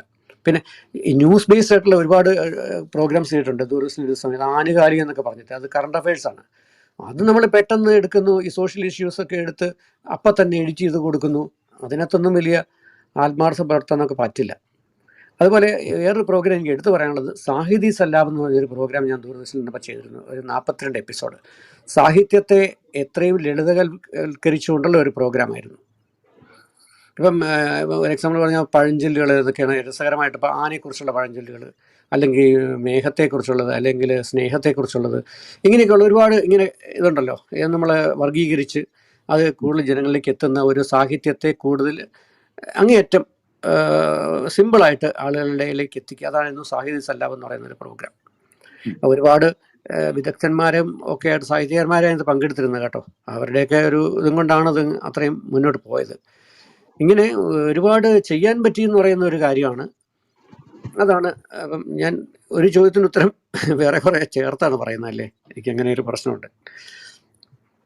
അപ്പം ഇതേ ചോദ്യം തന്നെ താങ്കൾ പറഞ്ഞ ഉത്തരത്തെ ആസ്പദമാക്കിയുള്ള കാര്യം തന്നെ ബിന്ദു സാജനൊക്കെ ചോദിക്കാം. എന്തിനാണ് ഡോക്യുമെന്ററി നിർമ്മാണ രംഗത്തേക്ക് വന്നത്? അത് നേരത്തെ ഭാഗികമായി അതിന് ഉത്തരം പറഞ്ഞു, കുറച്ചും കൂടെ വിശദമായി പറയാം. ഡോക്യുമെന്ററിയിലേക്ക് വരുന്നത് യഥാർത്ഥത്തിൽ നമ്മുടെ ചോദ്യം രണ്ടുപേരോടും. അപ്പം ഞാൻ ഒരു വാക്കുകൊണ്ട് പറഞ്ഞു നിർത്താം. നമ്മളെ ദൂരദർശൻ മാത്രമുള്ള ഒരു കാലത്ത് അതിൻ്റെ പ്രധാനപ്പെട്ട ഒരു കാറ്റഗറി തന്നെയായിരുന്നു ഡോക്യുമെൻ്ററികൾ, ഫീച്ചറുകൾ, ഫിക്ഷൻ, ഡോക്യു ഫിക്ഷൻ, പിന്നെ ഫീച്ചേഴ്സ്, അതേപോലെ തന്നെ റിപ്പോർട്ടിങ് മീൻസ് അതായത് ഒരു സാധനത്തെക്കുറിച്ച് കറണ്ട് അഫയേഴ്സിനെ കുറിച്ചുള്ള ഒരു ചെറിയ റിപ്പോർട്ട്, അങ്ങനെയുള്ള ഒരുപാട് കാറ്റഗറി നമുക്കുണ്ടല്ലോ. ആ കാറ്റഗറിയിൽ എല്ലാ പ്രോഗ്രാംസും ഏത് വിഷയത്തെക്കുറിച്ചും ചെയ്യേണ്ട ഒരു സാഹചര്യം നമുക്ക് വന്നു ചേർന്നു. അങ്ങനെയാണ് നമ്മൾ അതിലേക്ക് വരുന്നത്. അങ്ങനെയാണ് ഇത് ചെയ്തത്. ഓക്കെ, ഇനി ഇതേ ചോദ്യം തന്നെ ബിന്ദുവിനോട് ചോദിക്കുന്നു. ഞാനൊക്കെ മാധ്യമ പ്രവർത്തനം തുടങ്ങിയ സമയത്ത് നമുക്ക് വളരെ ഇൻസ്പയറിംഗ് ആയിട്ട് തോന്നിയ ബാബുരാജ്, ശരത്, അങ്ങനെയൊക്കെ ഈ ആക്ടിവിസ്റ്റ് ഡോക്യുമെന്ററി ഫിലിം മേക്കേഴ്സ് ഉണ്ടായിരുന്നു. അത് പൂർണ്ണമായും ജീവിതം ഈ ഡോക്യുമെന്ററിയിലൂടെ സോഷ്യൽ ആക്ടിവിസം, പൊളിറ്റിക്കൽ ആക്ടിവിസം നടപ്പാക്കാൻ വേണ്ടി ജീവിതം മുഴുവൻ ഡെഡിക്കേറ്റ് ചെയ്ത എനിക്ക് വളരെ ബഹുമാനം തോന്നിയിട്ടുള്ള സുഹൃത്തുക്കളുണ്ടായിരുന്നു അന്ന്. അപ്പം അവരാണ് ശരിക്കും എന്നെ ഇൻസ്പയർ ചെയ്യിച്ചിട്ടുള്ളത്. അപ്പം ഞാൻ എന്റർടൈൻമെന്റ് ഇൻഡസ്ട്രിയിൽ ഒരുപാട് വർഷം വർക്ക് ചെയ്ത ഒരാളാണ്. ഒരുപാട് ഫിലിം ഷോസ്, അവാർഡ് ഷോസ്, ഇതിന്റെയൊക്കെ ഡയറക്ടർ ആയിരുന്നു. പക്ഷെ അതൊന്നും എൻ്റെ ഇടമാണെന്ന്, അല്ലെങ്കിൽ ഞാൻ വളരെ കംഫർട്ടബിൾ ആയിട്ട് ചെയ്യുന്ന ഒരു സാധനമായിട്ട് എനിക്ക് ഒരിക്കലും തോന്നിയിട്ടില്ല. വീണ്ടും ഡോക്യുമെന്ററിയിലോട്ട് ഞാൻ തിരിച്ചു വന്നപ്പം എനിക്ക് എൻ്റെ ഇടം കണ്ടെത്തിയ ഒരു സന്തോഷമാണ് എനിക്ക് തോന്നുന്നത്. നേരത്തെ പറഞ്ഞ പോലെ തന്നെ എൻ്റെ രാഷ്ട്രീയ പ്രവർത്തനവും സാമൂഹ്യ പ്രതിബദ്ധതയും ഒക്കെ ഞാൻ പ്രകടിപ്പിക്കുന്നത് ഡോക്യുമെന്ററിയിലൂടെയാണ്. പിന്നെ അത് ഔട്ട്ഡേറ്റഡ് ആയിട്ട് ഒരു ഇതാണെന്ന് ഞാൻ ഇപ്പോഴും വിശ്വസിക്കുന്നില്ല. എനിക്ക് തോന്നുന്നത് നമ്മളിപ്പോൾ കൂടുതലും ഈ OTT പ്ലാറ്റ്ഫോംസും സോഷ്യൽ മീഡിയ ഒക്കെ വന്നേ പിന്നെ ഡോക്യുമെന്ററി തപ്പിപ്പിടിച്ച് കാണുന്നവരും ഒക്കെ ഒരുപാട് പേരുണ്ട്. അത് ഔട്ട്ഡേറ്റഡ് ആണെന്ന് എനിക്കിപ്പോഴും തോന്നുന്നില്ല. അത് ഓക്കെ, നമ്മൾ ചോദ്യങ്ങളൊന്നും ഇല്ല എങ്കിൽ ഹേമലത നമ്മൾ സമാപനത്തിലേക്ക് പോകാം അല്ലേ? ഹലോ. ഓക്കെ, ഇതിന്റെ രണ്ടുപേരുടെയും പ്രധാനപ്പെട്ട ഡോക്യുമെന്ററി ലിങ്കുകൾ നമ്മൾ ഇതിന്റെ ഫേസ്ബുക്ക് പോസ്റ്റുകളിൽ കൊടുത്തിട്ടുണ്ട്. ഇനി വരുന്ന ശബ്ദലേഖനം വരുന്ന മീഡിയ വേവ്സ് ചാനലിലും ഈ പ്രധാനപ്പെട്ട രണ്ടുപേരുടെയും ഡോക്യുമെന്ററിയുടെ ലിങ്കുകൾ കൊടുക്കുന്നുണ്ട്. കൂടുതൽ പേർ ഡോക്യുമെന്ററികൾ കാണട്ടെ എന്ന് നമുക്ക് പ്രതീക്ഷിക്കാം അല്ലേ? ഹലോ. ഹലോ. ആ, അതെ സാറേ, ഈ ഡോക്യുമെന്ററികൾ നമ്മൾ പലതും ഇപ്പോൾ ഇങ്ങനെ ഒരാളെ കണ്ടുപിടിക്കുമ്പോഴാണ് നമ്മൾ അറിയുന്നത് തന്നെ. ഇപ്പോൾ ഈ ലോസ്റ്റ് ഇൻ ട്രാൻസിറ്റ് എന്നൊക്കെ പറയുന്ന ഇന്റർനാഷണലി പിന്നെ റെക്കഗ്നൈസ്ഡ് ആയിട്ടുള്ള ചില ഡോക്യുമെന്ററികളാണ്. ഇതൊന്നും സാധാരണക്കാർ കാണുന്നില്ല. പിന്നെ ഈ ഡോക്യുമെന്ററി ഞാനിത് കണ്ടപ്പോൾ എനിക്ക് ഈ സബ് ടൈറ്റിൽസ് എനിക്ക് വായിക്കാൻ വളരെ ബുദ്ധിമുട്ട് തോന്നി. അപ്പോൾ അത് വളരെ ചെറിയ ഒരു ഇതിലാണ് ഇട്ടിരിക്കുന്നത്. അപ്പം നമ്മൾ അത് ഡോക്യുമെന്ററി കാണുമ്പോൾ നമുക്ക് ഇവരുടെ സംഭാഷണങ്ങൾ മനസ്സിലാവുന്നില്ലല്ലോ. അപ്പോൾ അതൊക്കെ നമുക്ക് മനസ്സിലാക്കി എടുക്കാൻ പറ്റുന്ന രീതിയിൽ എന്തുകൊണ്ടാണ് അത് ചെയ്യാത്തത്? ഇത് മലയാള സബ് ടൈറ്റിലാണോ കണ്ടത് അതോ ഇംഗ്ലീഷ് സബ് ടൈറ്റിലാണോ? ഇംഗ്ലീഷ് സബ് ടൈറ്റിൽസ് ആണ്. അതിന്റെ ഫോണ്ട് സൈസ് കുറവാണെന്ന് തോന്നിയോ? അതെ, എനിക്ക് വായിക്കാനായിട്ട് പ്രത്യേകിച്ച് നമ്മളിപ്പോൾ മൊബൈലിൽ എടുത്തിട്ടാണല്ലോ കാണുന്നത്. നമ്മളൊരു ടാബിലൊക്കെ എടുത്ത് കാണും. അല്ല, മൊബൈലില് ഞാൻ ഒരിക്കലും സജസ്റ്റ് ചെയ്യില്ല. ഡോക്യുമെന്ററി ആരെങ്കിലും കാണണം, ലാപ്ടോപ്പിലെങ്കിലും കാണണം. പക്ഷെ ഞാൻ അതൊന്നുകൂടെ നോക്കാം. അങ്ങനെ തോന്നിയിട്ടുണ്ടെങ്കിൽ ഞാനത് നോക്കാം. ഇത് നമ്മൾ സംഭാഷണങ്ങൾ മനസ്സിലാക്കാനായിട്ടുള്ളൊരു ശ്രമം നടത്തുമ്പോൾ അതൊരു തടസ്സമായിട്ട് എനിക്ക് തോന്നി. ഇതിന്റെ ക്യാമറ വർക്കൊക്കെ നിങ്ങൾക്ക് സ്ഥിരമായിട്ടൊരു ടീമാണോ ഇപ്പം ഈ പറഞ്ഞ എല്ലാ ഡോക്യുമെന്ററീസും ചെയ്തിട്ടുള്ളത്? ക്യാമറയൊക്കെ ഒരേ ഒരാൾ തന്നെയാണോ? സിനിമാറ്റോഗ്രാഫി ആൻഡമാനിലെ ഡോക്യുമെന്ററിക്ക് പ്രമോദാണ്. പ്രമോദ് എന്ന് പറഞ്ഞ എന്റെ സുഹൃത്ത് സിനിമാറ്റോഗ്രാഫറും കൂടിയാണ്. പ്രമോദ് ഫിലിംസും ചെയ്തിട്ടുള്ള ആളാണ്. പ്രമോദ് വളരെ വർഷം എന്റെ കൊളീഗായിരുന്നു അമൃത ചാനലിൽ. പക്ഷെ അതിനുശേഷം ഇപ്പൊ ചെയ്യുന്ന എല്ലാ ഡോക്യുമെന്ററിക്കും എന്റെ സ്ഥിരം ക്യാമറമാൻ എന്റെ മോനാണ്. ഞങ്ങൾ ഒരുമിച്ച വർക്ക് ചെയ്യുന്നത്. വേറെ ക്യാമറമാനെ ഞാനിപ്പോ നോക്കാറില്ല. മകൻ തന്നെയാണ് കൂടെ വർക്ക് ചെയ്യുന്നത്. ഓക്കെ. ഇതിന്റെ സ്ക്രിപ്റ്റും എല്ലാം തയ്യാറാക്കുന്നത് ആരാണ്? ബിന്ദു തന്നെയാണോ? അല്ല, അത് ആൻഡമാൻ ഡോക്യുമെന്ററിയുടെ സ്ക്രിപ്റ്റ് സാജനാണ്, എന്റെ ഹസ്ബൻഡ് ആയിരുന്നു. അപ്പൊ റിസർച്ച് ടീമിൽ നിങ്ങൾ എല്ലാവരും ഉണ്ട്? റിസർച്ച് ടീമിൽ ഞങ്ങൾ എല്ലാവരും ഉണ്ട്. എനിക്ക് തോന്നുന്നു നേരത്തെ രാജശേഖരൻ പറഞ്ഞ പോലെ റിസർച്ചിന് ഡയറക്ടറും കൂടെ ഇൻവോൾവ് ആവണമെന്നാണ് എനിക്ക് എപ്പോഴും തോന്നാറില്ല. ഞാൻ എന്റെ റിസർച്ച് വേറെ ആരെയും ഏൽപ്പിക്കാറില്ല. റിസർച്ച് ഞാൻ തന്നെ ചെയ്യാറുള്ളൂ എന്റെ എല്ലാ വർക്കുകൾക്കും. അപ്പൊ ഇത് നമുക്കിനി ചോദ്യങ്ങളൊന്നും ഇല്ല എങ്കിൽ അല്ലേ? ഉണ്ടോ? ചോദ്യങ്ങളാരും മുന്നോട്ട് വന്നിട്ടില്ല. താഴെ ചോദിക്കണമെങ്കിൽ ചോദിക്കാം. ശ്രീ സുരേഷ് ആർക്കെങ്കിലും ചോദിക്കുകയാണെങ്കിൽ സുരേഷ് നെല്ലിക്കോട് ഉൾപ്പെടെ ഉണ്ട്. ചോദിക്കുന്നുണ്ടെങ്കിൽ ദയവായി മുന്നോട്ട് വരാം. നമുക്ക് ഈ ഡോക്യുമെന്ററി ഒക്കെ ചെയ്യുന്ന ഇതിന്റെ പിന്നിൽ പ്രവർത്തിക്കുന്ന ആൾക്കാരെ പലപ്പോഴും നമ്മൾ ഇതുപോലെ കയ്യിൽ കിട്ടാറില്ലേ ചോദ്യങ്ങൾ ചോദിച്ച് മനസ്സിലാക്കാനായിട്ട്. അപ്പൊ ഇത്തരം വിഷയങ്ങൾ സാമൂഹിക പ്രസക്തിയുള്ള വിഷയങ്ങളാണ് ഇപ്പോൾ ഈ ചെയ്തിട്ടുള്ള പല ഡോക്യുമെന്ററീസും. രണ്ടുപേരും ശ്രീ KS രാജശേഖരൻ സാറും ചെയ്തിട്ടുള്ളതും അങ്ങനെയുള്ളതാണ്. അപ്പോൾ അദ്ദേഹം പലപ്പോഴും അത് ദൂരദർശൻ പോലുള്ളൊരു ഇതിനു വേണ്ടി ചെയ്യുമ്പോൾ ബിന്ദു സ്വയം അത്തരം വിഷയങ്ങൾ കണ്ടെത്തി അതിന്റെ പുറകിൽ പോവുകയാണ്. അപ്പോൾ വലിയ ഒരു പ്രയത്നമാണ് ഇതിന്റെ പിന്നാലെ വേണ്ടത്. സാമ്പത്തികം വേറൊരു വശമാണ്. അപ്പൊ ഇവിടെ വന്ന് പലരും പറഞ്ഞുകൊണ്ടിരുന്നത് അതിനെ പറ്റിയിട്ടാണ്. എന്ന് വെച്ചിട്ടുണ്ടെങ്കിൽ ഇതിന്റെ പ്രൊഡക്ഷന് വേണ്ട ആ ചെലവ് വഹിക്കാനായിട്ട് പലരും തയ്യാറാവുന്നില്ല എന്നുള്ളതാണ്. അവർക്ക് അതിന്റെ ലാഭം തിരിച്ചു കൊടുക്കാനും പറ്റാത്ത ഒരു അവസ്ഥയുണ്ട്. അപ്പൊ ഇത്തരം കാര്യങ്ങളൊക്കെയാണ് ഈ വേദികളിൽ സാധാരണ ചർച്ച ചെയ്യപ്പെടാറുള്ളത്. രണ്ടാമത്തത് ഇത് പബ്ലിക്കിന്റെ അടുത്തേക്ക് ഇത് എങ്ങനെ എത്തിക്കും എന്നുള്ള ഒരു വിഷയം കൂടി ഇവിടെ ചർച്ചയിൽ വരാറുണ്ട്. അത്തരം കാര്യങ്ങളിലും കൂടി ഒരു അഭിപ്രായം രാജശേഖരന്റെ പ്രതീക്ഷിക്കുന്നു. അല്ല ഹേമ, രാജശേഖരന്റെ ഈ ഡോക്യുമെന്ററി എനിക്കൊന്ന് പുള്ളിക്ക് അവാർഡ്, സംസ്ഥാന അവാർഡ് നേടിക്കൊടുത്ത നാഞ്ചിയാറിന്റെ ഉപ്പുവരുമ ഡോക്യുമെന്ററി നമ്മൾ കണ്ടു.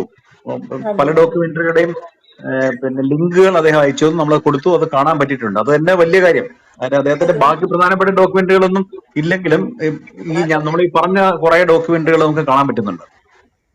അല്ല, പൊതുവായിട്ടുള്ള ഒരു പിന്നെ ദൃശ്യ സാന്നിധ്യമായിട്ട് ഇതൊന്നും വരുന്നില്ല എന്നുള്ളതാണ് നമ്മളുടെ ഒരു പോരായ്മ. കാരണം ഇത്രയും പ്രയത്നങ്ങൾ അതിന്റെ പിന്നിലുണ്ടായിട്ട് പോലും ഇപ്പോൾ ഇത്തരം ഡോക്യുമെന്ററീസ് പൊതുജനങ്ങൾ കാണുന്നില്ല. വാസ്തവത്തിൽ നമ്മളും അറിയേണ്ടതാണല്ലോ ഇതെല്ലാം. ഇപ്പൊ സ്വാമി ആനന്ദ തീർത്ഥന്റെ ഒരു ഡോക്യുമെന്ററി എത്രമാത്രം പ്രസക്തിയുള്ള ഒരു സംഗതിയാണ്. അപ്പോൾ അതൊക്കെ പൊതുവേദിയിലേക്ക് എത്തിക്കാനുള്ള ഒരു ശ്രമം കൂടി ഇതിന്റെ പ്രൊഡ്യൂസേഴ്സ് അല്ലെങ്കിൽ ഇതിന്റെ ടീം അംഗങ്ങൾ ചെയ്യണം എന്നുള്ളതാണ്.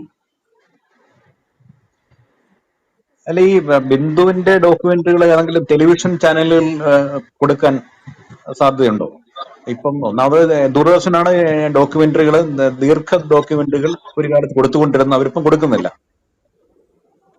ചാനലില് കൊടുക്കുന്നതിനെക്കാട്ടിലും ഇമ്പാക്ട് എനിക്ക് എപ്പോഴും വന്നിട്ടുള്ളത് എനിക്ക് തോന്നുന്നത് യൂട്യൂബിലും സോഷ്യൽ മീഡിയ പ്ലാറ്റ്ഫോം വഴിയൊക്കെയുള്ള ഇതിലാണ്. ചാനൽ കാണുന്നവരുടെ എണ്ണം തന്നെ കുറഞ്ഞു. പിന്നെ ഏതെങ്കിലും ഒരു പ്രൈവറ്റ് ചാനലിൽ ഇപ്പൊ ഡോക്യുമെന്ററീസ് ഉണ്ടെന്ന് എനിക്ക് തോന്നുന്നില്ല.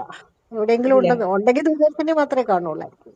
അല്ല, ഇപ്പൊ അവാർഡ് കിട്ടിയപ്പോഴാണ് സംസ്ഥാന ജലജീവിതം സർക്കാർ ന്യൂസ് 18 കൊടുത്തത്.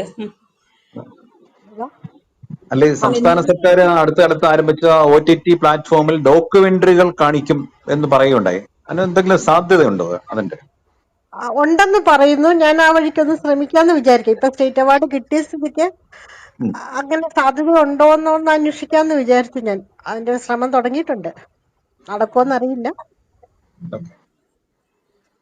അപ്പോൾ അത് വരട്ടെ എന്ന് പ്രതീക്ഷിക്കാം അല്ലേ? അല്ലെങ്കിൽ ഞാൻ യൂട്യൂബിൽ റിലീസ് ചെയ്യും, അത്രേ ഉള്ളൂ, കുഴപ്പമില്ല. യൂട്യൂബിലുണ്ട്, എന്തായാലും കാണും. നമ്മളെ ഈ പരിപാടിയോടെ നമ്മളെങ്കിലും കണ്ടു, ഇനി ബാക്കിയുള്ളവർ കാണും താരതമ്യേന. തീർച്ചയായിട്ടും കാണും. എന്തെങ്കിലും ബിന്ദു അംഗമാണോ? 1-2 സംഘടനകള് ഡോക്യുമെന്ററി സംവിധായകരുടെ സംഘടനകൾ പ്രവർത്തിക്കുന്നുണ്ട്. ഞാൻ അംഗമാണ്. ഓക്കെ. ഇപ്പോഴാണ് രാജശേഖരൻ സാർ ഉണ്ടോ അതില്? ഞാനതിലില്ല. ഇനിയിപ്പം ഫ്രീലാൻസർ ആയതുകൊണ്ട് എല്ലാവരും ഫ്രീലാൻസേഴ്സ് തന്നെയാണ്. അതിലുള്ള അംഗങ്ങൾ ഇപ്പൊ ഇവിടെ ചർച്ചയിൽ വന്ന എല്ലാവരും തന്നെ ഫ്രീലാൻസ് ചെയ്യുന്ന ആളുകളാണ്. വിജു വർമ്മ, അതെ, അദ്ദേഹം അതിന്റെ സംഘാടകൻ. ബിജു വർമ്മ വന്നു. പിന്നെ ബിന്ദു ഇപ്പോൾ പറഞ്ഞ ശരത്ത് അടുത്ത ആഴ്ചകളിൽ വരുന്നുണ്ട്, ഈ പരമ്പരയിലേക്ക് വരുന്നുണ്ട്. ഞാൻ പറഞ്ഞ ശരത്തല്ല അത്. ഞാൻ പറഞ്ഞ ശരത്ത് ജീവിച്ചിരിപ്പില്ല. ഇത് പിന്നെ ഇംഗ്ലീഷിലൊക്കെ ഡോക്യുമെന്ററി ചെയ്യുന്ന ശരത്ത് ഉണ്ട്. ഞങ്ങളുടെയൊക്കെ കാലത്ത് എന്ന് വെച്ചാൽ ഞാനൊരു ഓൾഡ് സ്കൂൾ ആണല്ലോ. ഞാൻ വളരെ വർഷമായല്ലോ ഇത് തുടങ്ങിയിട്ട്. എന്റെ പ്രവർത്തനം നടക്കുന്ന സമയത്ത് ഇൻസ്പയറിംഗ് ആയിട്ടുള്ള ഒരു വ്യക്തിത്വമായിരുന്നു ശരത്ത്. ഓക്കെ. അപ്പോൾ നമ്മൾ ഈ പരമ്പരയുടെ 8ാം ഭാഗം, ദൃശ്യസാക്ഷ്യം പരമ്പരയുടെ 8ാം ഭാഗം ഇവിടെ സമാപിക്കുകയാണ്. ഇന്ന് അതിഥികളായി എത്തിയത് KS രാജശേഖരനും ബിന്ദു സാജനുമാണ്, 2 പ്രമുഖ ഡോക്യുമെന്ററി സംവിധായകർ. 2 പേർക്കും ക്ലബ് ഹൗസ് മീഡിയ റൂമിന്റെയും ഇവിടെ കൂടിയിരിക്കുന്ന എല്ലാവരുടെയും പേരിൽ ഞാൻ നന്ദി രേഖപ്പെടുത്തുന്നു. വളരെ സന്തോഷം. നമുക്ക് ഈ പരിപാടി ഇവിടെ അവസാനിപ്പിക്കാം. എല്ലാവർക്കും നന്ദി, ശുഭരാത്രി. എന്റെ നന്ദി ഞാൻ പറയുന്നു രണ്ടുപേർക്കും നന്ദി. വളരെ നന്ദി രണ്ടുപേർക്കും. നമസ്കാരം, ശുഭരാത്രി.